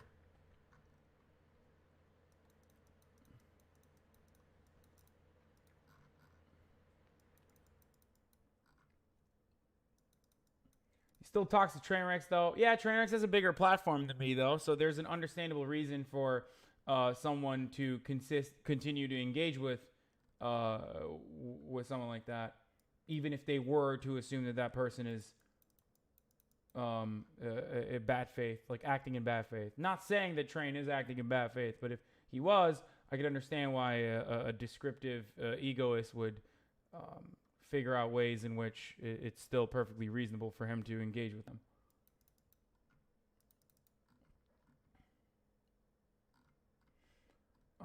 Anyway.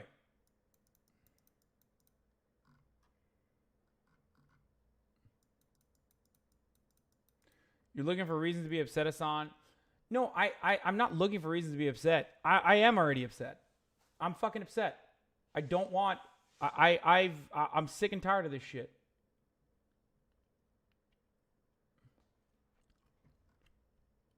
I'm so fucking fed up with like people in Destiny's community who are like, I'm not just sitting God. around being like, this guy's an idiot. this, Like, please. this guy is an idiot. He's not a bad faith actor. He's just a moron. Destiny isn't into deplatforming morons, so Hasan gets to say.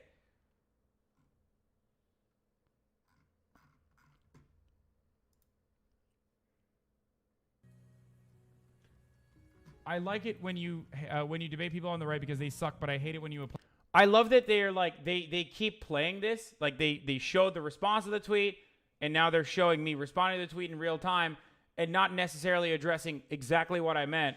But they were there, which implies that they were there, by the way.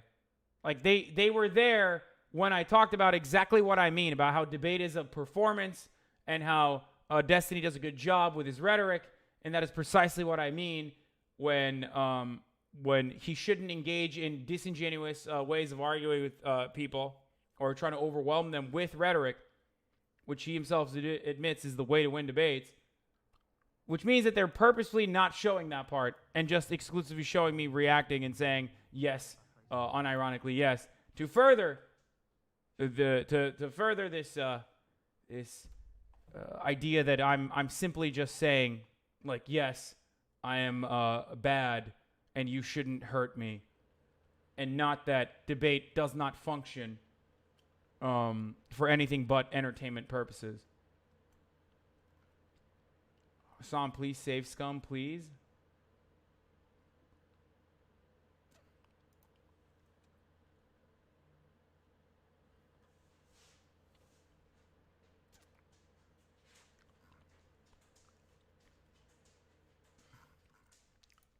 I am a bad faith actor. If Destiny thinks that I'm a bad faith actor and he wants to and he wants to prove that and he wants to showcase that he's morally consistent, then he should not engage with me any further. He should deplatform me. That was after all the main reason why we had a debate last night, right? Because I was stretching the truth. So either he has to concede that he was more interested in semantics and showcasing that he had better debate skills or whatever. I don't know for what reason why he wanted to do that, but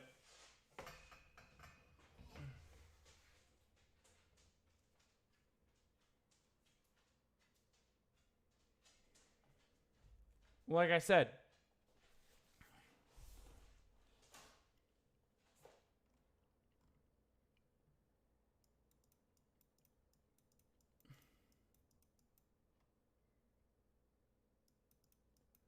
ALMAO, after years of frustration and whining, do you ever consider addressing lobbies and corporations more, you moron? What the fuck? Is this dude out of his mind? I'm saying that if Destiny needs to be consistent, if Destiny wants to be consistent or act like he's consistent,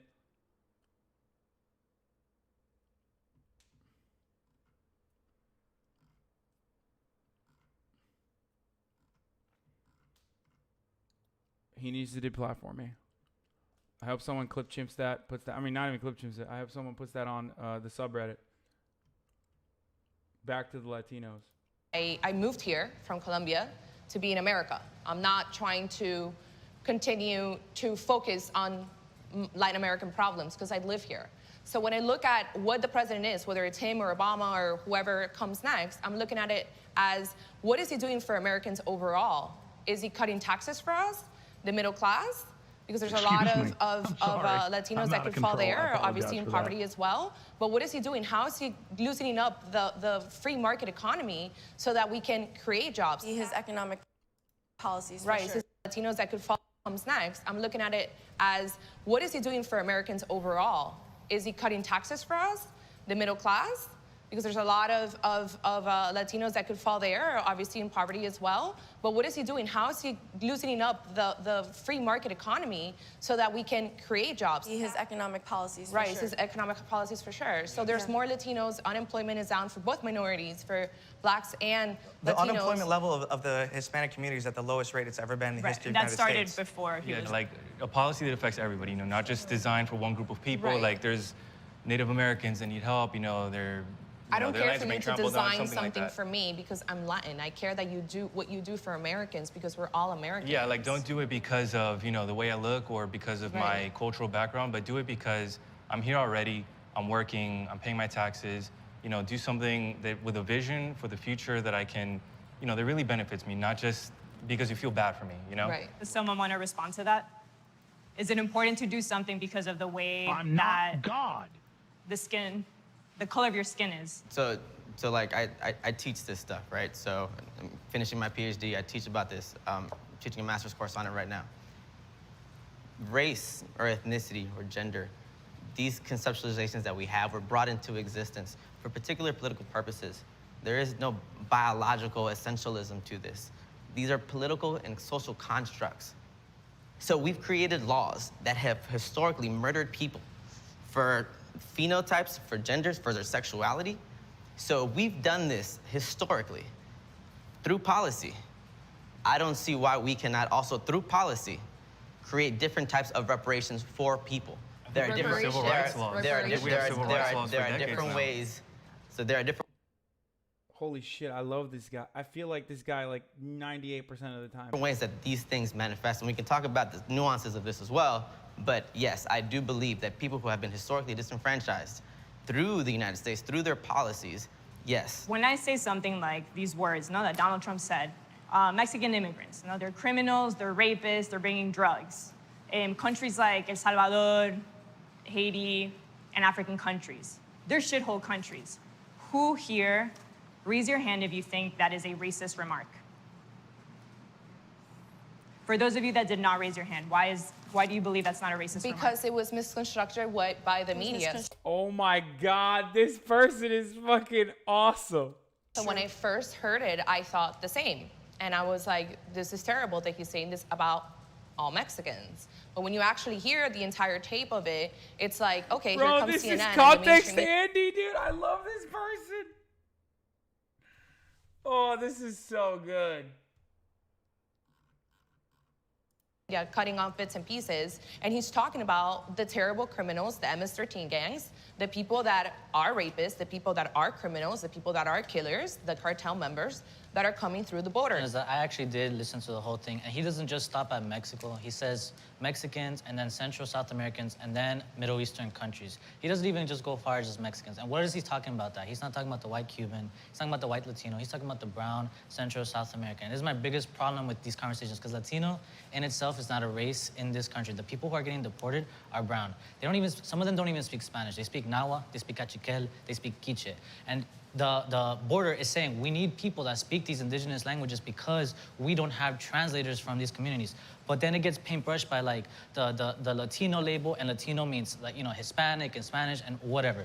And this is my biggest frustration. So when we're talking about Donald Trump saying, hey, these people are bringing drugs, he said some are good.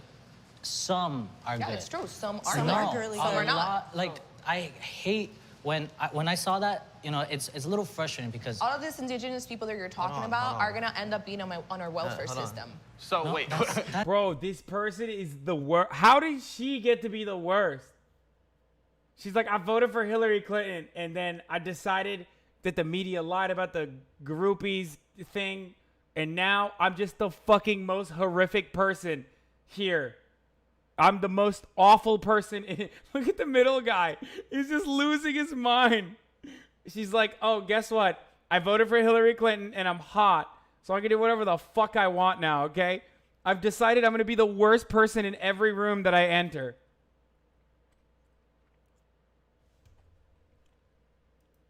Wait, that's not true at all. So like, A lot of them my are problem on it right now. my here problem illegally. Who is indigenous here? Would you like to respond to that? Yes, okay, so that is on us. Number one, we don't get welfare. We are undocumented. We have to have a social security to get welfare. Well, that's not entirely accurate. Welfare is not solely based on a check from the government. Can y'all let him finish, please? So please, so again, people ignore, for example, the biggest attendance center here is in Homestead in the country, or the second biggest, and people are not talking about it. We're supposed to all be Latinos, and oh no, like we're all the same race, we're all the same raza, whatever. No, the reality is that Latinos are not one monolithic culture. They're not one monolithic group. There's black Latinos, there's white Latinos, there's native Latinos. And growing up here in Miami, this did not start after Donald Trump. This was before Donald Trump. My family has been called Indios. They have been called Tierra Flecha. My boyfriend's...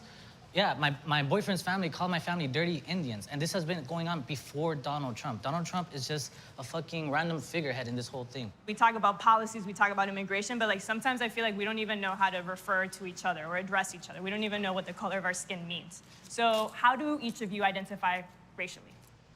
I identify as a Latin American. Would you say you're white, brown, like when you're... I would say I'm white, yes. Black, white. Black woman. Oh, white, I guess, right? Are you talking about, sorry, when you're... Yeah, when you're saying like... check a box. Like physical. Like physical? Like, yeah. cellular. But like not ethnically.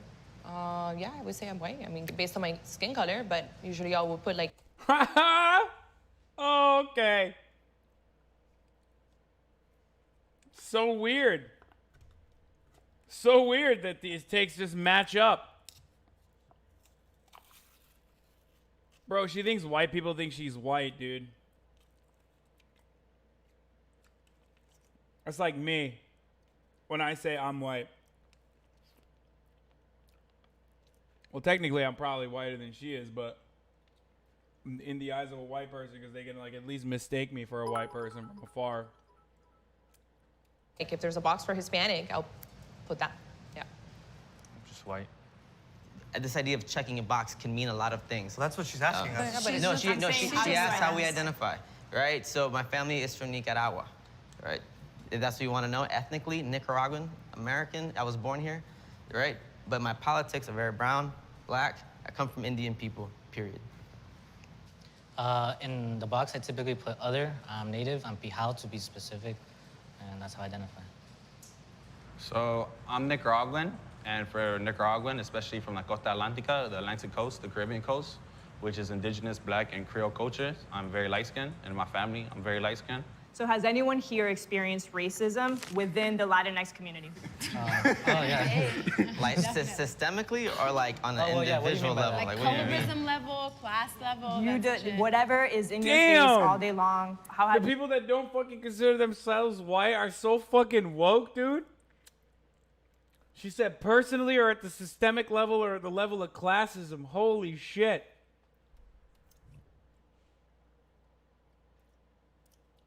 Also, fun fact, I obviously, growing up in Turkey was very unfamiliar with like Latin American culture and whatnot.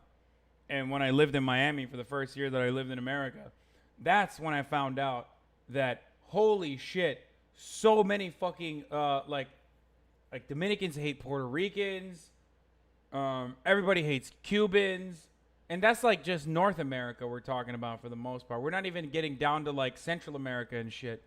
Oh my God, I had fucking no idea. Everybody, there's so much colorism. Like, it's crazy.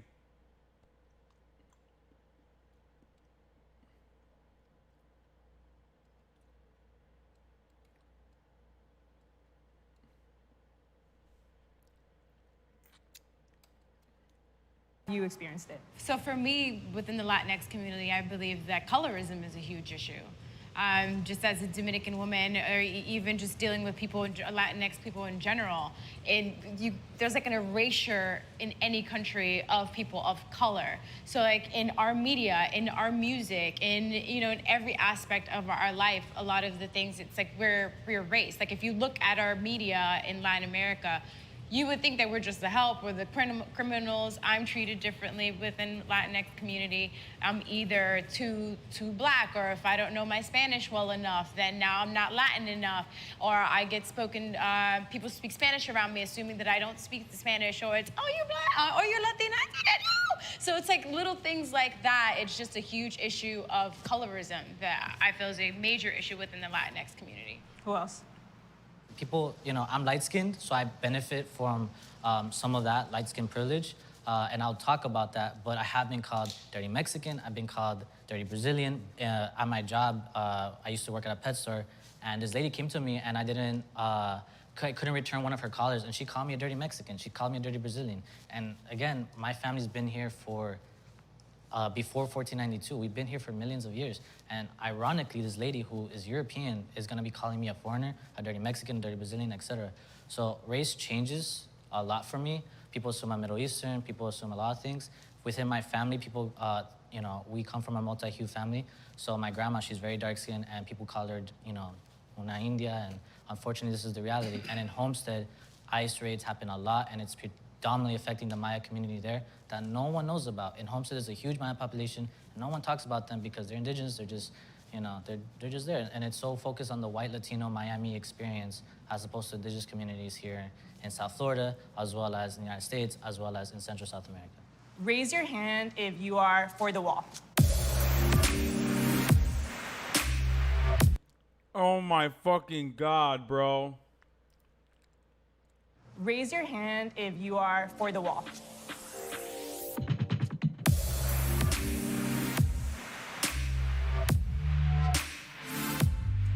No, we get it, dude. Yeah, all right. I got's mine.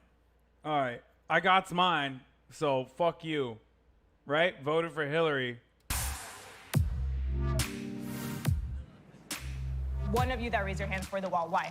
Why are you for the wall? Every single year through the southern border, there's like 16,000 kids that are brought through the illegal ports of entry for trafficking purposes, labor and sex slavery, which I think it's a terrible crime that we should all get behind, and also women. So yeah, because opening the borders and like decriminalizing border crossings would all of a sudden make sex trafficking legal.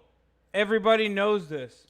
That's the main goal behind why people want to decriminalize border crossings. Like, not so that fucking people literally die while they're crossing the border, but the nefarious reason why Democrats want to do that is because we want to make it legal to do sex slavery. I'm so glad that she got to the bottom of this, dude. So that is one of the main reasons I'm for the wall, It's going to secure our borders. It's going to prevent people from doing these terrible crimes. And obviously, it's national security as well. Anyone that's against the wall, does anyone want to respond? Human trafficking is done right here in Miami. It's done all over the place. A wall didn't start it or won't stop it either. Also, there are people being raped and killed and having the same type of exploitation who are in these ICE detention camps. Children are being killed, and we don't even know what's happening to them. So, I mean, if you're gonna build a wall, maybe build it around some other areas. Maybe build it around the White House so that people stop getting killed like that. What I will say is the wall's impractical. Number one, there's certain areas in the country where the wall just, like, it's just impractical. I honestly thought the wall was like a metaphor to just tougher immigration policies, which, whatever. But they really want a literal wall. It's impractical in some parts of the country. And number two, it's cutting through a lot of reservations. We're talking about Indian land that the government does not own, and they want to cut through that land. Those are sovereign nations that they're going to be invalidating just for some wall that, again, is impractical in many other areas of the country. And number three, a wall is not going to stop us. We're going to be migrating here regardless. I just want to address, the whole thing you said about Mexicans being rapists, bringing drugs. First of all, this is true. This is a statement of fact. I mean, Mexicans do bring drugs into this country illegally. Mexicans do come in here and commit murder. Bitch. Oh my God, this guy is so awful. First of all, where are the Mexicans bringing the drugs through, bro? Through ports of entry, dude. Okay?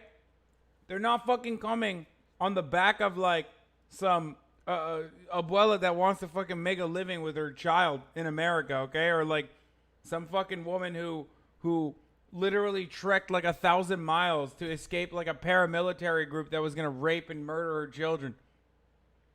They're not the ones who are bringing in the drugs, dumbass.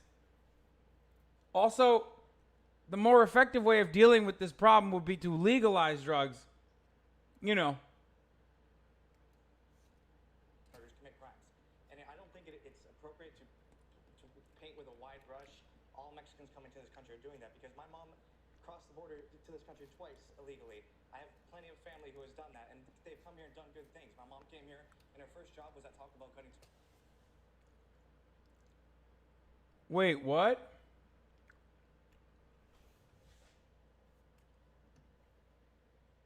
Did the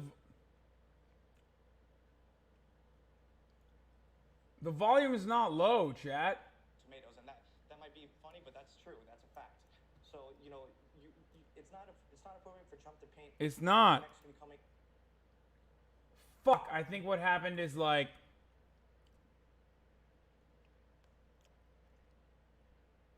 you're only hearing it through my mic. It fucked up again.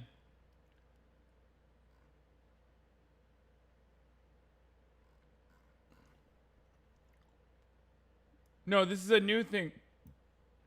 This is a new thing that keeps happening in my slobs.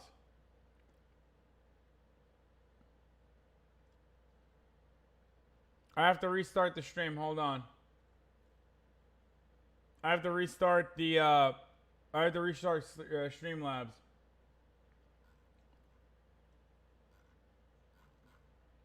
Hold on. I'm going off.